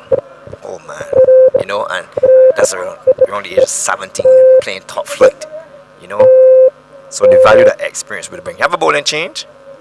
This will be Joshua Jones, who's going to be bowling, replacing Ronaldo Bourne at the pavilion end. 4 overs, 2 maidens, none for 16. You know that Foundation has a battery of spinners. You know that. And remember, I think it was it last year's final or the final of the year before at up at Graham Hall, where I think they played, their bowling attack was only spinners. Yeah. I think it was last year. They lost to Large School. Yeah. All spinners. Yeah. All spin attack. They did have a pacer, but they didn't use the pacer. They played in the game, but they opted for spin. Yeah, I think they played about 4 or 5 spinners in that match, or used only 4 or 5 spinners in that. I think that's the genuine trend these days to go with spin. Well, slow bowlers. Yeah. Because not everyone turns the ball. Well, yeah. You know, they just turn at the market, just toss the ball. Some will get 4 or 5. Full toss, and we'll get a few free runs here. Hackett. Slow going here for Queen's College in over number 10. I remember once my father telling me a story about a guy. I think he was telling me this. I could be wrong. I may very well be wrong. He was telling me a story. Maybe I think about the former president of the BCA, Tony Marshall, who bowled a bit of off spin in his time for Spartan, and he said that you can confirm that, Harold. Yeah, he did play for. No, that he bowled off spin. He did bowl off spin. Okay. He did bowl off spin, because I could tell you that. And he said that, you know, he would perhaps bowl 5 straight balls, and then turn the last one and defeat the batsman. And because the umpire see you bowling only 5 straight balls, he sticks up the finger because you know there's no turn. Wait, before you move, I just want to. We would have looked at the fast bowlers.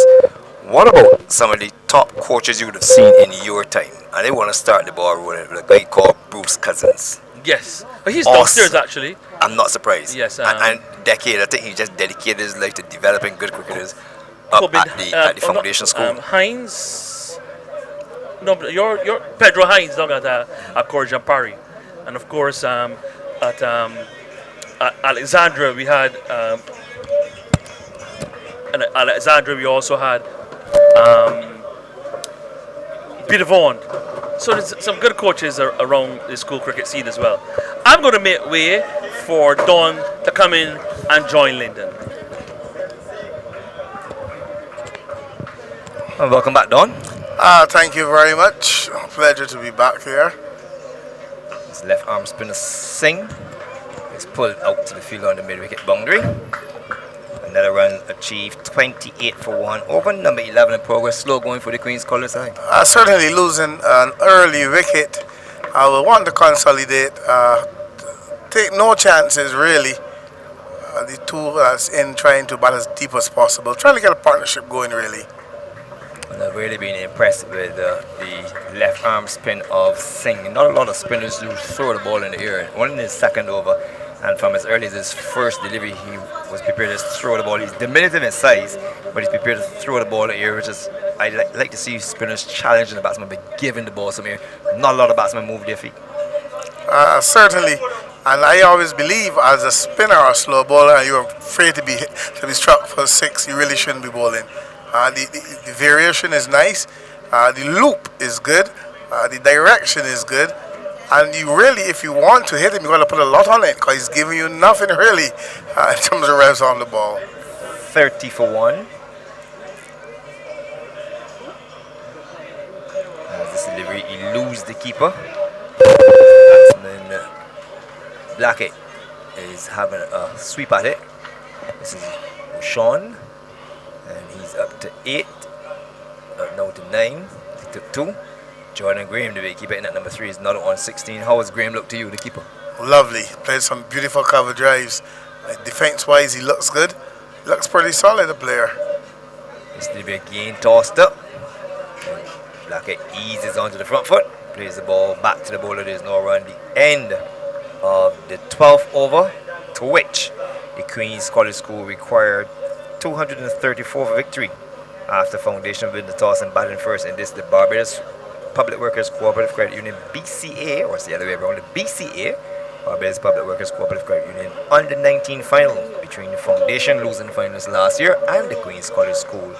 Amaze Queen's College, they are 32 for 1 after 11 overs with Rashawn Hackett not on 9, and with him is Jordan Graham, who's not on 16. I'll give you some bowling figures momentarily, as it's no doubt going to be Joshua Jones to continue. Kobe Critchlow Bayer, 4 overs, 1 made and 1 for 5. Jones right arm off spinner, balls at the outside line of the off stump, taken by keeper Joshua Dawn behind the stumps. Ronaldo Bourne, the right arm fast bowler, 4 overs, 2 made and 9 for 16, bowler good line and length. Anthony Singh, 2 overs and made and 9 for 8, left arm spinner from the highway end or the southern end. It'll be outside of the off stump. Umpire turns to the scores and signals wide. So that is wide number 8 in this innings. 8 sundries, all being wides. 33 for 1. As Jones is in, and there's the batsman dragging the delivery out to square leg off the boundary. That wasn't the intent. The intent was to stroke the ball through the offside, but obviously got an inside edge, and it worked its way along the carpet down to the fielder on the square leg position for a single that carries Queen's College to 34 for 1. This is over number 12. And an all-spin attack. Here is an expansive drive. We'll find a sweeper on the boundary. So 1 run attained. Run number 35. So Operation Rebuild in progress, Don. Yes, certainly. And these two just need to back a further 7 overs or so. See where they're at. Give nothing away. Accumulate the runs. Take the bad balls to the boundary. And make sure they have wickets in hand going for that final chase. And no need to take chances at this moment. Just play every ball on its merit. Maybe the correct thing to do, playing on its merit, but I think one of the things they need to do is transfer the pressure. Now they've transferred Wait on the bad ball. Wait on the bad ball. Shortly if it comes around and it's pulled into the mid-wicket boundary for 4, splitting the mid-wicket and the square leg field on the boundary. So 4 more to Jordan. That is his third 4. 21 years from 31 deliveries, 42 minutes of batting. With him is Rashawn Hackett, who has 10 against his name, 39 for 1. As over number 12 is about to be completed, and to this delivery it is allowed to go by to the keeper, and that concludes over number 12. In response to a total of 233 for 9 made by Foundation, Amaze Queen's College. They are 39 for 1. How do you see it now, Don? Yes, certainly. As I said before, no need to take chances. Take your ones, take your twos. As I said, the bar delivery will come, as we noticed a couple of deliveries ago, spiking to the boundary for 4. So just bat as deep as possible. Keep the partnership going. And meanwhile, both these batsmen will get in, and hopefully one of them can see it through to the end. Early days yet. No need to panic. There's no need to panic at all. Just take what comes to you at the moment and build a partnership. And sensible batting at this moment could get you down to another 7 or 8 overs or so, and you have a platform in which you can then push for victory. And a quick comparison at this stage, Foundation were 64 for 2. 64 for 2 at this stage after 12 overs, so clearly the advantage to the Foundation side, despite the fact that we've lost 1 wicket more. And Queen's College wickets is important for them not to lose wicket at this stage. As Singh will continue, and he bowls a short delivery, just spanked through the offside, the sweeper off the boundary, has it under control. So I think the plan here for the Foundation side is just to soak up, to apply some pressure in terms of protecting the boundaries. I'll tell you the field, the slipping position, backward point is sweep on the cover, boundary cover, long off, long on, a straight mid wicket. The field, a beautiful shot down the leg side and swept away down to backward square for 4. So the first time in this spell by Singh, he's come down on the line just outside the off stump, and a beautiful shot there by Jordan Graham, the keeper for Amaze Queen's College. He's now up to 25 from 33 deliveries, and it is 44 for the loss of 1. Another bad delivery. 4 runs. Bad ball will come. Just hang in. Just stay there. Bat sensibly. Take your ones, take your twos. The boundaries will come. Singh is in. Delivery tossed up, and he clears the left leg, looking to hit it in the unoccupied chicken pen. So just want to make that clear. Unoccupied chicken pen. Now, there's a stable place for poultry over the years. Now he is driving up to long off. Is Graham to take 1. I think and this has to be a critical point here as well, Don, because the long off and long on are up on the boundary, and as youngsters you're going to be able to challenge the fielders, so they just amble the single. It's true. You already decide that you will just take a single when the field is right on the boundary, as we do know the long off and long on here at the Yorkshire ground are the longest part. Pretty deep. Push quickly for the first one, looking for the second if it's there. If it's not, then he's held on the one. Singh is in and forces his man. Hackett on the black foot, bad bit of fielding, and allows the single. So sloppy bit of work by the Foundation side. And Queen's College up to 46 for 1. No further alarms, having lost the first wicket with only 1 run on the board. And that was an extra. The wicket to go was the Manny Roach, who was bowled by Kobe Critch the buyer without scoring. And if you are just joining us, that one is nicely played by Sex. The fielder at the cover position to take 1. They could turn and come back for 2. A bit of fumbling up there by the fielder. Return is side arm up to the keeper. Dawn and will complete 2. So 48 for 1 at the completion of yet another over. So in this grand final, 13 overs done and dusted of the Barbados Cricket Association, Barbados Public Workers Cooperative Credit Union Limited Under 19 Schools final featuring Foundation. Last year's losing the finals against Amaze Queen's College. Foundation 233 for 9, a top score of 86 to Joshua Dorn, 9 fours and 4 sixes, and superb figures of 4 for 35 to Nicholas Thorne, who was actually on a hat trick. 2 wickets apiece for Raydon Bellamy and Preston Clark, the captain. And at the moment, 48 for 1. Done. Yes, certainly. I really must say I'm really happy that the Barbados Public Workers Cooperative Credit Union has come on board. This one has gone past the keeper and down to the boundary. They've gone for 1, they're back for the second, and indeed good running back for the third. I'm really glad, Lyndon, to see that they're on the 50 partnership. 76 deliveries, 4 fours and 4 sixes. 76 deliveries, 4 fours and no sixes, with Hackett 15, Graham 28, 51 for 1 Queen's College. You were saying? Yes, I'm really glad that they're on board. I just would encourage, corporate Barbados to really help all hands on deck to help rebuild the cricket and rebuild from the grassroots level and get us back to the top. And we need all the help we can get, all hands on deck. And I really hope that the corporate Barbados could follow the same footsteps as the Barbados Public Workers Cooperative Credit Union. Really, the cricket needs all the help it can get, and really and truthfully, we need to get back to the top with your help. So kudos to them. In the 14th over, 52 for 1. Jordan Graham 28. Hackett 15. Here's a drive straight to the fielder at cover. So it's been some steady bowling. Jordan in his 3rd over. Anthony Singh, 3 overs, no meaning than for 17. The off spinner, he goes onto the back foot, and that has gone right through him. So there goes the cardinal sin, as we were talking earlier, Woody and myself, about today's batsman. And my problem with today's batsman is every batsman wants to play off the back foot. No batsman wants to come forward. And here's a perfect example.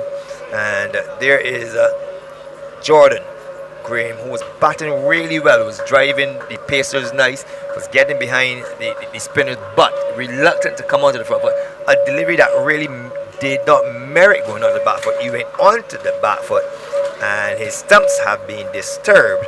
And from a position of 52 for 1, it becomes 52 for 2 as Captain Preston Clark goes to the crease. Don. Yes, certainly. But when you look at that, Lyndon, I know the discussion you have. But first of all, you have to determine what is happening with the pitch.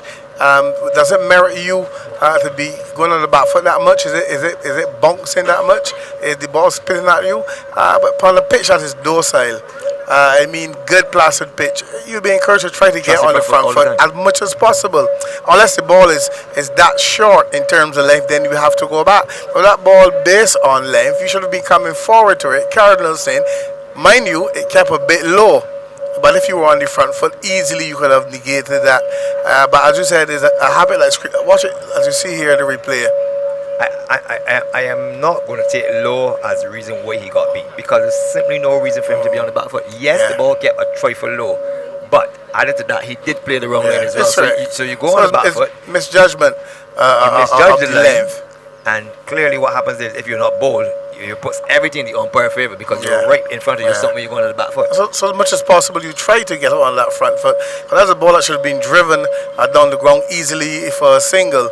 But in actual fact, what's happened, he's really gifted a wicket away. But he's young, he's learning, inexperienced. With time, we can only hope that it will improve. But he was really looking pretty good while he was there.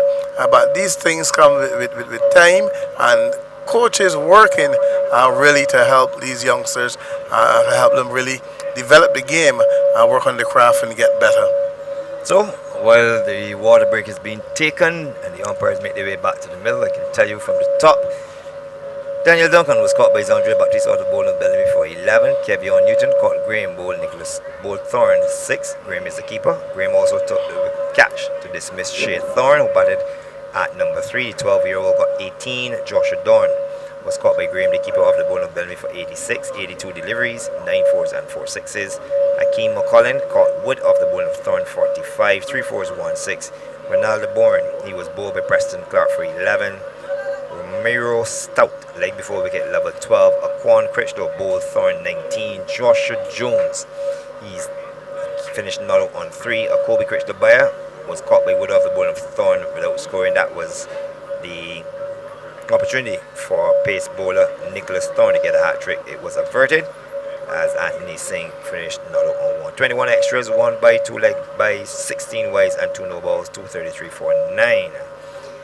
The bowling for the foundation for the Queen's College side, Nicholas Thorne, 8 overs, 1 minutes, 4 for 35, 8-0, 35 for Ray Down Bellamy. 8 overs, 1 minutes, 2 for 38, 8-0, 38 to Raphael Lovell, 8 overs, 1 minutes, 1 for 48, 8-0, 48, 1. Damani Roach, 4 overs, 1 minutes, none for 35, 4-0, 35-0. Zandre Baptiste, as the players are going back to the middle, 5 overs dominated none for 45-0, 40-0, and Preston Clark, the 6th bowler used by the Amaze Queen's College side, the captain. 7 overs dominated 2 for 34, 7-0, 34-2. Fall of wickets for Foundation. Kevin Newton 1 for 11, Daniel Duncan 2 for 19, Shea Thorne 3 for 79, Joshua Dorn 4 for 163, a partnership of 60 in 16 overs and 11 overs between Shea Thorne and Joshua Dorn.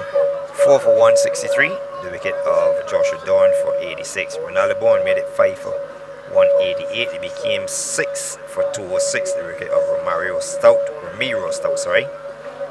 And then the other wickets to fall would have been Akeem McCullin, 7 for 210, 8 for 231, Aquan Critchlow, and a Kobe Critchlow by 9 for 241. Play is about to recommence.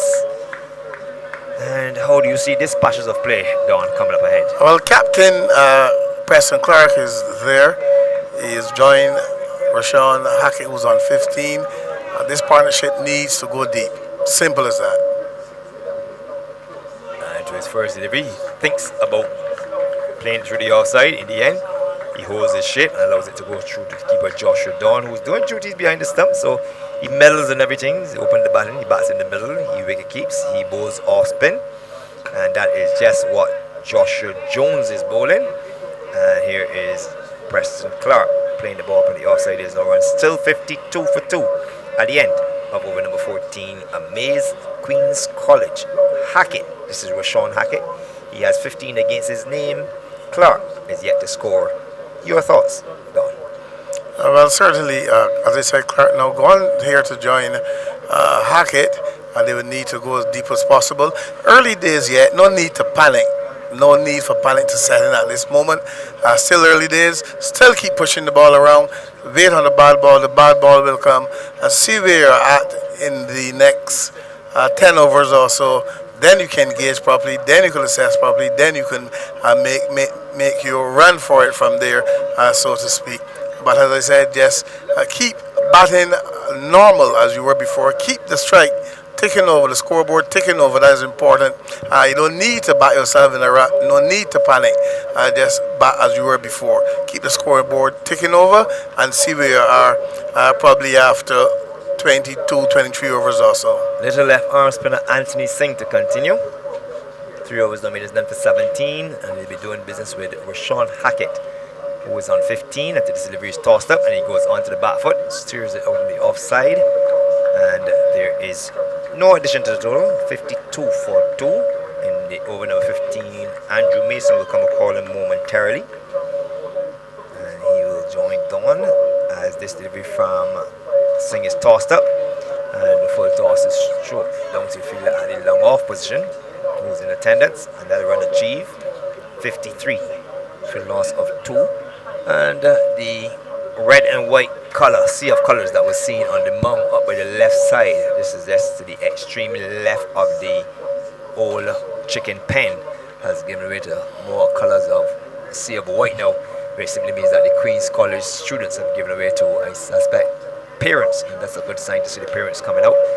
Those of you who would have taken an early lunch hour today, and it's just hovering around 3:30, you can make your way to the friendship ground to support both sides. Don't only come and support Queen's College or Foundation. Pete said the awesome. Naughty shot there by Preston Clark. In 2 minds, just trying to get the ball through the offside.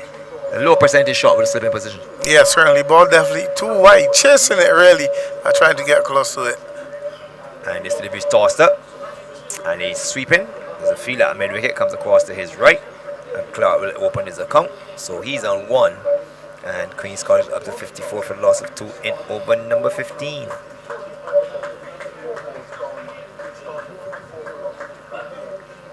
As we were saying, to invite one and all in the vicinity of the Hoddesdale area, or that Commonwealth area, Waterford, Bush Hall, anywhere in that area, Outliers, anywhere in that vicinity, you can come on or just coming down the highway, come and give the kids your support, both sides, Foundation and Queen's College. We've got a gripping game on our hand, 52 for 2, chasing down 234 for victory.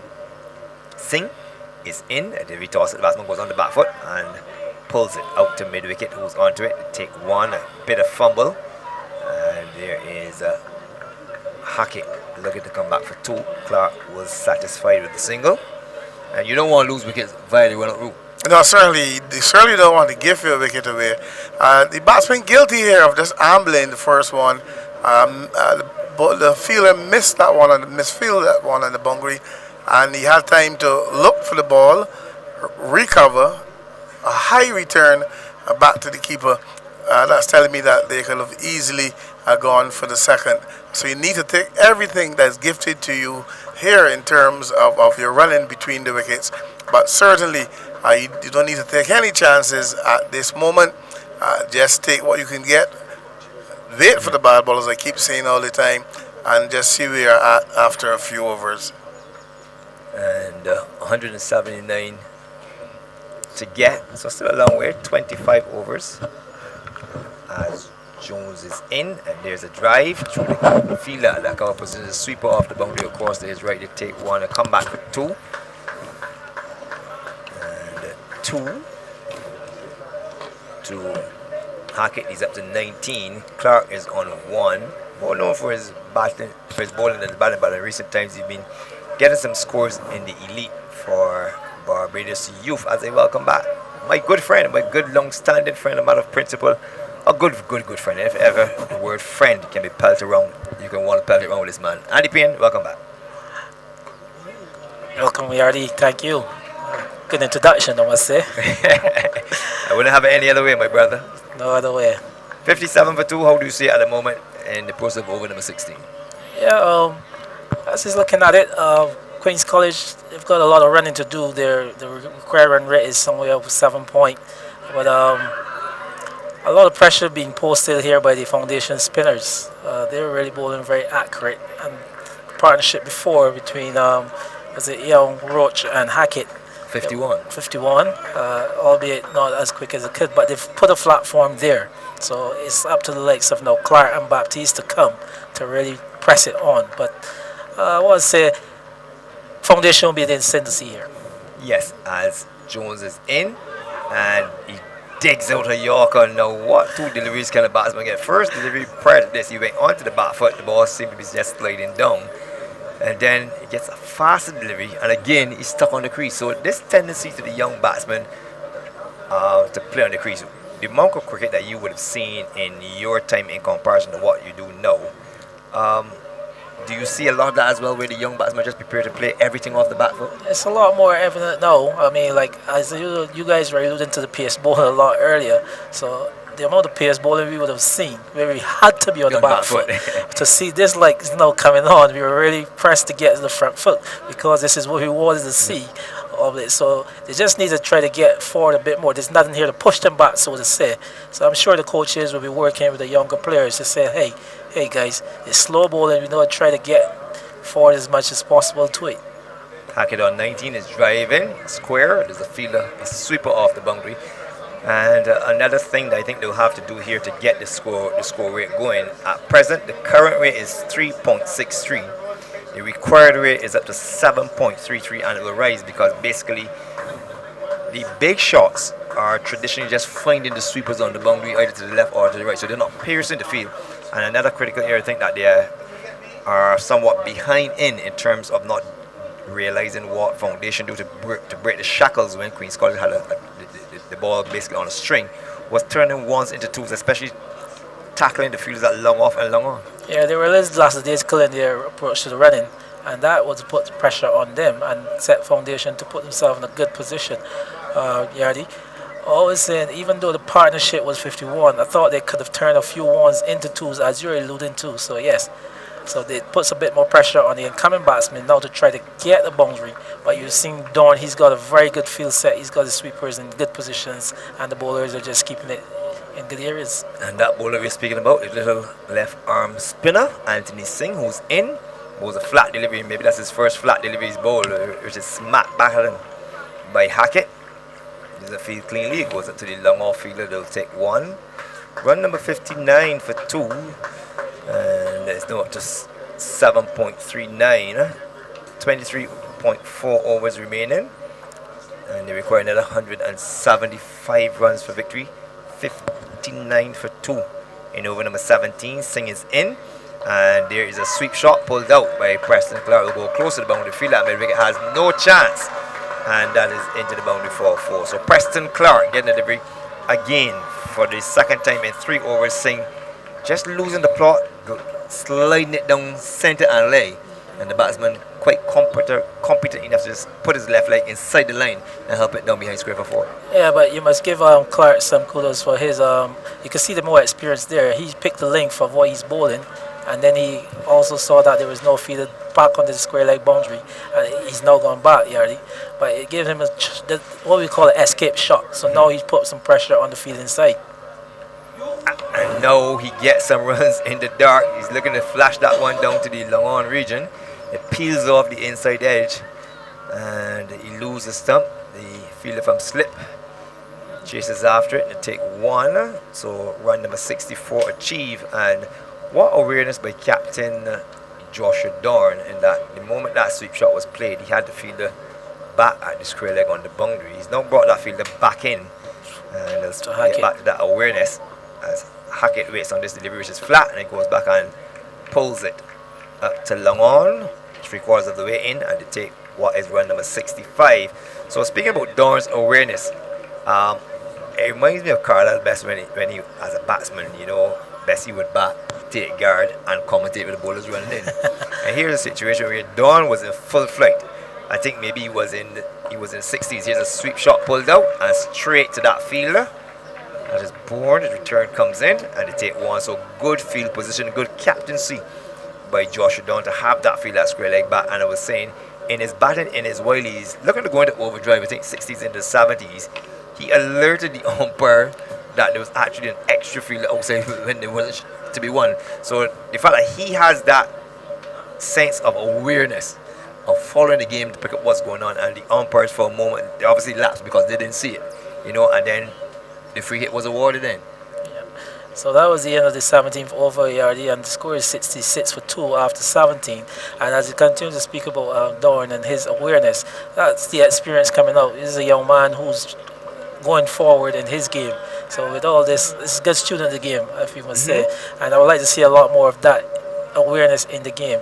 Also, you've just seen young Preston Clark come out to bat, and you see him, he's shown a lot more intent to score as to what the younger players before him were offering. They were just there. It was more survival mode. But Clark came into the wicket, and as soon as he's there, he saw a few deliveries. But now you've seen that intent of looking to get the ball off him and scoring.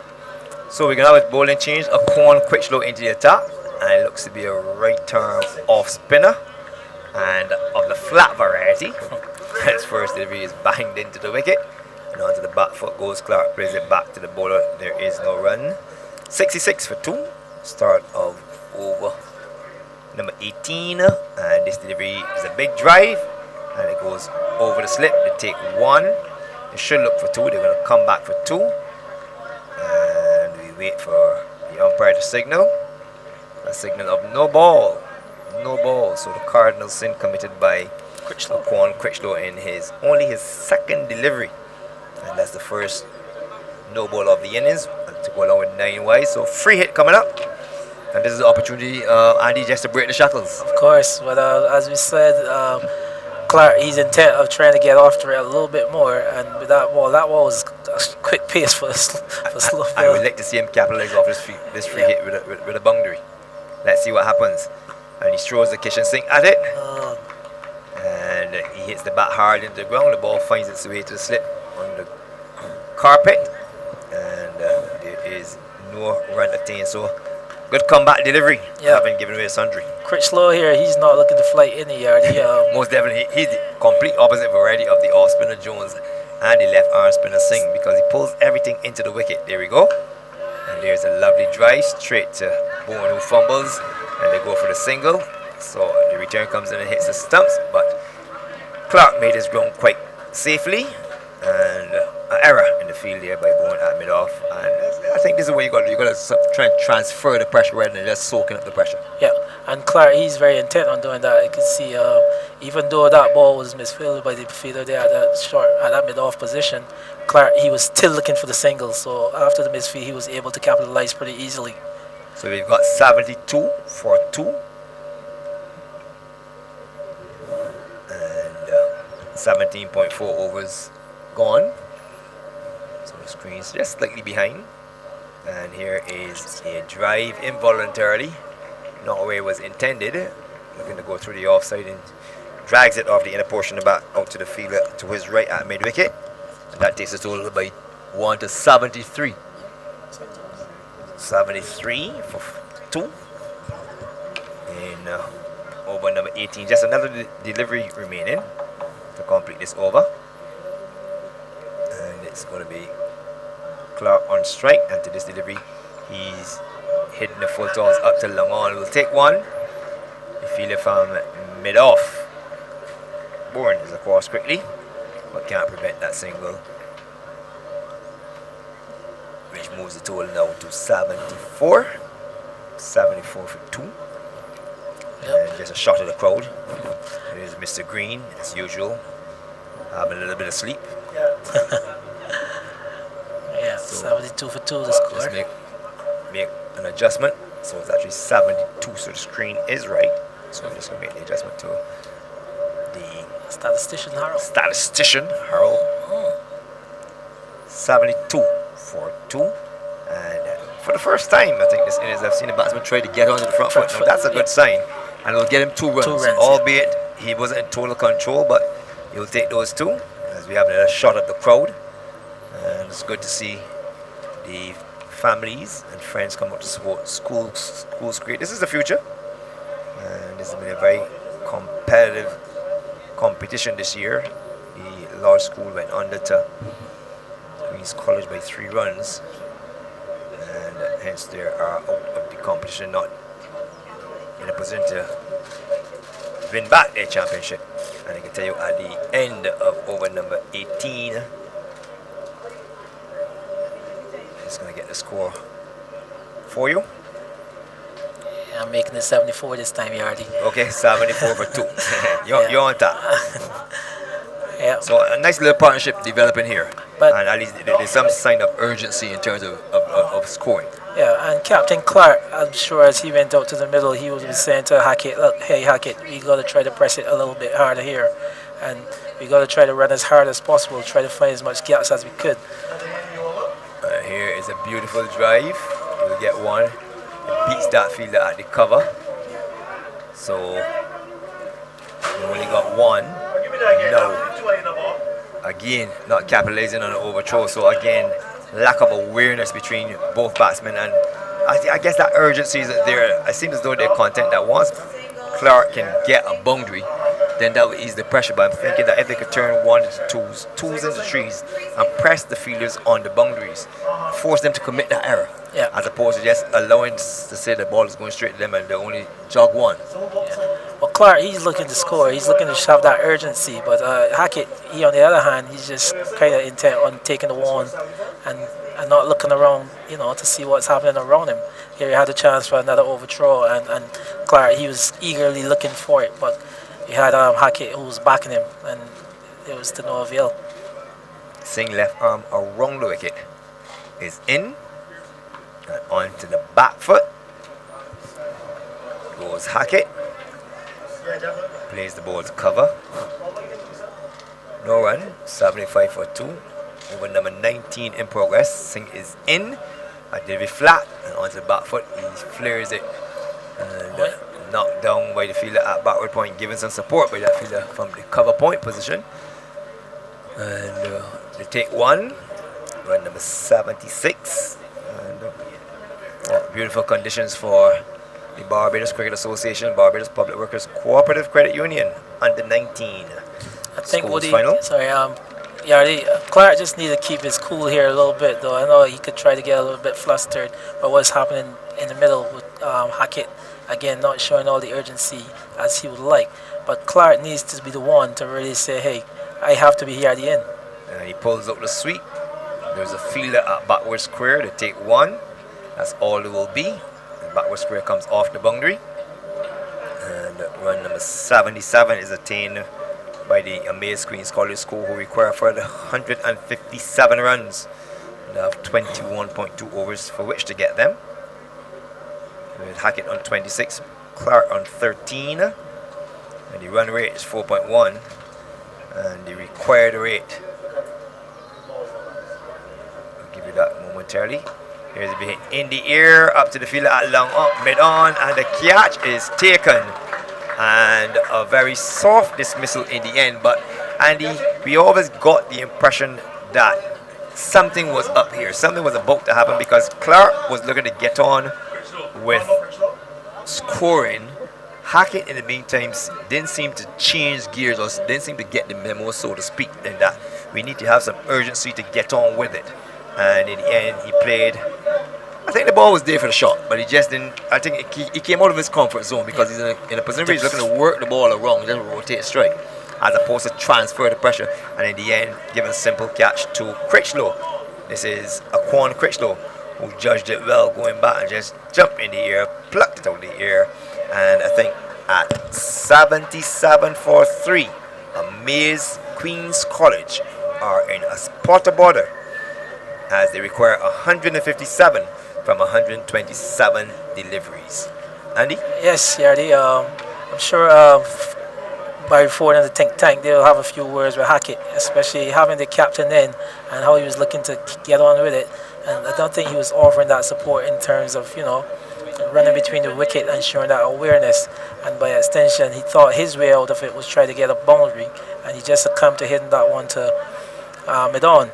Even though the shot was on, as you said, but rightfully so, he was so much in a defensive mode that when that ball came along, probably to try to get a boundary, he didn't have that credential to get it over to the boundary. But this one allows Xander Baptiste to come to the crease, and as you said rightfully so earlier, Baptiste, he had a good score in the semi-final, Yard.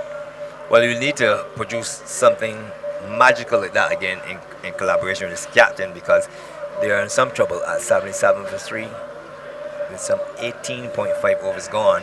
And I think what is important here, and this could very well test the tightness of the foundation bowling, in that he is a left-handed batsman, the first we've seen in this innings. Yeah, actually he's the second. Second? Yeah, okay. But this pair at the middle now, they will need to buckle down and really get a good partnership together, because as we know, they're the two more experienced batsmen, and if QC are going to challenge this total, these two would have to be the ones to do it. Yes, most definitely, and immediately Baptiste is off the mark as he flares that one through the offside. So the umpires just a little bit behind the clock in terms of making the exchange of overs, and just been shouted to them. So 78 for the loss of 3, 19 overs gone. Roach didn't score. Hackett made 26. Graham made 28. Clark, the captain, is down on 13. Baptiste is on 1. 10 extras. 9 wides and 1 no ball. 78 for 3 off 19 overs. Kobe Critchlow, 4 overs, 1 made and 1 for 5. Ronaldo Bourne, 4 overs, 2 made and none for 16. Anthony Singh, 6 overs, no made and 1 for 32. Joshua Jones, 4 overs, no made and 1 for 17. And Aquan Critchlow, 1 over for 8 runs. And no doubt he will continue from the northern end of the ground. And interesting there in that over that Anthony Singh opted to go over the wicket for the left-hander, and he stays around for the right-hander. Yeah. So it goes to show that at least he's thinking about the game, he's thinking about angles, which is very, very good. Yeah, good thinking by the young man. But as you see, Aquan Critchlow, I don't think he'll be looking to slow up any. He stays around the wicket. His first over was into the wicket, and he continues with a slipping position, a backward point as well, and he tosses up this one, and is drilled up to the fielder at the long off position to take one. So he's operating with a slip backward point, which is going to be sent back now to, I think, square leg. Is it going to go right back for Preston Clark? The backward point comes into position, so it's left and right. There's a sweep on the cover boundary. Cover, mid-off, long on, straight mid-wicket, kind of wideish actually. As this delivery, he is coming forward and drives it back to the bowler. He feels clean, there's a fielder at deep mid-wicket, and yes, the square leg is going right back on the boundary.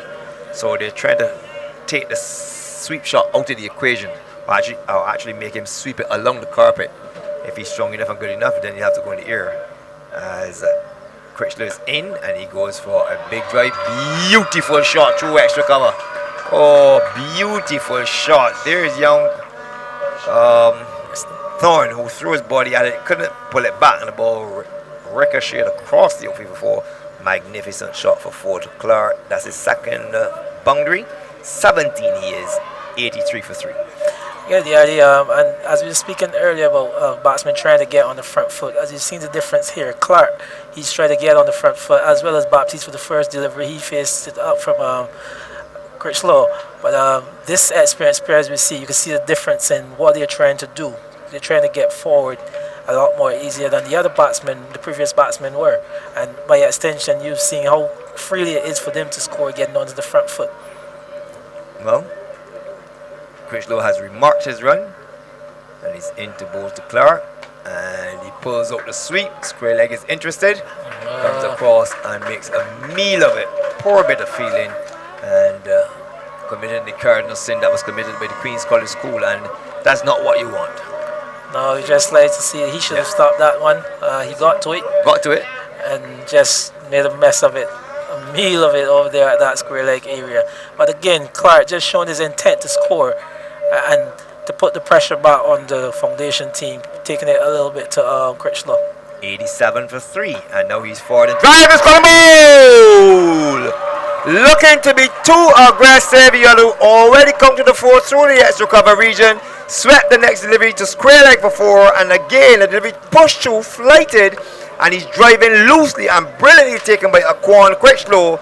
And as I prepare to depart, I can tell you at the moment, Amaze Queen's College is nothing amazing at the moment. They're 87 for 4 in pursuit of 234 for victory. 147 required from 121 deliveries. I have 1 delivery left in my spell, and Andy, is that the game there? It could very well be the game, Yardy. That's a big wicket. A good catch taken there by Critchlow on the follow through. Just giving that one a little bit of an ear, slowing that one a little bit. And Clark, he was in it a bit earlier.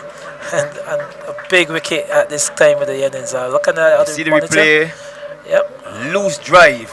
I did be outside of the off stump, and he got the left leg to it. But the bat came across the ball, because the ball really should have gone through the extra cover region. So he got the bat across the ball and ended up hitting the ball softly back to the bowler, knee height, the catch taken, and in further trouble. QC, 87 for 2. The new batsman in is Cody Holder for 4. 87 for 4 with 1 delivery shy of the 20th over. And this is live streaming of the Barbados Cricket Association, Barbados Public Workers Cooperative Credit Union Under 19 Schools Finals featuring Foundation and Amaze Queen's College. The final delivery of over number 20 is about to be bowled, and the batsman is driving, opens his accomplices Cody Holder, finds the sweeper off the boundary, and at the halfway stage, providing the umpire walks in, he does. I can tell you as I depart, Amaze Queen's College, 87 for 4, 20 overs gone, 88 for 4.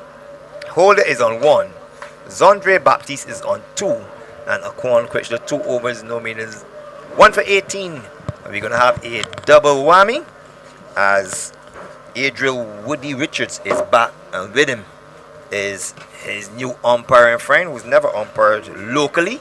He's looking to go to the international stage, Don Lover. Woody?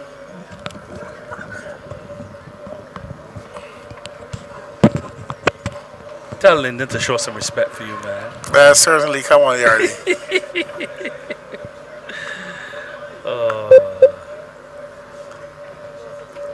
Well, the innings at the crossroads at the moment. Have a look at the bowling figures there. Critchlow Bayer and got the first one, but right now everyone has got a wicket except Ronaldo Bourne. And so they'll be looking now to see how well they can continue to tighten the screws here, Foundation. Scoreboard pressure, Don. Chasing in the final is always pressure. And I think the wicket of Captain Clark, I think that was it. That's just in my opinion. I don't think Travis Head would say the same thing to you. He made it look quite easy in that World Cup final. So Foundational trying to go for the jugular as a Critchlow bar comes back, and a boundary to start off here. Four here for Holder as the Queen's College team try to inch a little closer to the 100-run mark. They're now up to 92 for 4. A good looking drive through the offside, getting to the pitch at 1 and driving beautifully through cover for 4. Given the whiff that he required, as the replay shows, given some whiff, beautifully driven for 4. Still a lot of work to be done. Not impossible, but still a lot of work to be done. 142 needed from 119 balls. They always say once you have more runs than balls, it's always a tough game. Loose drive.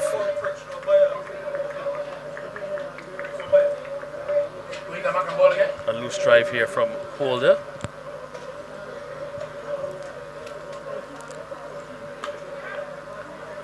And a nice looking shot there from the right-handed Holder. I think a lot will depend now on if they're going to challenge this total, or a lot will depend on Zondre Baptiste, who I told you got 102 not out against St. Leonard's boys in the 5th round of matches, when Queen's College scored 229 for 7 from 40 overs. But again, they've scored the 200 runs twice this season. The challenge is that they've done it batting first.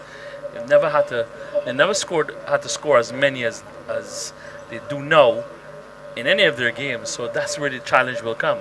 Yes, obviously looking to get up to win a championship is different pressure. Nevertheless, Baptiste quite capable. So this partnership will probably determine what happens going forward. Of course, Cody Holder is Jason Holder's younger brother. Jason Holder, the Barbados and West Indies all-rounder. Is he as good as Jason? Some may say he's better. Ah.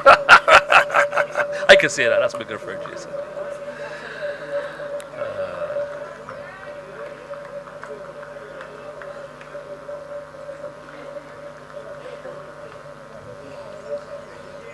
But Baptiste is going to have to take a lot of that responsibility this afternoon if they're going to get anywhere close to that target of 234. As we come to the end of over number 21, Queen's College, Amaze Queen's College, they're chasing 234 for victory. They're 93 for 4. Yeah, well, certainly it really pleases me and blesses my heart to see the crowd really turn up to support these young cricketers, and that is what we really need to do. Come out and give these youngsters our support. You know, they're the future. Help in any way you can to make sure that the path for these young ones is a smooth one in terms of lending them your support. So I'm really happy to see the numbers out here today at the Friendship Ground. Well, you'll always get support for youngsters in whatever endeavor. We know that the primary schools tournament has gotten underway in the island, and we've seen the support there already. Holder playing that firmly back to Critchlow. And we've seen some very good games already. See some very big wigs lining up behind us at dawn. Certainly. New Barbados selector Leslie Reefer, oh, yeah. senior, and not junior. I think this is the good Leslie Reefer. I would say he is one of the good ones. Yeah, this is the good Leslie Reefer.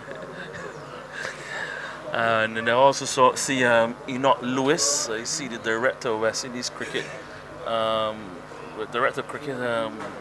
Miles Bascom, and one or two others from Cricket West Indies. So it seems as though it's going to be an important meeting. Breaking news. An important meeting of the minds in West Barbados and West Indies cricket taking place here today, as Baptiste almost defeated by that one. I doubt very much, Harold. I don't know if anyone will be dismissed.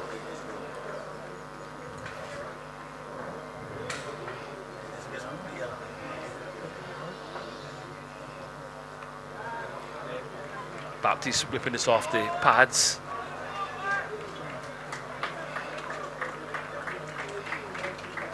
They're going to need it's a very important stage of the game for them. They're going to need a bit of a partnership to get going here. Baptiste will be one of those players that they'll be relying on to try to make things happen. Oh, that's a good shot from Holder. That's a good shot. Lifted it over the top of mid-off for a boundary. Yeah, certainly looking good. He has some ability, this young Holder, just getting close to that one and hitting it beautifully over mid-off into the boundary for 4. Take the score on to 99 for 4 in the 22nd over. The replay shows good looking shot. Yeah, hitting over the top, having the presence of mind to recognize that the field is up and just hit it over the top. It's good cricket. No, just whipping it through mid-wicket. So you're saying this is a partnership here? And that brings up the 100, that single.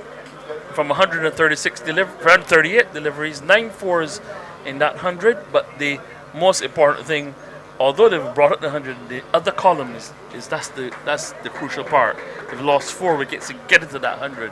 They would have perhaps preferred to have maybe have lost just 2. Half of those wickets. Probably just 2. Yeah. But if you can get a partnership here now, these 2, if you can get a partnership here, bat as far down as, let me say, the 30th over. See where you are. Well, I would say at the end of the power play, see where you are. Yeah. And then if you got wickets in the hand, if you got wickets in the hand, then you can obviously push for the win. But if you keep losing wickets and then you set yourself further back, new batsmen coming in all the time, you find yourself behind at the 8 ball every single time. So after 22 overs, Foundation were 117 for 3. And after 22 overs, you can see the difference with Queen's College, 100 for 4.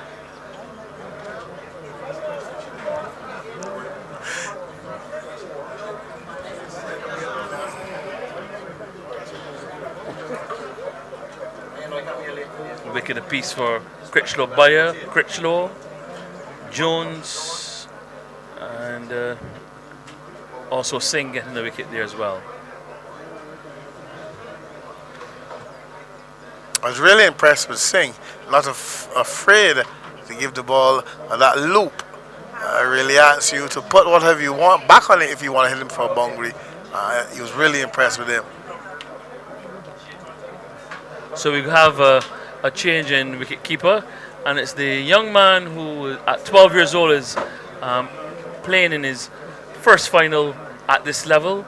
Shea Thorne will be taking over from Joshua Dorn. So he's just getting a few repairs done, making sure he has all the required paraphernalia. Protective gear is very important. Very much so, including his helmet and that very important piece of equipment. Yes, for the sensitive area. Yeah, for that sensitive area.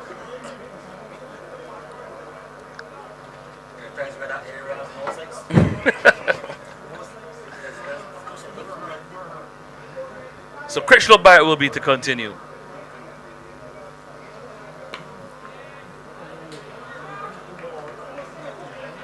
As we keep saying that over there, it's one of the longer boundaries on the ground. So when you're positioned on the ropes, it's a long way to travel in and hold. Again, having the awareness to just hit it with just enough power and then run the single. You can push for 2 if the field is right back on the rope. You just hit it, soft pitch hands, past the infield. You can push for 2. But if you strike it with a lot of power, then you can only get 1. And also you also learn as well to hit it to the left or the right of the field. Correct. To get the 2 or maybe even the 3.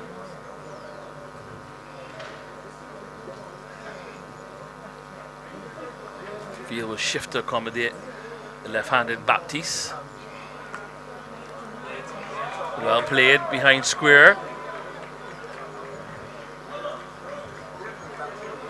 Come back for the second run. This is good, intelligent cricket. Good batting. Keep the scoreboard ticking over. Take your ones and twos. Wait for the bad delivery. Make sure you put the bad delivery away. And as I said, see where you are at the end of that power play. One of the things you got to recognize too is that the pitches has remained, the bounces remain consistent throughout the day. Even though we had the sun has beaten them on this surface, it has certainly played well. Top edge, and he gets it away from the fielder at the backward square, and he'll get a boundary there, and a well-needed boundary too for the Queen's College side, the Amaze Queen's College, as they continue to rattle on here. Bit of danger in that stroke though. Got a bit of a top edge, and it was fortunate that the fielder might have been much more square rather than finer. I think he played it based on the line. I was heading down the leg side, as you see here, the replay. See the replay was heading down the leg side already, so he really helped it just around the corner. Got a much deserved and needed a boundary. Quicker delivery outside the off stump. A wide. Frustration seems to be creeping in now. A few boundaries, a couple twos, couple singles. But the thing is to remain patient, which is what a lot of young bowlers tend not to do. That's a much better delivery. Attacking the stumps, good length as well.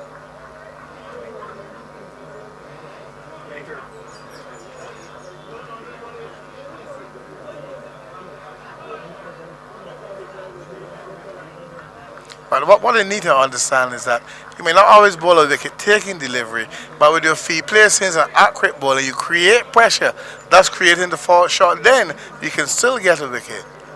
And then you saw the fault shot. Correct. Good delivery. Slightly quicker. Not as fast as the one that he bowled early in the over, but a goodish pace just outside the off stump. Looking for that flash outside the off stump. Didn't make any contact and was fortunate not to get an edge. So 23 overs gone. A bit of an uphill struggle here at the moment for Amaze Queen's College on 108 for 4. And what he needs to do is attack the stumps, bowl straight, and let the batter hit him down to long on or long off. That's only one. But as you give whiff on the offside, then you give the chance to being cut away for 4. And if you straight on the leg side in terms of line, then you can be swept away down behind square for 4. So let the batter hit you down to long on and long off by bowling the ball as straight as possible. No arms at all. But it's going to be another bowling change, and it will be Joshua Dorn who will come into the attack, and he will replace Critchlow. That's Akon Critchlow, who's bowled 3 overs, no maidens, and has been a bit on the expensive side, picking up 1 for 25. Jones has bowled 4 overs, no maidens, 1 for 17. Singh has bowled 6 overs, no maidens, 1 for 32. Bourne has bowled 4 overs, 2 maidens, none for 16. And Critchlow by 6 overs, 1 maiden, 1 for 18. So let's see what Dorn, he started with the bat. Let's see if he can also shine with the ball here as well too for his side foundation. I was downstairs and had a little conversation going with Ryan Sugrim, who you know is a product of the foundation school, and we were looking at the team which I would have played, the team which he would have been a part of that played the final against the O-Level Institute years ago. I think that was the first time that foundation had made the final of this competition. And he called some. We came up. We were able to call the full 11. Obviously, he was a part of the team, and because I used to hang around foundation because of my father, when he called the names, I could tell him who else is in his squad as well. And some good cricketers came through that squad, as see Baptiste taking advantage of a bit of a misfield there from the fielder who's there in that cover. You know of Ron Bates. Yeah. Neil Weeks, who now is Neil Weeks, managing director up at C.O. Williams Construction. Yep. Ian Strawn, who would have played for Left-hander. MCE, left-hander, who would have been the Strawley. captain. You also had in that squad Ricky Hoyt, who played for Barbados. Correct. Oh, he played in that. I remember that. Yep. Ricky played in that side. This one sit uppishly as just taking the pace off that one there, Joshua Dorn. You also have Neil Murrell, who's now the director of the National Sports Council. Yes, my boss, good man. Oh, you're a boss. Okay, there you go. Very good man. Good day to you, sir. Of course, Sue Grimmer would have been in the side. Top spinner. Oh. William Lashley. Lashley. Son of the late, great Barbados and West Indies left-hander Peter Lashley. That's some good names you're calling, Woody. That's what I'm trying to tell you. I'll tell you some other players in that team. A young pacer by the name of Adrian Lovell. Then there was Adrian Lane, who we mentioned earlier. He's the father of Johan Lane. Yeah, Adrian. Some runs. Look at this, could be trouble here. As the return comes in, and Baptiste was looking for a second run. Holder was not interested, and almost could have been a bit of a danger. Only just a single on that occasion from that shot from Holder. No communication there, Tom. End of over number 24. 111 for 4. Amaze Queen's College as they changed 234 against Foundation here in the final of the Public Workers Cooperative Credit Union Schools 40 over competition. And just to finish off that squad, Philip Kinch, who I know, I think he's now a police officer, and someone who I haven't seen in a number of years, but used to see him from time to time, another pacer by the name of Nigel Seeley. So that was a very good team that Decent they had. side. Yeah, and you can call in them there, my former boss as well, Adrian Lane. Yes. His son is now with the West Indies. Good man, as I said, my former boss. Good day to you, Adrian, wherever you are. Well, I shouldn't say that. I know you're listening or you're streaming with us. So good day to you. Yeah. So a very good. So that was the first time they got there, and then the late great Livingston Puckering stole the show for blind of an innings. Yeah, Pucky. May you rest in peace. Good man. And a single there for Holder, looking to be the hero today for the Queen's College. Pulling it through backward square. I can see, based on the body language and some actions and reactions of the Foundation fielders, are they beginning to panic? Are they thinking that this partnership can do it so far? Well, this partnership, the two batsmen have been playing a bit more on the positive side, and that is perhaps the pressure is now being transferred back onto the Foundation team to try to get, and they would think that they have to get a wicket. And really, all they really need to do is just continue being as disciplined as they have been all along. Simple. Because we've already seen that there could have been a mix-up in the running. Well, that one was given here, and it took a long time to get. Sing is back. Sing is back. That's right.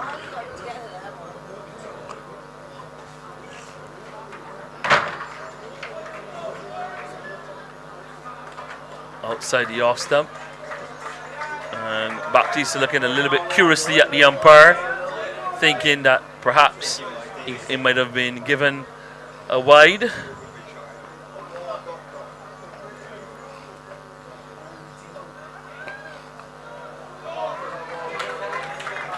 Singh is bowling really well here.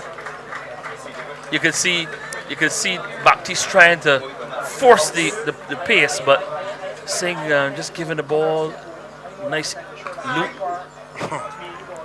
And also he's also veering his pace very well here as well too. He's not afraid to give the ball some air, and that's what I like. And the batters obviously don't want to use their feet to him, and they're just trying to swat him from the crease, really. And the ball is so slow that you have to put everything on it if you're trying to hit it for 4 or 6. So this is really good bowling by Singh.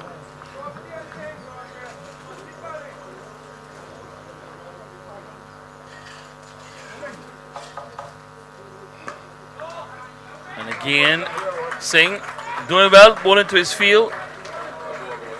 Good over there from Singh. Just 3 runs coming from it. And after 25 overs, the Queen's College team chasing 234 for victory. They are 114 for 4. We'll have a double change with Andrew Mason coming in to be joined by Andy Payne.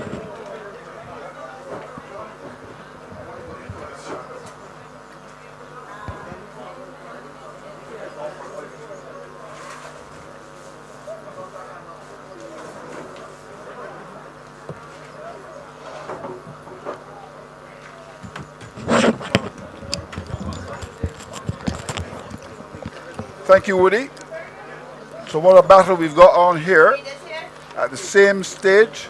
Foundation number 145. 145 for 3. And Queen's College 114 for 4. So, here we go. Captain Dorn, he's now changed his role. He's come out now to bowl some off spin, Andrew. So he's just showing his versatility. But he can keep, certainly can bat as we know, and he can bowl. So he's an all-rounder. In every sense of it. I think it's important here now to look at the balls available and the runs to be made. Yep. So we're now down to 88 balls, 119 to get. The rate required is over 8, and that must be a concern for our friends, of course, at Queen's College. Very much so. Again, if you don't have someone who can get the ball over the fence, it would even create a lot more pressure. So even though they're pushing the 1s and 2s, they need to at least try to get a boundary every so often, Andrew. I know statistician Harold Eastman reckons that it is an assignment that can be achieved on this ground. He's saying that, look, 8 per over, you can get those. They also have to watch that wicket column as well. 4 wickets are down.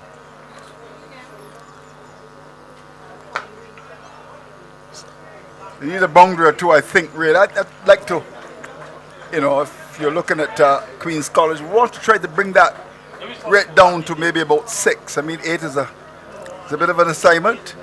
It is gettable, as Harold rightfully said. But again, I say you must have that batsman in the middle who's capable of giving you that boundary to make even the scoring rate a little bit more in the gettable region. Well, 117 for 4. So the pundits are saying 8 is gettable. Andy Payne thinks that they can get that and win the game. We shall see. Cody Holder's 18.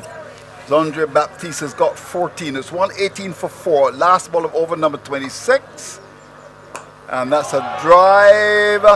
Looking for boundary. Will just get 1 and will come for the second. But they've lost Preston Clark, their captain, who is one of the top players in the side. But, you know, Baptiste has had 1 or 2 good scores for them this season. And certainly has batted very well. So what do we have now? A situation where, so 26 overs gone, it's 120 for 4, but let's look at the equation. Queen's College require 114 from 84 balls. The current rate is 4.62, but importantly, the rate required is 8.14. Yeah, and again, we said this ground traditionally is a quick scoring ground. Square boundaries are not that big. The long off and long on areas, the longer boundaries, they're a bit more asking. But this pair, Andrew, I mean, you see Cody Holder, he scored some 20 off 19 deliveries, so he's well at overrun a ball. But Xander Baptiste, I would think he's the man that will need to take it as far down as possible if Holder is going to take some chances. And this pair needs to add a big partnership in order to take it there. Well, I agree with that assessment. It's going to be, is it going to be Singh to continue? Being watched by his father and his mother. In fact, I spoke to them a little bit earlier on, and his mother's very short like he is, and I said, well, he got the lack of height from you. And she said, yes, that's true. So good to see that. Importance of drive to cover, catch not taken. Wow, that was a dolly. I would have taken that. Woody Richards would have as well. And Harold Eastman clearly would have taken that. That should have been taken. Seeing we're very disappointed at his fielder there at cover. Baptiste, he hit that one straight into the midriff of the cover fielder. All he had to do was just pouch that one, and he failed to hold on to it. But again, that could be a costly miss, as Baptiste, as we said, he's had some good scores in this competition. He does. In fact, someone said Stevie Wonder would have caught that as well. The great Stevie Wonder. But that really should have been taken short, played straight to cover. Just trying to work out who the fielder is at cover. Sure, our scores can tell us. Romero Stout is the man who dropped it. The thing about Singh is that he gives the ball a lot of air. He likes that. And that was given generous flight. This is his last over. Yep, he's been very worthy, Andrew. I've seen him just try to take them a little wider. He's bowling them a lot slower. He's not afraid to give it any air whatsoever, the young Singh. Well, he's got 3 balls left here. Yes, he's very slow indeed, almost like Bishan Singh Bedi. Holding the ball. Yeah. You know, it's very slow indeed. He's not afraid to give it some flight. And he's bowled generally okay. Now, where's that going? Down to backward square. That's an important boundary for Queen's College. Goes away to the boundary. That's gone for 4. Well played. Yeah, taking it away from Cody Holder, he's really put a little bit of impetus to his batting, and he's moved the score along pretty well since Preston Clark got out. Cody Holder, he's been scoring, and he's scoring freely, Andrew. He's now moved up to 24 off some 21 deliveries. Yeah, and he's really found a good partner in Baptiste. They've done well. Look at that. A ball that was on the line of that leg stump, and a bit of a free hit down to backward square.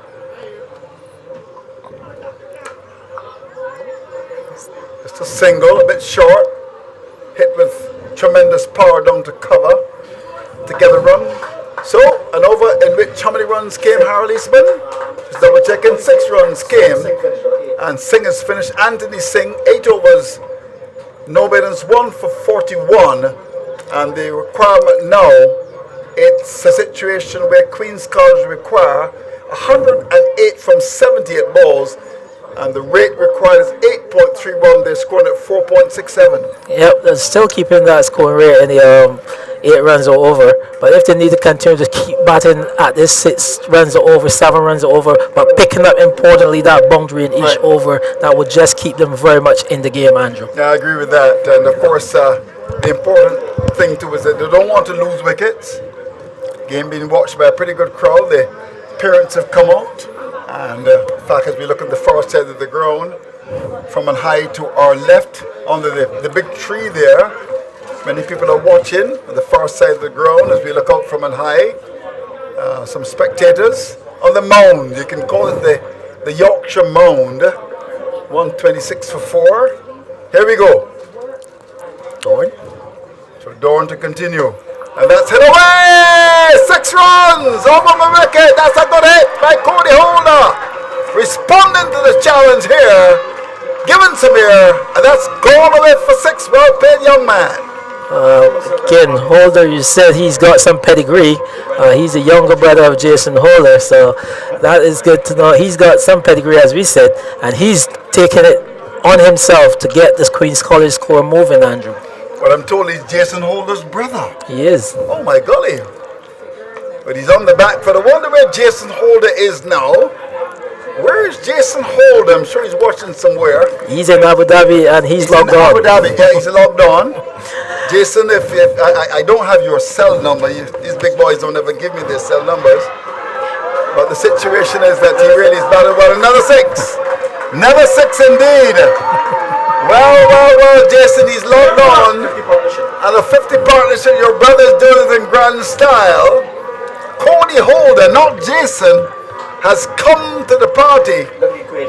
And look at that equation on 96 from 75 balls. And it's really good to see Cody Holder, doing very well. And it's also good that his brother is locked on to the commentaries. Look at that, a big hit by young Holder. Holder's a big name, of course, in cricket. Of course, we had Van Burn Holder, Roller. Of course, was a fine fastball in the 70s. John Holt as well. Of course, it's a John Holt who's a cricketer and also one who's the bishop. Yes. Yeah, Roller Roller Holder. Holt as well, yes. But young Cody Holder here is his show, it's his party.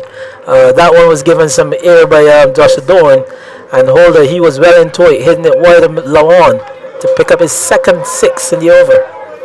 So here we go. This has been a good knock from the young man, and it's a situation where he's now gone in terms of runs to 37 from 25 balls. And QC are doing well. This is an important partnership. One to come in over number 27. Here's Dorn. And that's put away. More runs. Split in the field. That's gone to the wicket. That's gone for 4. And the Queen's College posse, the red is in charge. As we look at the far side of the ground, we can see the supporters jumping for joy. This has been a tremendous knock. And the rate is now under 8 importantly. Holder goes to 41. Let's have a look at this. Here we go. Short on the back foot and pulled away. That's meat and drink. That's dessert really. And that's put away. Good batsmanship shown there by young Holder. 2 balls were given flight, and he saw Dorn, thought he had to pull his length back.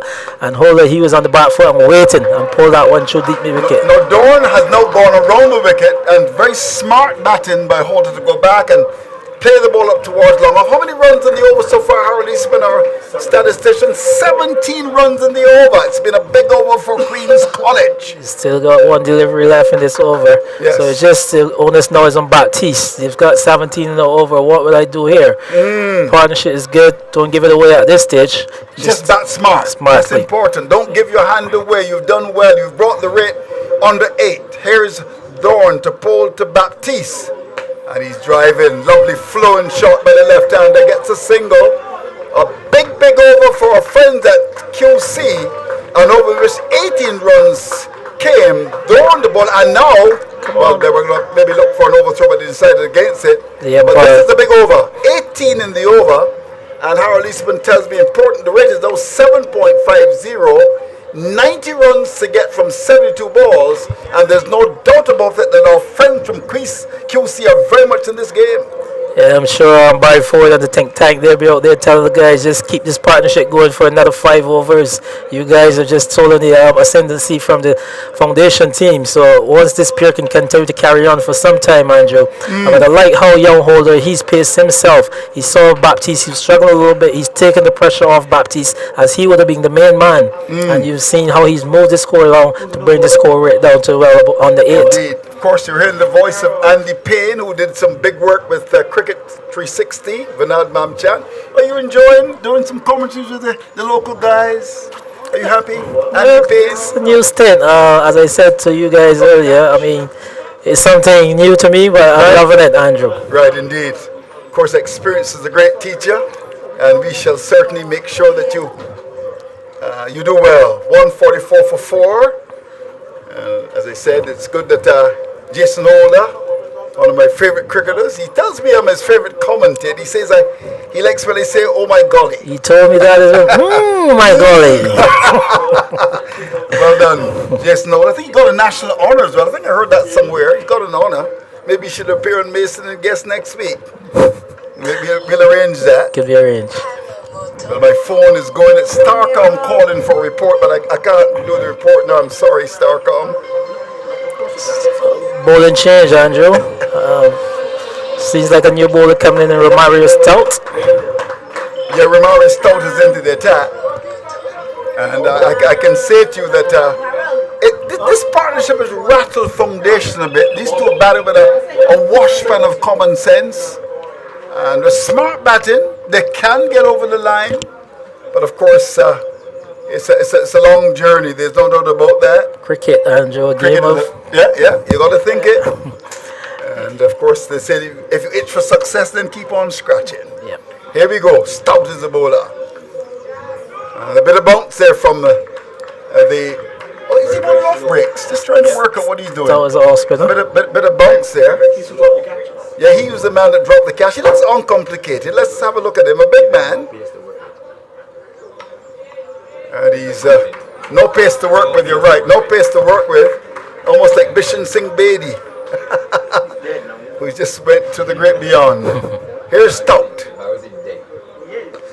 And that's a good delivery. This is a good comeback over by our friends at Foundation. Last over cost 18. These two have done a good job. Yeah, but Holder, he's been very watchful, and I think that's smart batting by him. He just had a look at a few. That's a good shot, and it goes past the fielder, and the record, and it goes to the boundary. The pressure is telling our friends at Foundation. That was absolutely naughty. Oh, come on.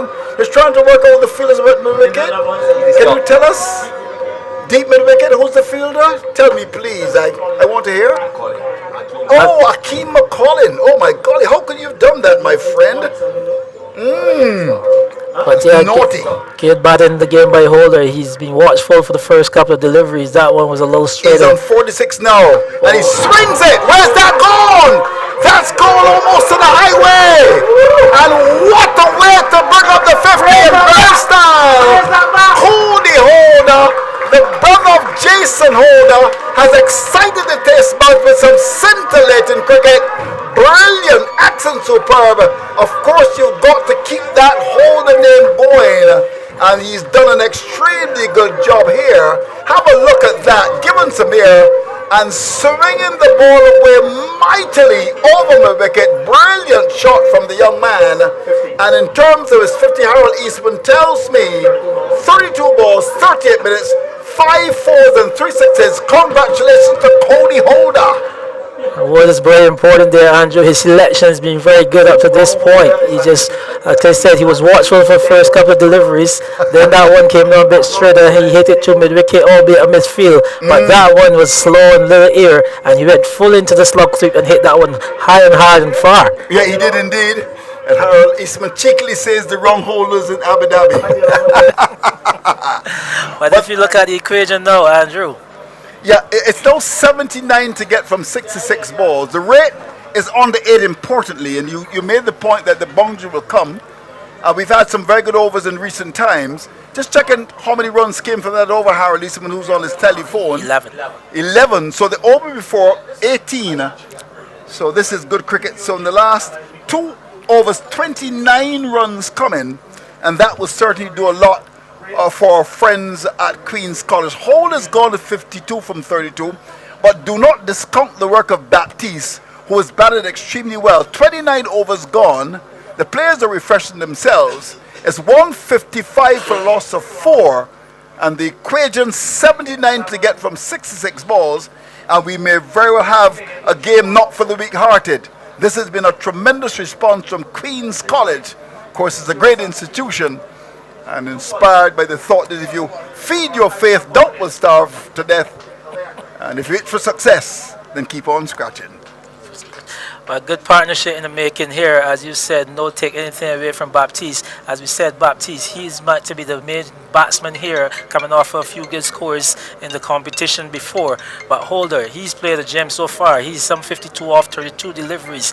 But as we said, in this run chase, if you can just keep picking up those boundaries on this type of outfield, right, Andrew, it would bring them right back into the game. Andy Payne, who would have played for Maple. Talk to me, Andy Payne. Look into your crystal ball. Who do you think will win this? I've got my pen and paper. Talk to me, my brother. Well, when I look down, the order here was to come for QC. You know, Ethan Woods, he's no slouch with the back as well. So I think they've got a little bit in the back of the innings. So I was thinking, the foundation team now, they've gone a little bit under pressure. We'll be interested to see now what Captain Dorn is going to do, because he's still got his fast bowler to bring back. And they'll be interested if the pace bowler comes back without any wickets. I think this QC team, they could be romping their way to victory. So your money's on QC? Interested in that? Tell the world. Tell the world. President Biden is listening to you. Our friends at Hamas listening to you as well in Israel. Tell the world. All that's going on today, Andrew, with the equation, 79, 66 balls with some with 6 wickets in hand, money must be on QC. Okay, so Andy Payne, our good friend from Maple, of course, on the West Coast, Trents, has predicted that QC will win this. We shall see. Lyndon Yard, of course, his son plays for Foundation, thinks that Foundation will win it. And of course, Mr. Green, who is our technical man, says he's back in the winner. But it's an interesting battle. 79 to get 66 balls. That rate is 7.18. I believe if these two can bat another 3 or 4 overs, it could set it up. I don't know what the belly of the QC side is. You said that Wood could bat a bit. But these two will have to shepherd the flock to safety, one cares to describe it like that. But we could have an interesting battle. And this is what we wanted on the 19 finals. Of course, our friends at the Barbados Public Workers Cooperative Credit Union Limited, that's a mouthful. Their slogan is, "This is where you belong." And this is where you belong, at Yorkshire, watching the finals. You should all be here this afternoon to witness what so far has been an interesting match. A good matchup between the two teams. The two schools have put out a good show so far. Andrew, we've had some over 350 runs already scored so far in this game. So if you came here, you wouldn't be lacking for runs. And some good batsmanship shown. You've seen Joshua Dorn's batting.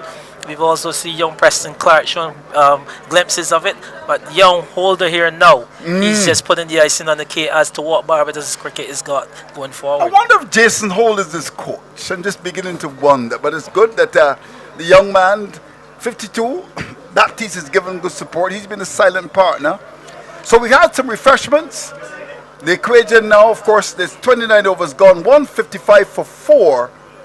And it's a target of 234. The wickets are in the bag, and we shall see. I think the next 3-4 overs could very well give us a cue as to where this game could possibly go, particularly if Holder stays at the crease because he's been scoring quickly. In fact, Holder has faced just 32 balls. He's struck 5 fours and 3 sixes, and his strike rate is 162.5. So we could have a change in bowling.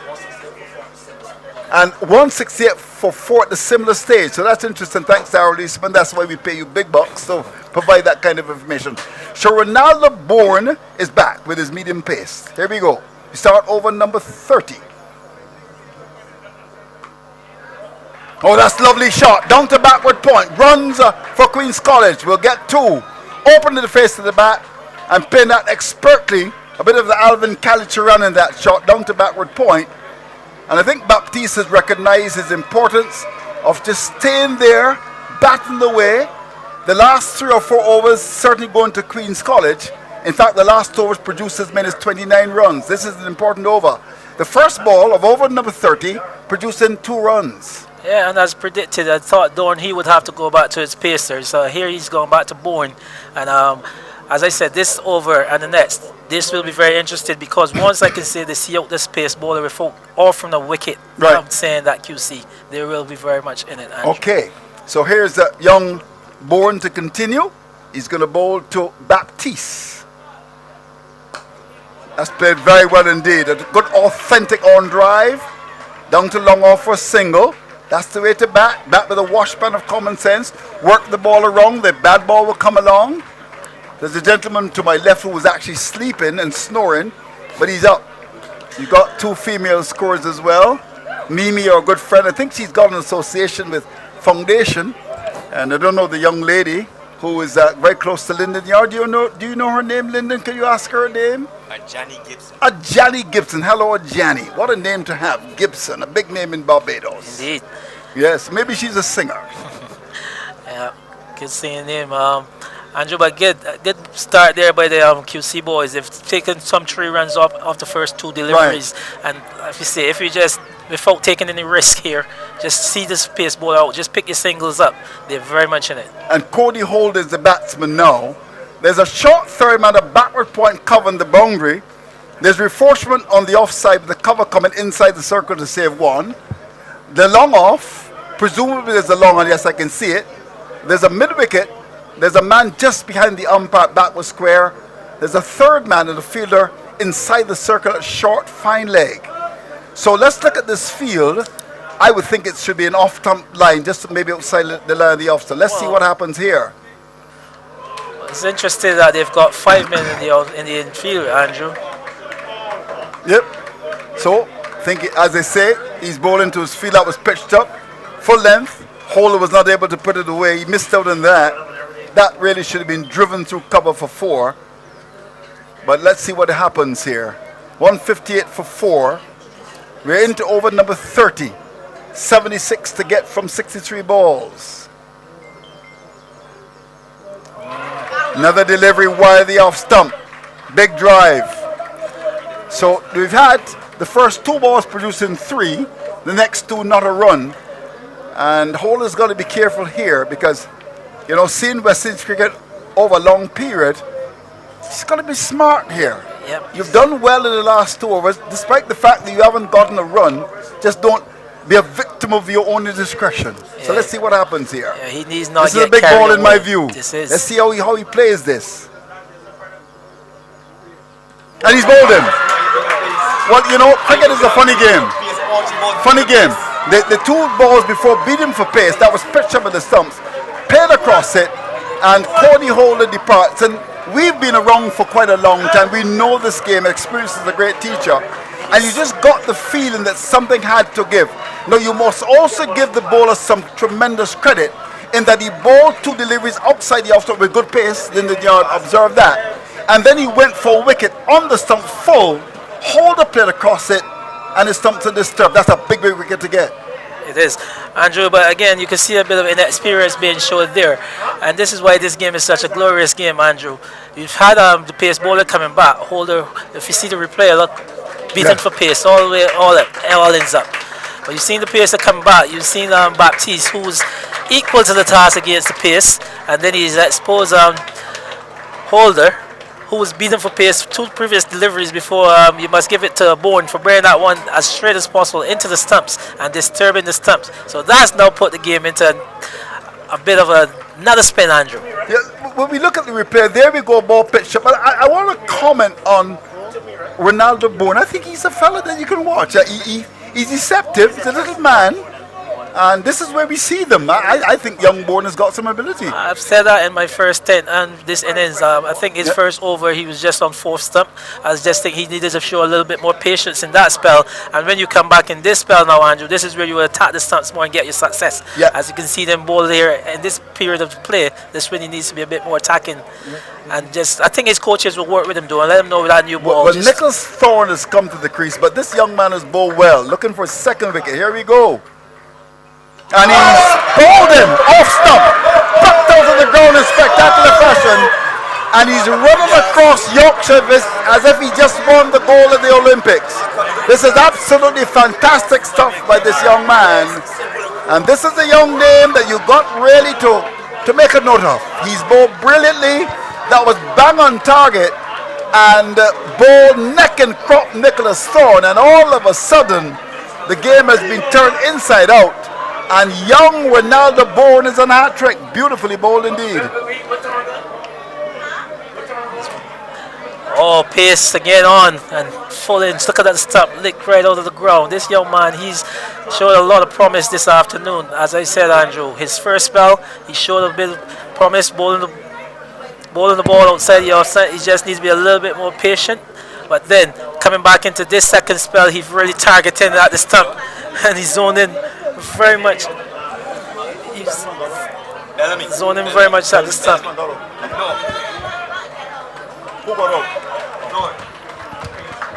So,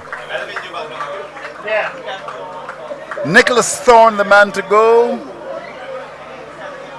Well, he was related to Ralph Thorne, QC. And Bourne is the man to pick up the wicket. And all of a sudden, well, he's going to be hat-trick the next ball. But what a performance. I mean, 158 for 6 represents now a position of discomfort for our friends at QC. They were going pretty well, but that's how cricket is played. I mean, you know, 3 or 4 balls earlier, they were looking pretty good. And we now find a situation where they are in trouble. Okay, time for a change of commentator. I see Lyndon Yard, whose son plays for Foundation, firmly in the courts of Foundation. And our good friend Adriel Richards tells me that he is neutral. Commermere is not involved in this final. So, what's the equation? 158 for 6, 76 to get from 60 balls. There's no doubt that it is shifted to our friends at Foundation to describe the next 5 overs. The awesome combination of Lyndon Yard, and he's going to be joined by Adriel Woody Richard. And it's very tense here. at the Friendship Ground. The shadows begin to lengthen as Andrew leaves us. And Woody Richards will rejoin me. Say good afternoon to Denise. I'm sure she's tuned in, but I must say Cody batted exceptionally well. Exceptionally well. Was just beaten for pace for those 3 deliveries, but he played a marvelous innings. And here's the first of the outside in the off stump, which is slapped out to the fielder off the cover bound. Return for 1 to come back for 2. The return comes in. Will it be the return? They're appealing for the run out. The umpire is not interested. He's just walking nicely towards the stump. So the batsmen come back for 2. So Zondre Baptiste is on 20 from 27. Ray Dawn Belmy is yet to score. Zondre Baptiste will want to keep strike. Amaze Queen's College looking to get up to 230 for victory. There are 158 for the loss of 6 at the completion of over number 30. The first bowler in over number 31. As I say, welcome back to Woody Richards. And before you say anything, Woody, where's your money? Don't tell me don't tell me in the bank. In my pocket, in the bank. So that's where it is. How do you see the game at the moment? It's even Stevens, I would say. Not on a knife's edge? That looked a pretty good shout from the foundation lads. But we don't have a square on camera, but it looked as though it would have been very close. Baptiste it will be who's in strike. He's facing up to Jones, and this match has certainly brought out a good crowd, including some big wigs. I'll tell you about that in a minute. There is a run to mid-off, and they went through safely for that run. I'm not so sure about the safety part, Woody. I think what they're doing is they're trying to keep pace with the requirement, which is what they have to do. So just give us the requirement, Woody, in terms of the run rate. At the moment, it's the current rate is 5.31. The required required is 7.55. Okay, 73 required from 58 balls. Okay, game on. And as I said, some big wigs and such as the chairman, the embattled chairman of the West Indies selection panel, the most honourable Desmond Leo Haynes. Oh, he's standing just to be to the downstairs to our right, and he's been watching on. I also saw the dean of St. Michael's Cathedral, the Reverend Jeffrey Gibson. He's also in attendance as well. Again, another dot ball. What did you see, Woody? A white ball, actually. A white ball. Okay, so it's 159. So it means that's 73 for 57 balls. As Jones continues. A nice drive out to the sweeper off the cover boundary. And another single attained in this gripping final. The BCA, Barbados Public Workers Cooperative Credit Union Under 19 Schools Final, featuring Foundation and Amaze Queen's College, seeking 234 for victory of a possible 40 overs in the 31st. Queen's College 163 for 6. As I told you earlier, there seems to be a big meeting going on behind us because they've got closed doors. It reminds me. It is. I won't say what it reminds me of, but a short ball outside the off stump and chopped away by Baptiste, but finding Critchlow in the way at backward point. But it's a closed door meeting. They saw the director of cricket of West Indies. They saw Graham West, who's one of the high performance people, as well as Chris Babberzon, who's also the coaching director. And this one is swept fine. Will this be a boundary? Fielders giving chase. It will put up just inside, and they'll come back for just 2. And that's all they'll get. Wides. Well, 2 wides, but that'll be 3 more runs to the Queen's College effort. It's now 166 for 6, so it means it's now 68 required from 55 balls. And the game going to a Tanty-Merle stage. Let's see how it all unfolds. Guided away there by Baptiste towards backward point for a single. That's a good single. Keeps the strike. 167 for 6, so we've come to the end of over number 31. 167 for 6, 67 required from 54 balls. And both sides, I'm sure, will be feeling the pressure at the moment. You say even Stevens, I say advantage slightly with the foundation side.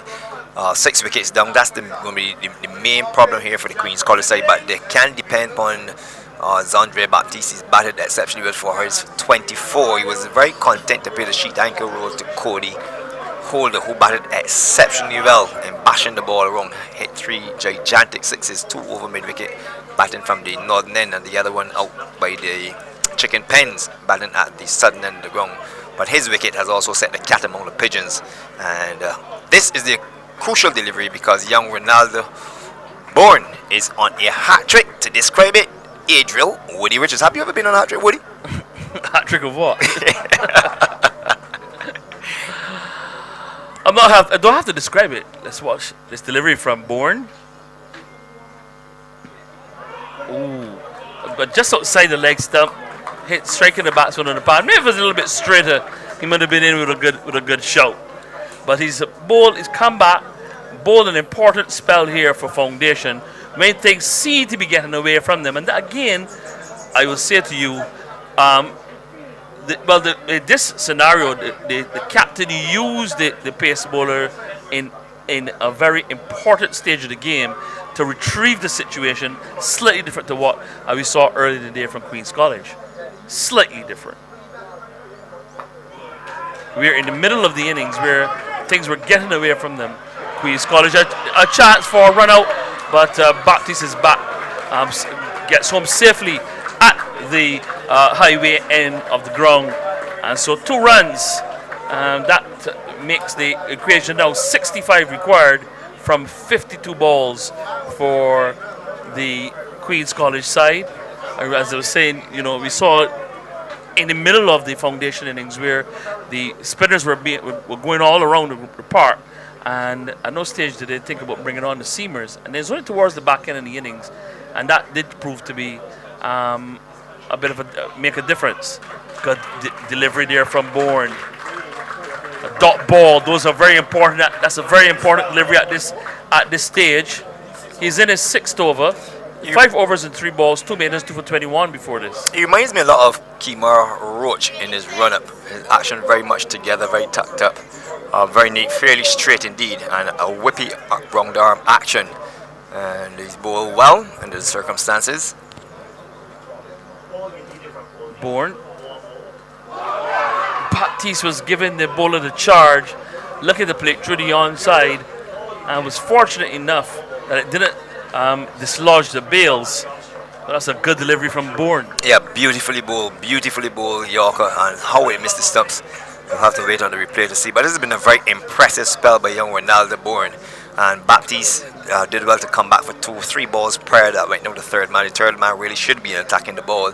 Baptiste is the man that will want to have the strike. Radon Bellamy, he remains on one, having faced 2 deliveries. So I suspect that Baptiste is going to play farmer here. Well, let's watch this delivery that went past the stumps. He tried to give the bowler the charge, which is a very difficult thing, and a quarter paint, it would have knocked the leg stump out. Definitely. Because definitely in this spell, he has beaten all the batsmen that he's come back at for pace. They really underestimated him as he starts back in. Clipped away through mid-wicket. Some important runs here for Queen's College.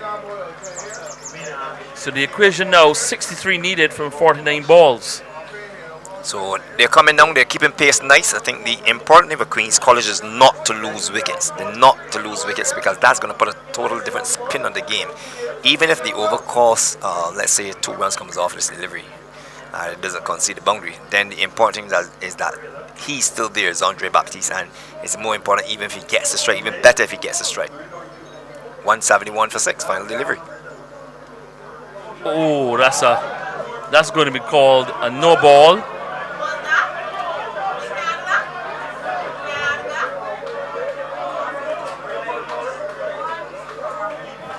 Well, it isn't.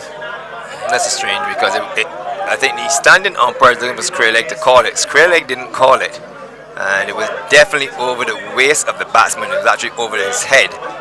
So no signal from the umpires, and this is one that they should confer and have a conversation about it because it really must be a no ball.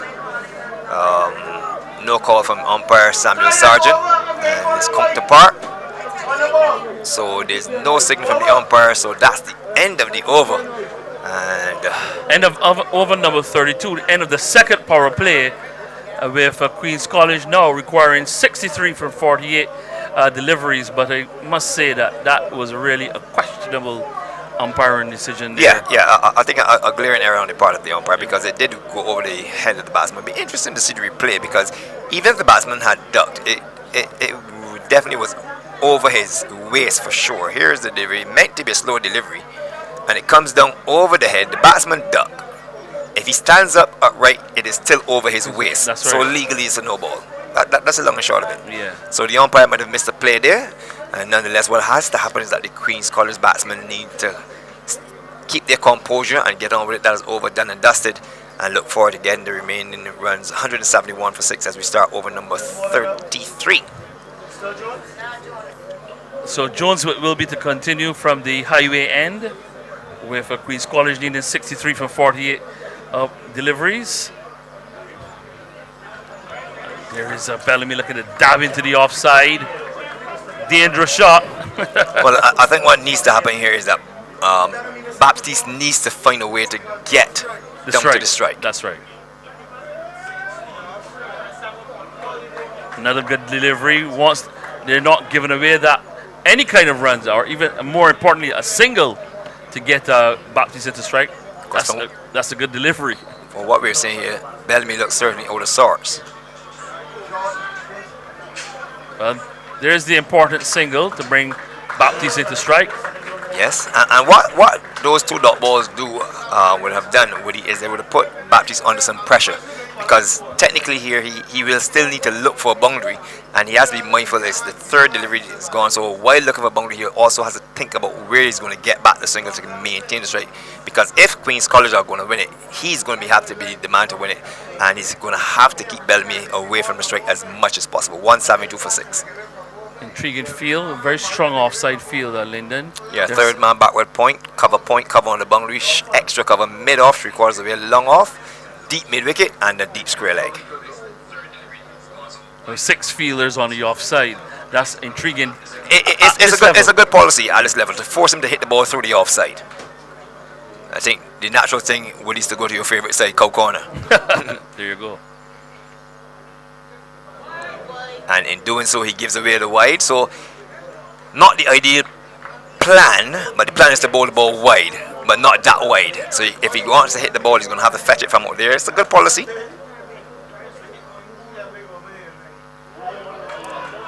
And there's a beautifully bowled delivery. And see, Woody, the problem there is the limitation. He's not prepared to hit the ball through the offside. The ball that comes down outside the offside, sliding across him. And he's still trying his best to get the ball to the leg side, which only has 3 fielders that are basically in no man's land at the moment, because they're going to force him to hit the ball through the offside. He's going to have to take on the offside field. Another dot ball. And once the dot balls keep coming, the pressure continues to build for Queen's College, as Baptiste will try to come back for the second run. No, the return comes in at the striker's end. But it hits Baptiste. Yeah. So 2 more runs to the effort. 175 for 6. Means they require now 59 from 43 balls. And what happened there, Woody, he took that ball from on the line of the off stump and dragged it up to the field at the long on position. So he's prepared to go one way, and I guess the bowler just has to hold his nerves and bowl his own way, which is just to his field, which is a 6-3 field.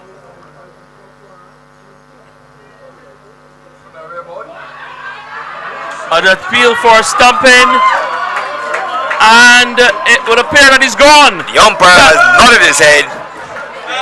Well bowled by Joshua Jones, and the 12-year-old who playing in his first major final, Shea Thorne, the keeper, he picked up the gloves halfway through the innings, and an important wicket.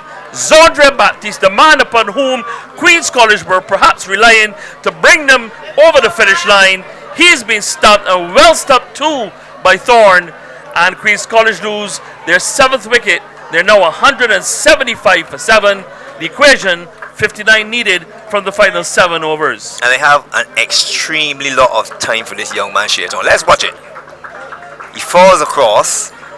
He picks the bails off. Magnificent keeping. And bear in mind, with at the replay there, he was blindsided. He was blindsided by the batsman. And I spoke about this 2-3 deliveries prior, where he's just looking to hit the ball to cow corner and not play the ball on merit. That's the ball again, slanted towards the off stump. He's very intent on getting the ball to the leg side. He lost his balance, falling over trying to get the ball to the leg side, and there is an ice cool 12-year-old Woody ice cool 12-year-old Sheraton took the bails off with consummate ease. The umpire did not raise his finger, but he just shook his head in the affirmative.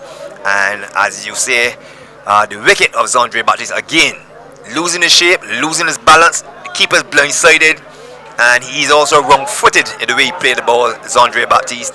And a magnificent piece of stumping by young Shea Thorne. And Woody, that's my guy for the game, a loveless little man. Bourne's spell, that he's now been replaced here at the pavilion end, but that last spell, 2 overs, no maidens, 2 for 7, an important spell which swung the game the Foundation's way, as it looks like. I think it will be. It'll be Dawn to come back. It looks like a Critchlow Bio who will come back, bowling from the pavilion end for the first time in the match. So here are some important runs here for Queen's College. Ball running away to third man. They're going to come back for the third run. An important 3 runs. Let's see. That will bring the equation down to 56 needed from 41 balls. Yeah, 178 for the loss of 7. But the important thing here, Woody, is that I think the captain would have missed the ploy there, because you cannot have not a third man at this stage. And you're giving too much real estate. Now he has the third man for the left-hander on strike, and he should have had the third man for the right-hander. So a slip there from Captain Joshua Dorn. Yeah. Critchlow Bio. Lovell. Not a lot of time for him to really settle himself in. He's got to probably try to go as quickly as possible. You can tell all and sundry, everyone is standing on their feet. Swings it down to deep mid-wicket. Will get the single. So everyone is being cheered on for QC, and every dot ball or every boundary save is being cheered on for Christchurch. Where would you rather be, Woody? You would rather have one leg in St. Michael or one leg in Christchurch? I'd rather be in St. Philip or in St. Lucie. Well, I think Even St. Philip is closer to Christchurch, St. Lucie is closer to St. Michael. And another chance there. It was a difficult one, swing and a miss. It'll be interesting to see the replay. A swing and a miss, but very, very good bowling under tremendous pressure. Also good, you got to praise the captain, Dawn, here for taking Bourne out of the attack, because the light is gone. And you wouldn't want, I think it's very important that he pulled the pace out of the attack, because the light would obviously come into the equation here, although Foundation are ahead. And I think it's very, very good sportsmanship. So apart from that one blunder, with his lack of a third man to the right hander, which he now has in position, I think full kudos must go to the captaincy of Joshua Dorn. And you aren't missing any player. Dot ball is delivered as the pressure continues to mount on the lower half of the Queen's College team. They're 80 for 7. 80 for 7. 54 from 37 balls. Forcing shot out to the field at Just point. a single, They take though. a single. That's a good single. And But you saw it in the background there. The gentleman, you see a gentleman walking there in yellow and black. That's the coach. That is the Foundation coach, Nemo Win. So he's gone across it to get maybe a closer, even though, to be quite honest, where he was here just in front of us inside the pavilion is rather close. He's going to get a different perspective, and maybe to support the bowler who's going to bowl from that far end. Once again, a gripping game on hand here at Yorkshire Friendship. So if you're close by, you could just turn left off the highway and come into the ground. We still have a little bit of room. Plenty parents and supporters here. The game is on a nice edge. Queen's College 17847 at the end of the 34th over. 6 overs remaining. They're chasing down a target of 234. Over number 35 about to start, and again, maybe just trying a bit too hard, both Jones and we saw a wide in the previous over from Kobe Critchlow Bio. Maybe just trying too hard.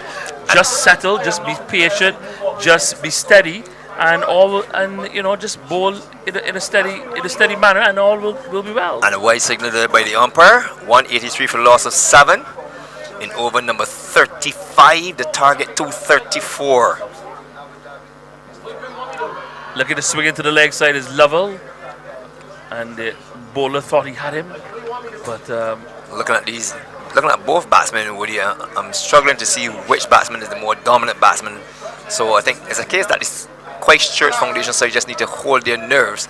But the Amaze Queen's College side, they still have to go at it. Delivery down the leg side, another wide. So Maybe just trying a bit too hard here, Jones. It's just a matter of just bowling the ball pretty straight. As straight as possible. 50 required from 35 balls. That one is wide outside the off stump, and another wide call now. I think young Jones is under pressure. He's under some pressure, and he's putting himself under pressure because the batsmen really aren't countering him. But he just bowls spraying the ball around, trying definitely too hard. Well, that one almost died on him as it got there. Maybe just taking the pace off. I also think had the batsman allowed it to go by, it also would have been a wide because he actually took one hand off the bat and trying to reach it, which he did.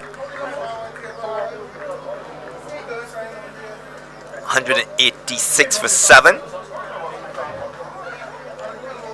Bellamy 6, and he goes onto the back foot, goes through the keeper, and they can take one to the fielder at short third man. Lovell has 2, and so 47 required from 33 balls. So the pressure continues to build here on the Queen's College team as Jones bowling around the wicket. And that's a good delivery. Lovell was looking to go over the top. And that one just spun by outside the off stump. Dot ball. Another important delivery from Jones. Needs to finish strong. And this one has gone through the keeper. Take 1. Will they look for 2? They think about 2. That would perhaps that would have been suicidal. A leg by. Thought it might have been a wide, but it was actually a leg by. So it's 188 for 7 now, and 46 required from 31 deliveries. That's the equation for Queen's College. So can they do it? They're still in it, but at least they need at least a boundary somewhere, sometime very soon. Well, where will it come from? And they bowled them! Another important wicket for the foundation team in their defense of their total of 233 for 9. With Jones striking another important blow, getting Bellamy bowled for 7.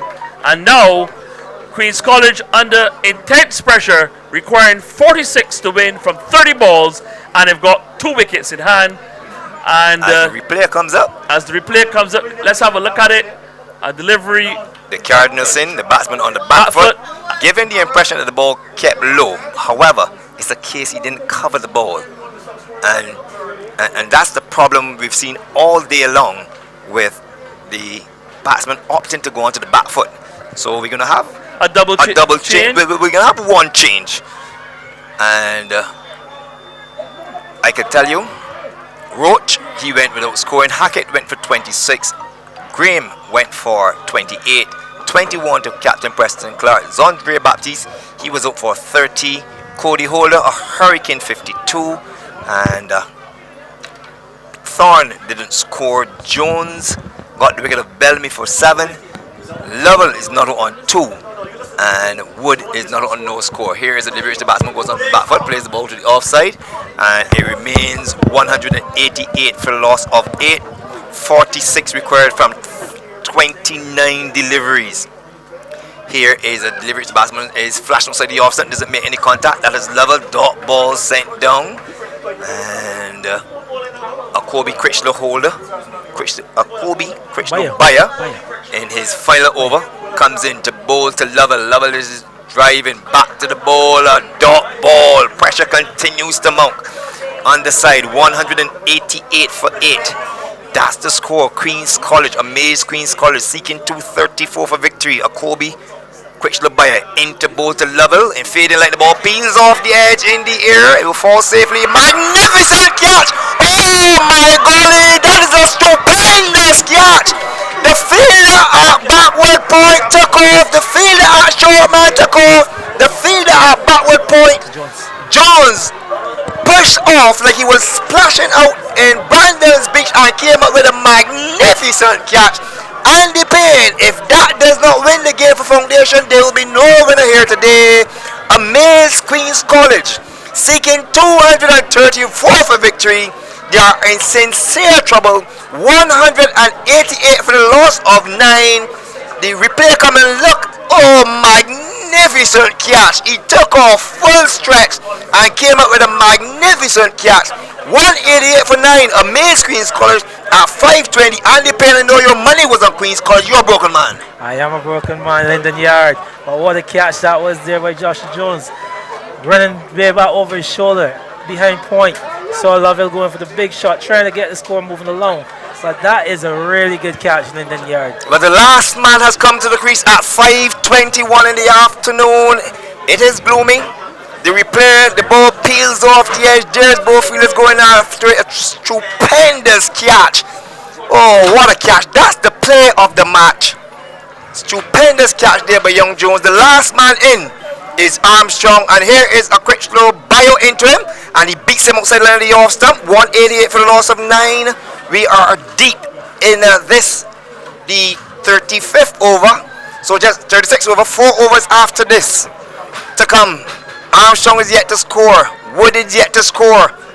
Quick slow bio, 2 for 24 is in. Armstrong stretches forward, beats outside the line of the off stump.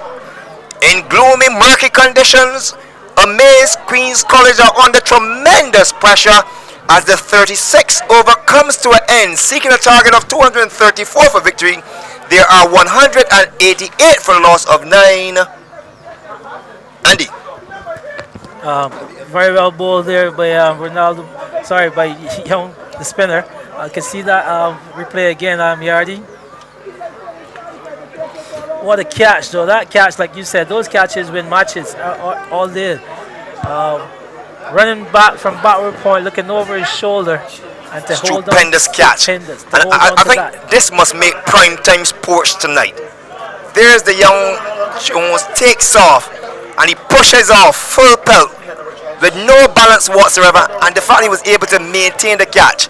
Over number 37 about to begin. Wood on strike, and Wood allows it to go by outside line of the off stump. Maybe he's given up. 46 from 23 deliveries. The countdown is on. Amaze Queen's College. They're looking down the wrong side of victory. Foundation climbing back on top of the hill. Jones, Joshua Jones, Churchill at that. Outside line of the off stump, allowed to go by. So maybe Wood has decided to call it in the afternoon.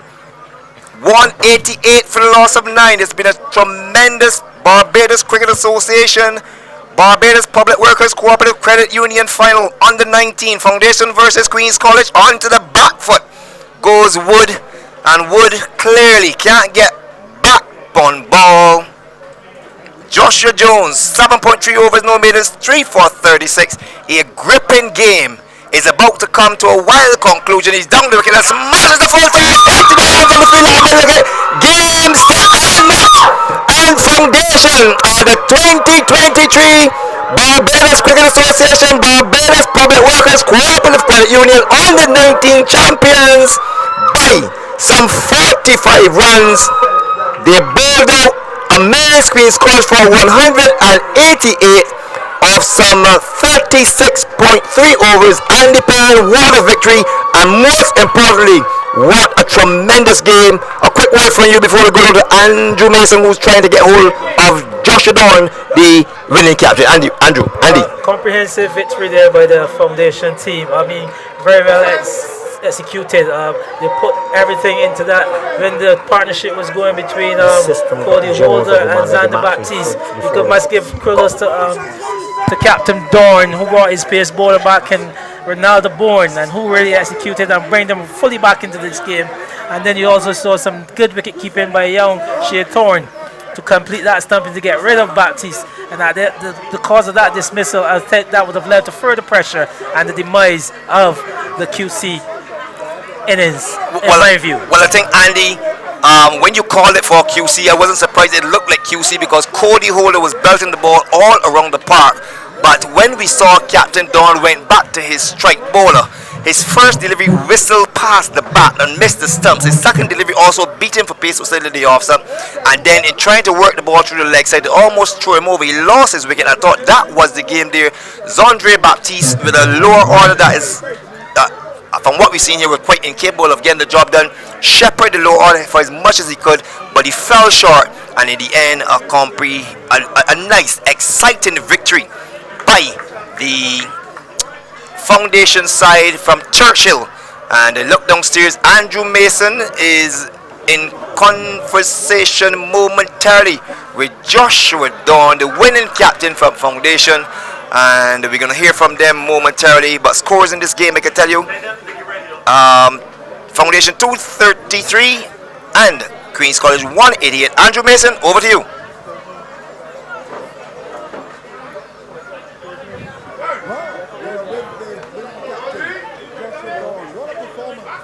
Man, in fact, when he batted, he made 86 runs, and in the end, having won the toss, 233 was always going to be a tough assignment for our friends at Queen's College. You must be quite happy, man, young Joshua. Yeah, you know, from the time we started to bat, you know, we had a good total on the board. We just wanted to then come out, bowl, you know, we've been bowling all tournament long. You know, had some pressure moments in the game. We had to keep our composure, but then came out on top. Pressure moments in the game. Cody Holder, the brother of Jason Holder, came out, made 52. Were you worried at that stage?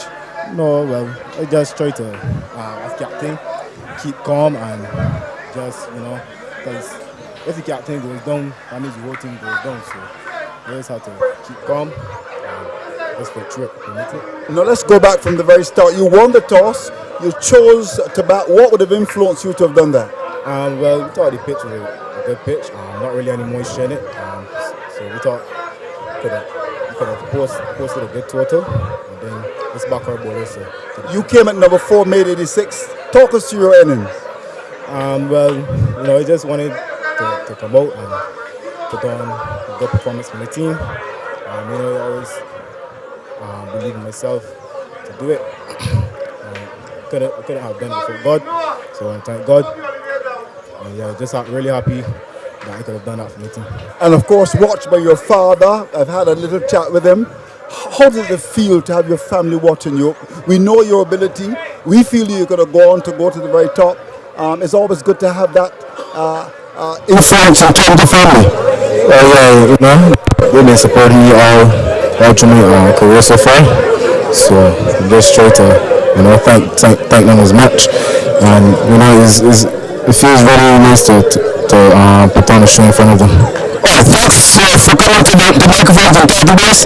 Congratulations on your victory. So there you have it, the captain of the women's side foundation, Joshua Brown, just age 17, a player with tremendous ability, and we wish him well. A little bit later on, we hope to be able to talk to the captain of the losing side, Queen's College.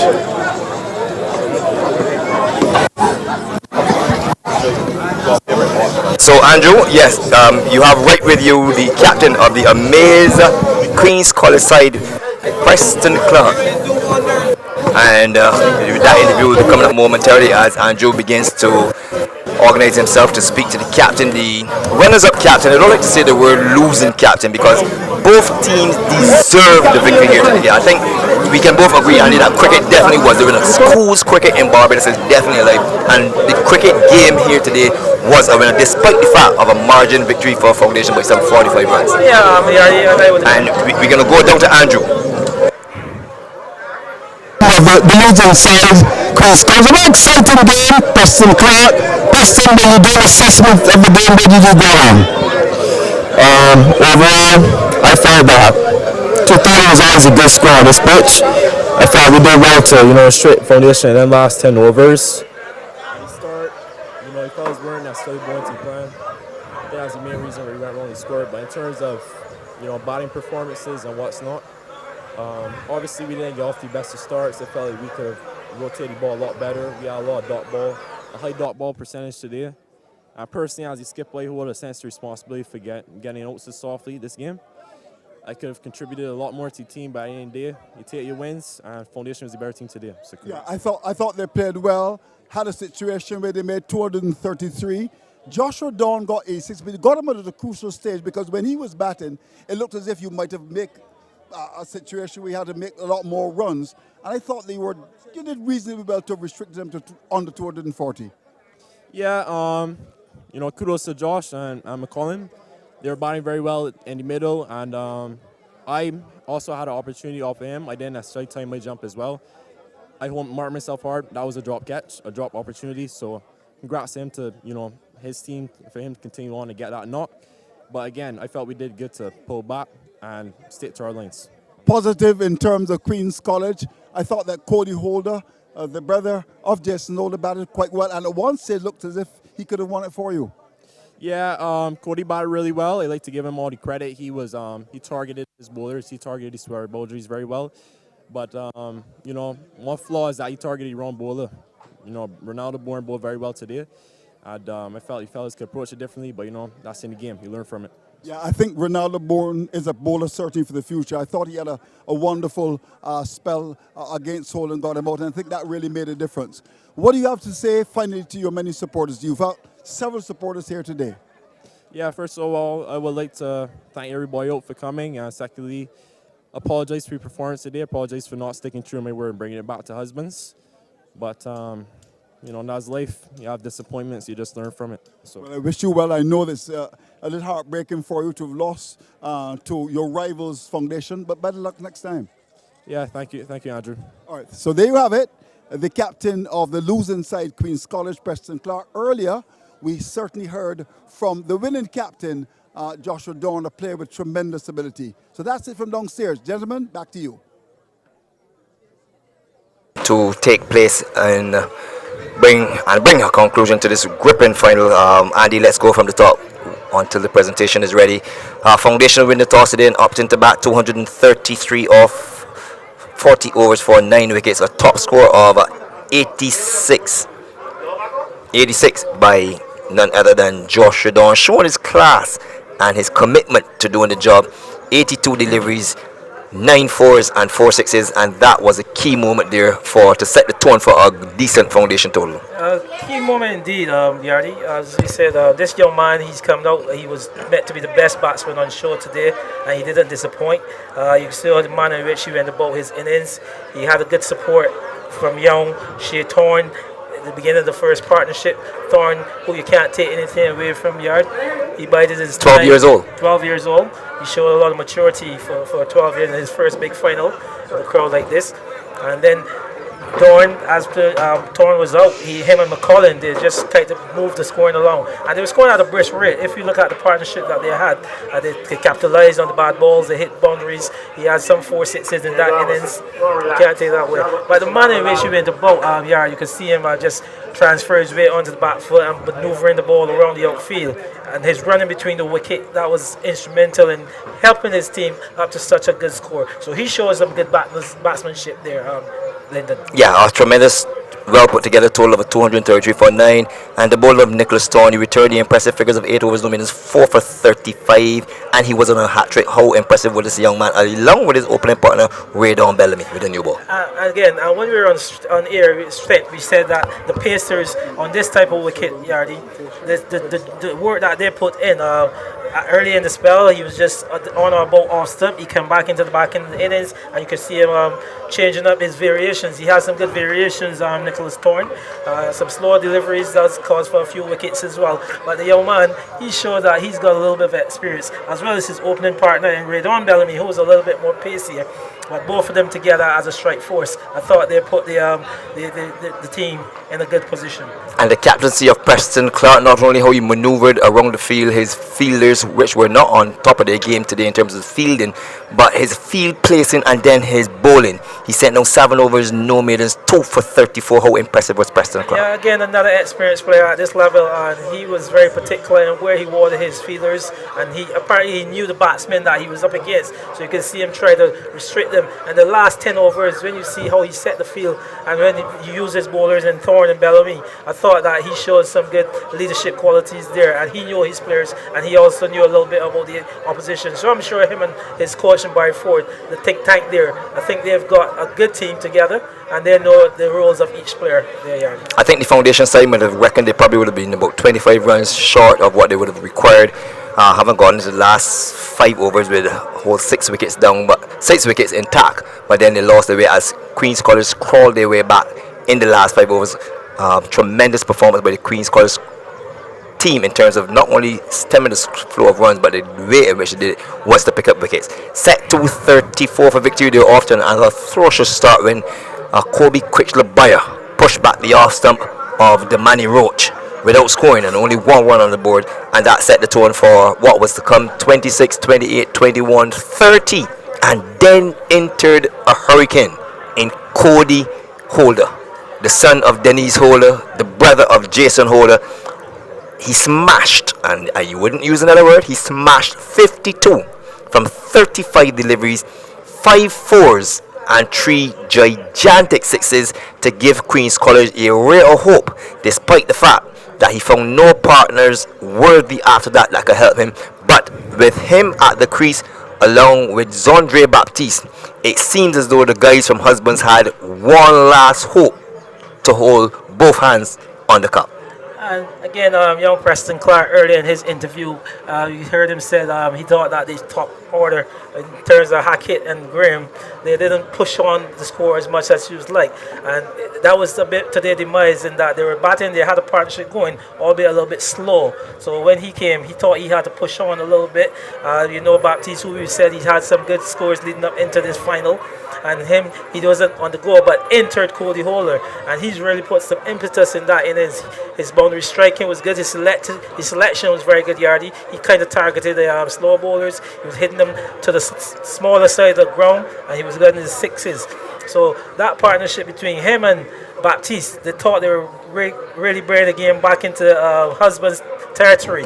But again, at that point is when we had to go back to this man Dorn to show what he had left in terms of his team. Ironically, Dorn read the script well because he was taken for 17 in his over, and which was followed by, or preceded, I should say, by Okobe Critchlow, who went for 11, so they conceded, right, for actually 12. They conceded 29 in the space of 2 overs, so then he summoned this fast bowler back from the northern, Ronaldo Bourne, and boy was he on song from his very first delivery, and he finished with the impressive figures of 6 overs, 2 maidens, 2 for 23, but those 2 wickets were picked up with tremendous pace, good accuracy, and very good bowling in a final total for Queen's College of 188 all out of 36.4 overs. But the wickets were maneuvered nicely around, and Kobe Critchler 2 for 24, 8 overs, 2 maidens. As I said, Ronaldo Bourne 6 overs, 2 maidens, 2 for 23. But the man that made the twist, along with a stunner that sealed the game, Joshua Jones, 7.4 overs, no maidens, 4 for 36. How impressive was the off spinner? The off spinner, he was very impressive. As he said, good captaincy again there shown by Dorn, and that spell with Bourne, and then the partnership with Joshua Jones in his bowling, that really sealed it for the for the foundation team. And that catch, Yardy, we also is here that catches win matches, and that was they also win cups. And that was the icing on the cake for the foundation team to claim this 2023 on the 19 school leagues competition. And we definitely must congratulate both teams, the parents, the fans, the supporters, the entire schools of Queen's College and Foundation for coming out and giving us this support. And most importantly, we want to congratulate the sponsors, the Barbados Public Workers Cooperative Credit Union Limited. This is where you belong. And cricket is where we belong. To all the guys who came out here this afternoon. What an impressive atmosphere it was. The sun was out in its glory to start earlier this morning when we started. We got a massive crowd coming in. The atmosphere here, the feel, the outfield and everything here at the Yorkshire ground was very well put together. And the BCA, not to be left out, they've put together a good showing to have this final what it was today, Yardy. Fantastic effort by the BCA. The ground was well presented. We want to congratulate and say a big thank you to the organizers of this competition, as well as the host of the competition, the Yorkshire venue, in immaculate conditions with the BCA flags, the Public Workers Credit Union flag. You know, it really was a party-like atmosphere without music, and cricket truly entertained us to the very end in fading light, as we're going to have throw it down to the presentation. The presentation area, they will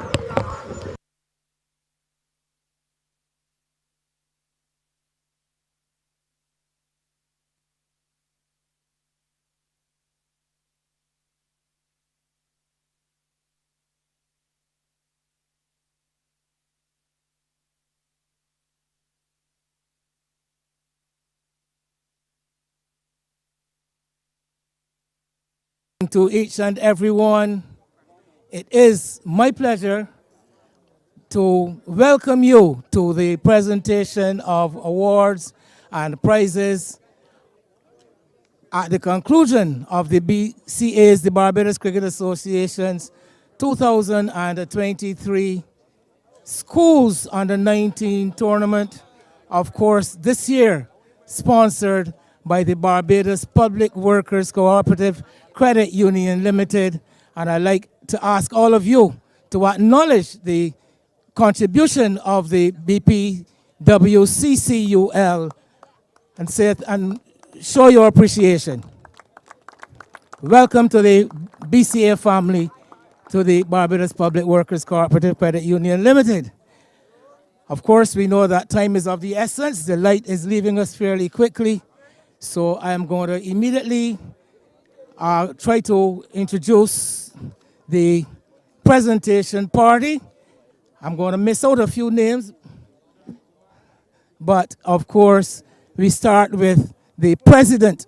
I think President suggests that I should name the president first, Mr. Conde Riley, the president of the Barbados Cricket Association, the chief executive officer,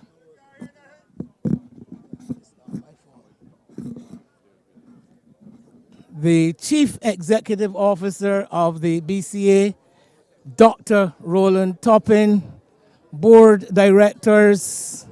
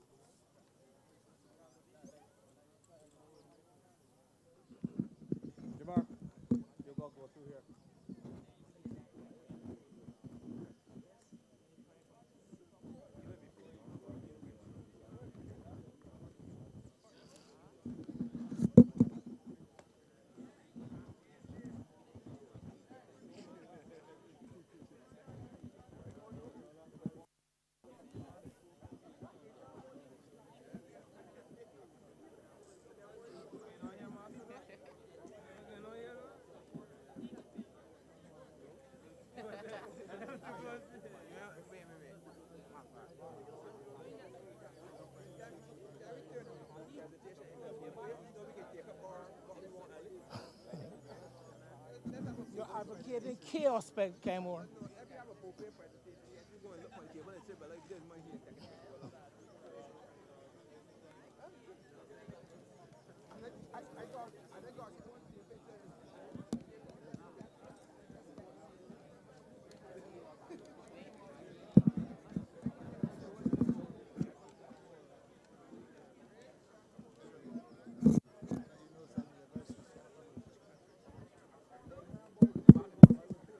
Don't hit that one. This is the TV one. This is the streaming one. This is the one that we ain't talking about. We need.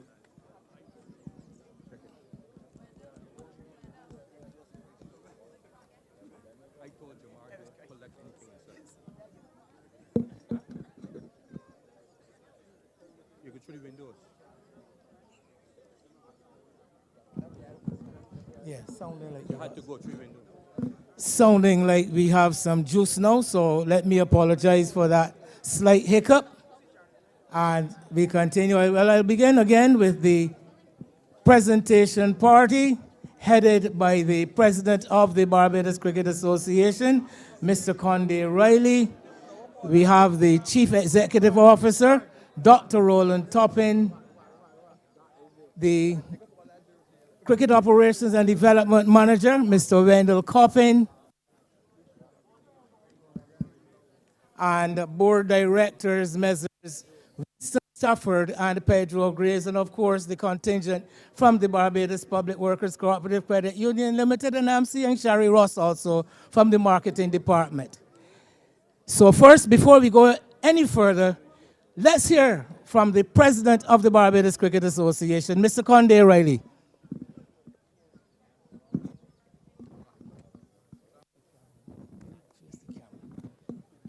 Good evening. Good evening, ladies and gentlemen.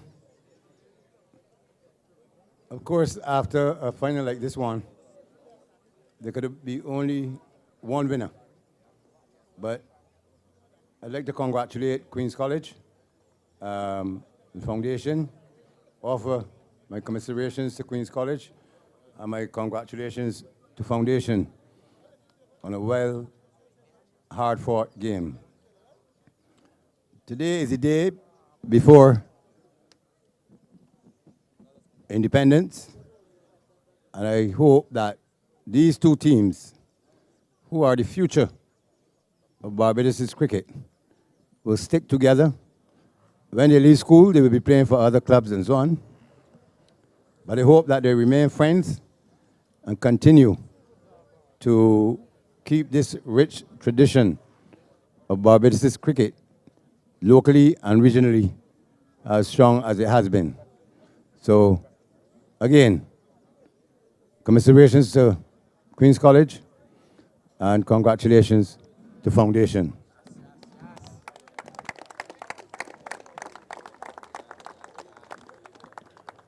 I'd love to say a lot more, but the light is leaving us. So I'll pass back the mic to, or the mics, I should say, to our master sermons. Thank you. Thank you very much, President Riley. And moving straight on, I'm told that the next address we get will be from the chairman of the Youth Committee of the BCA, Board Director, Pedro Graves. Thanks, Wayne. Good evening, all. Just want to say a special thanks to the Barbados Public Workers Corporate Credit Union for coming on board. In this first year, the BCA Under-19 tournament has actually played in color clothing and white ball. So BCA, hashtag this is we, BPPWCCUL, hashtag this is where not only you belong, but where we belong. Thank you. Not normally accustomed to short, sweet things from Pedro Graves. But we've got to move into the real meat of the matter, the presentation of awards and prizes to those richly deserving individuals and teams, and of course teams. And we're going to ask Mr. Stafford, the member of the Board of Directors of the BCA, to make the first set of presentations. Mr. Stafford will join Ms. Nicola Graves. And we're going to start with the Player of the Match awards from the semifinals, starting with from Amaze, Queen's College, Preston Clark in the match versus Milo Lodge. Preston Clark, 25 runs, 2 wickets for 15. Man of the match in semifinal number 1.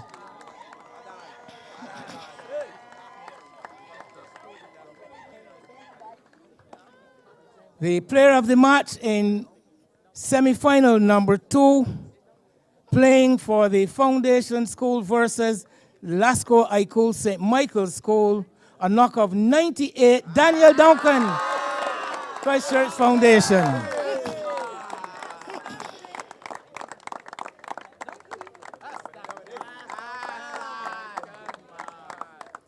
Thank you, Comrade Stafford. And now we're going to ask Dario Bab of the Barbados Public Workers Cooperative Credit Union Limited to present the next 2 trophies. The first of which goes to the batsman with the most runs in the competition, 270 runs from the Lodge School, Milo Lodge, Zion Brathwaite.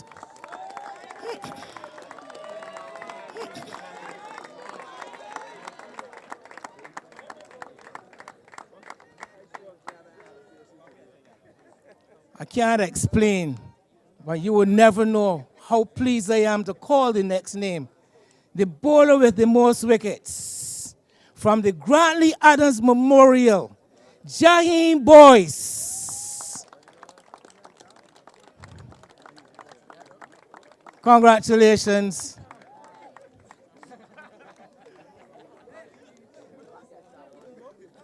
Jaheem Boyce, like I said, it gives me great pleasure to call that name. And next up will be Mr. Ryan Innes, also from the BPWCCUL. I think I've got it right. He will make the next two presentations to the wicket keeper with the most dismissals and the fielder with the most catches. 12 dismissals, also from the Grant Lee Adams Memorial, Kai McCollin.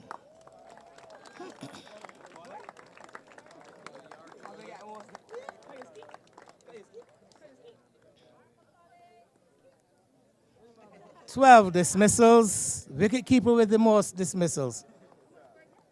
And then the fielder with the most catches, 3 in a row for Grant Lee Adams Memorial, Rashawn Rudder.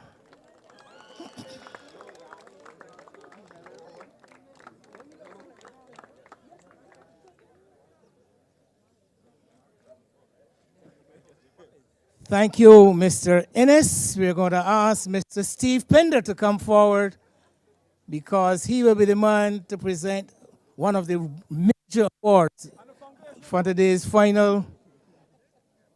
The player of the match for today's final, I think it was fairly straightforward. He comes from the Christchurch Foundation School. He scored 86 runs, took 3 wickets for 27 runs. Joshua Dorn.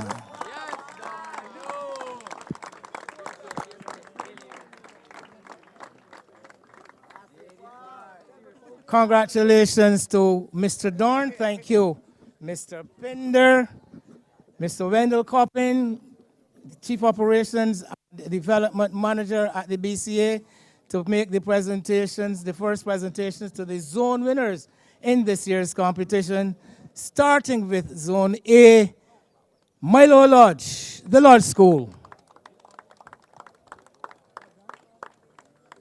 Well, we did have a Lodge boy collect a prize, unless Zion collect and gone. I think this is the captain of the Lodge School team, Zion Brathwaite. Zone B, Christchurch Foundation. Captain Dorn will receive the trophy. And Zone C, Queen's College.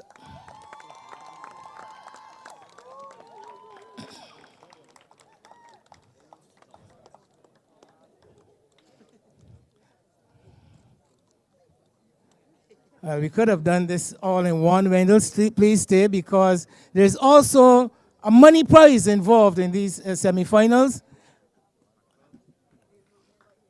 Okay, so we're not going to go ahead with that part of the presentation at the moment. So, Mr. Coppin, thank you very much. CEO, Dr. Toppin, you're asked to make the presentations to the officials in today's big final. I'm going to start with the reserve umpire. I'm going to ask Mr. Basil Clark to come forward. The third umpire today.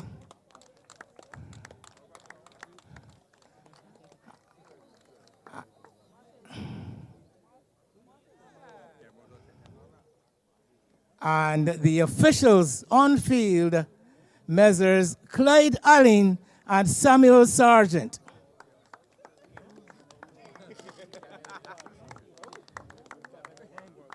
Mr. Allen coming up first of all.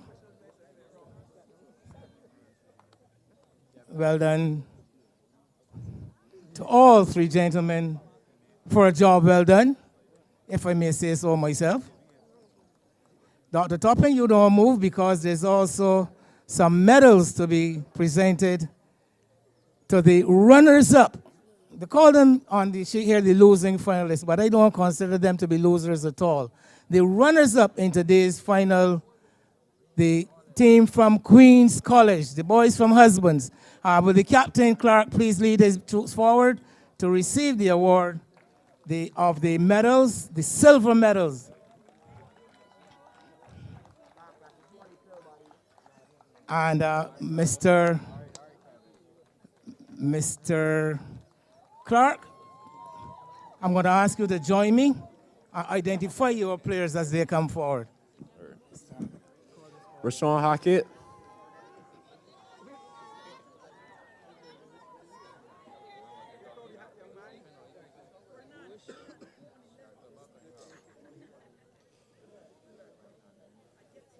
Jordan Graham.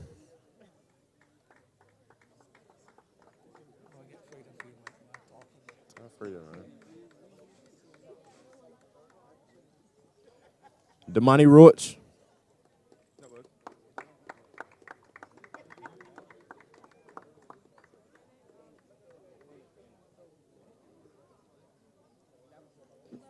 Ethan Wood.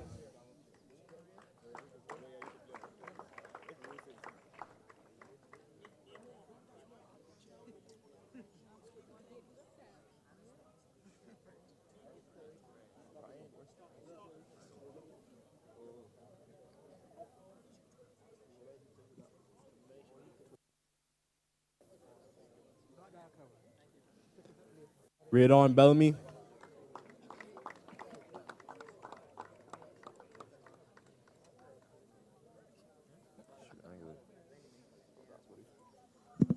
Jonathan Squares.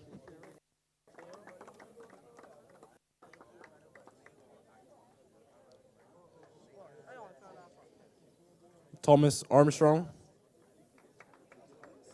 What's their last name?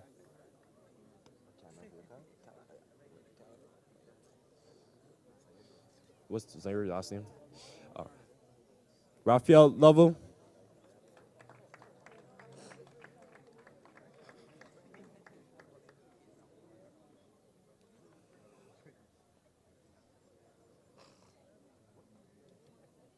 Zandre Baptiste.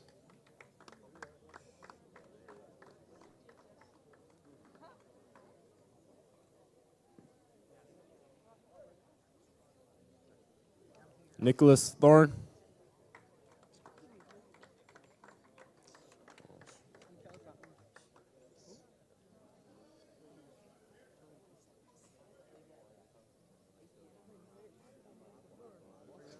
Cody Holder.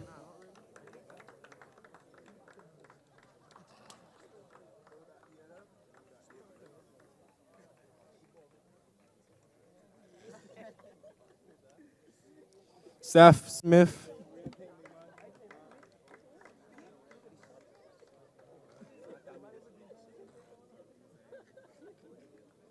Zaire Carter.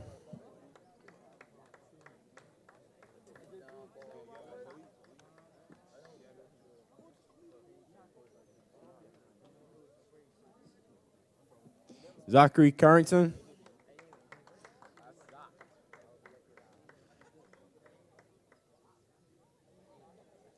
Thierry Archer.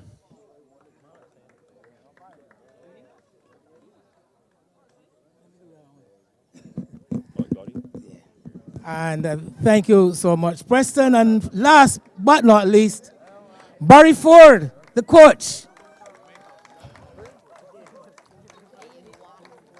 Of course, Mr. Ford, along with all the members of the team, will receive a token of appreciation of a package from our sponsors, the Barbados Public Workers Cooperative Credit Union Limited. And before we let Mr. Dr. Toppin go, there's also the matter of the trophy for the runners-up to be presented. Once again, we're going to ask the captain of the Queen's College side to come forward and receive the runners-up trophy for the 2023 competition. Mr. Clark? To receive that trophy from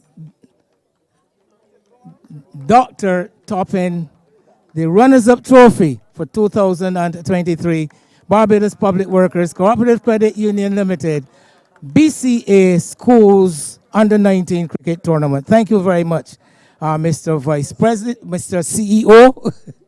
And now we're going to the champions, and we're going to ask the president.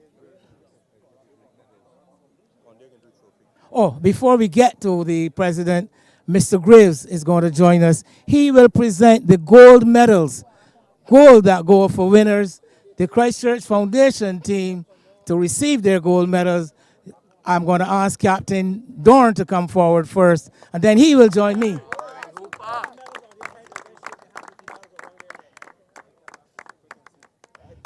Mr. Dorn, please collect your please collect your package on the other side and come right around. Come right around. Come right around the table, Joshua. Let's get those photo matters out of the way. And now you will call your troops forward. Kevin Newton.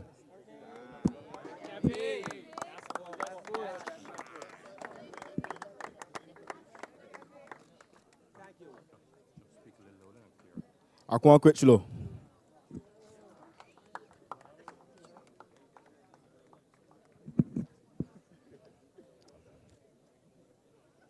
Akeem McCulling.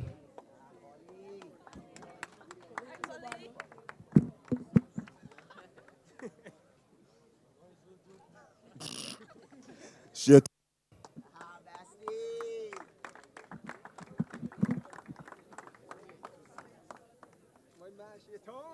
Akobe Quitchlow.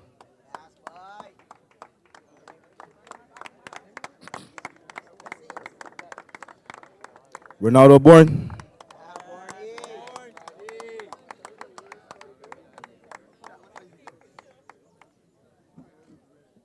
Ramiro Stoke.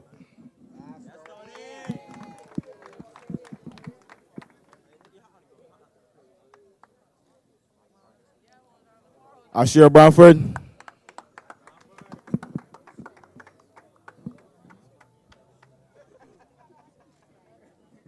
Joshua Jones.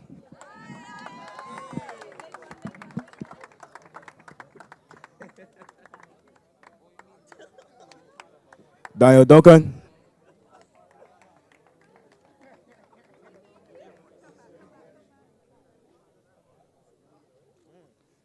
Taif Narang.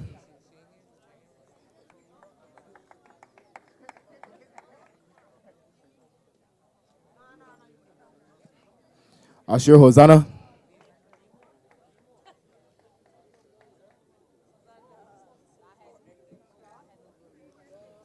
Andre Beckers.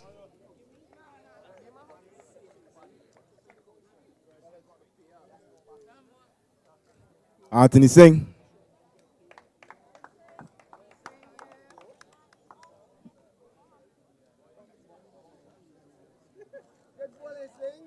Taraj Baswan.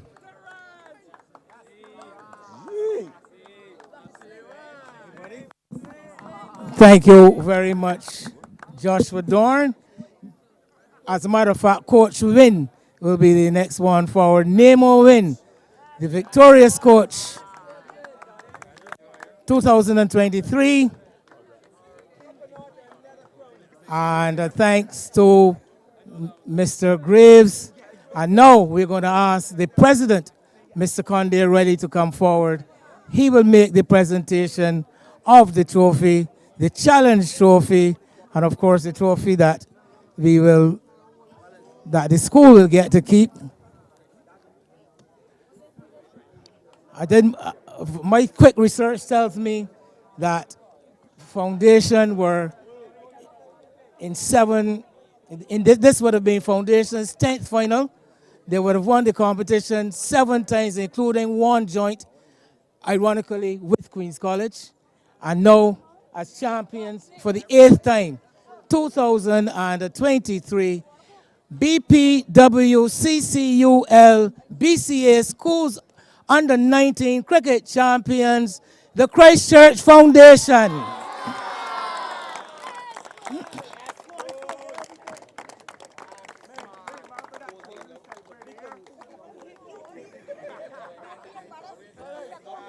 So that is it, ladies and gentlemen. All the prizes and rewards have been awarded. It's time for the photos. Thanks to everyone involved, not only in today's activity, but also in the successful running of the competition this year. And once again, the Barbados Cricket Association expresses its appreciation. Thank you, ladies and gentlemen. Good night.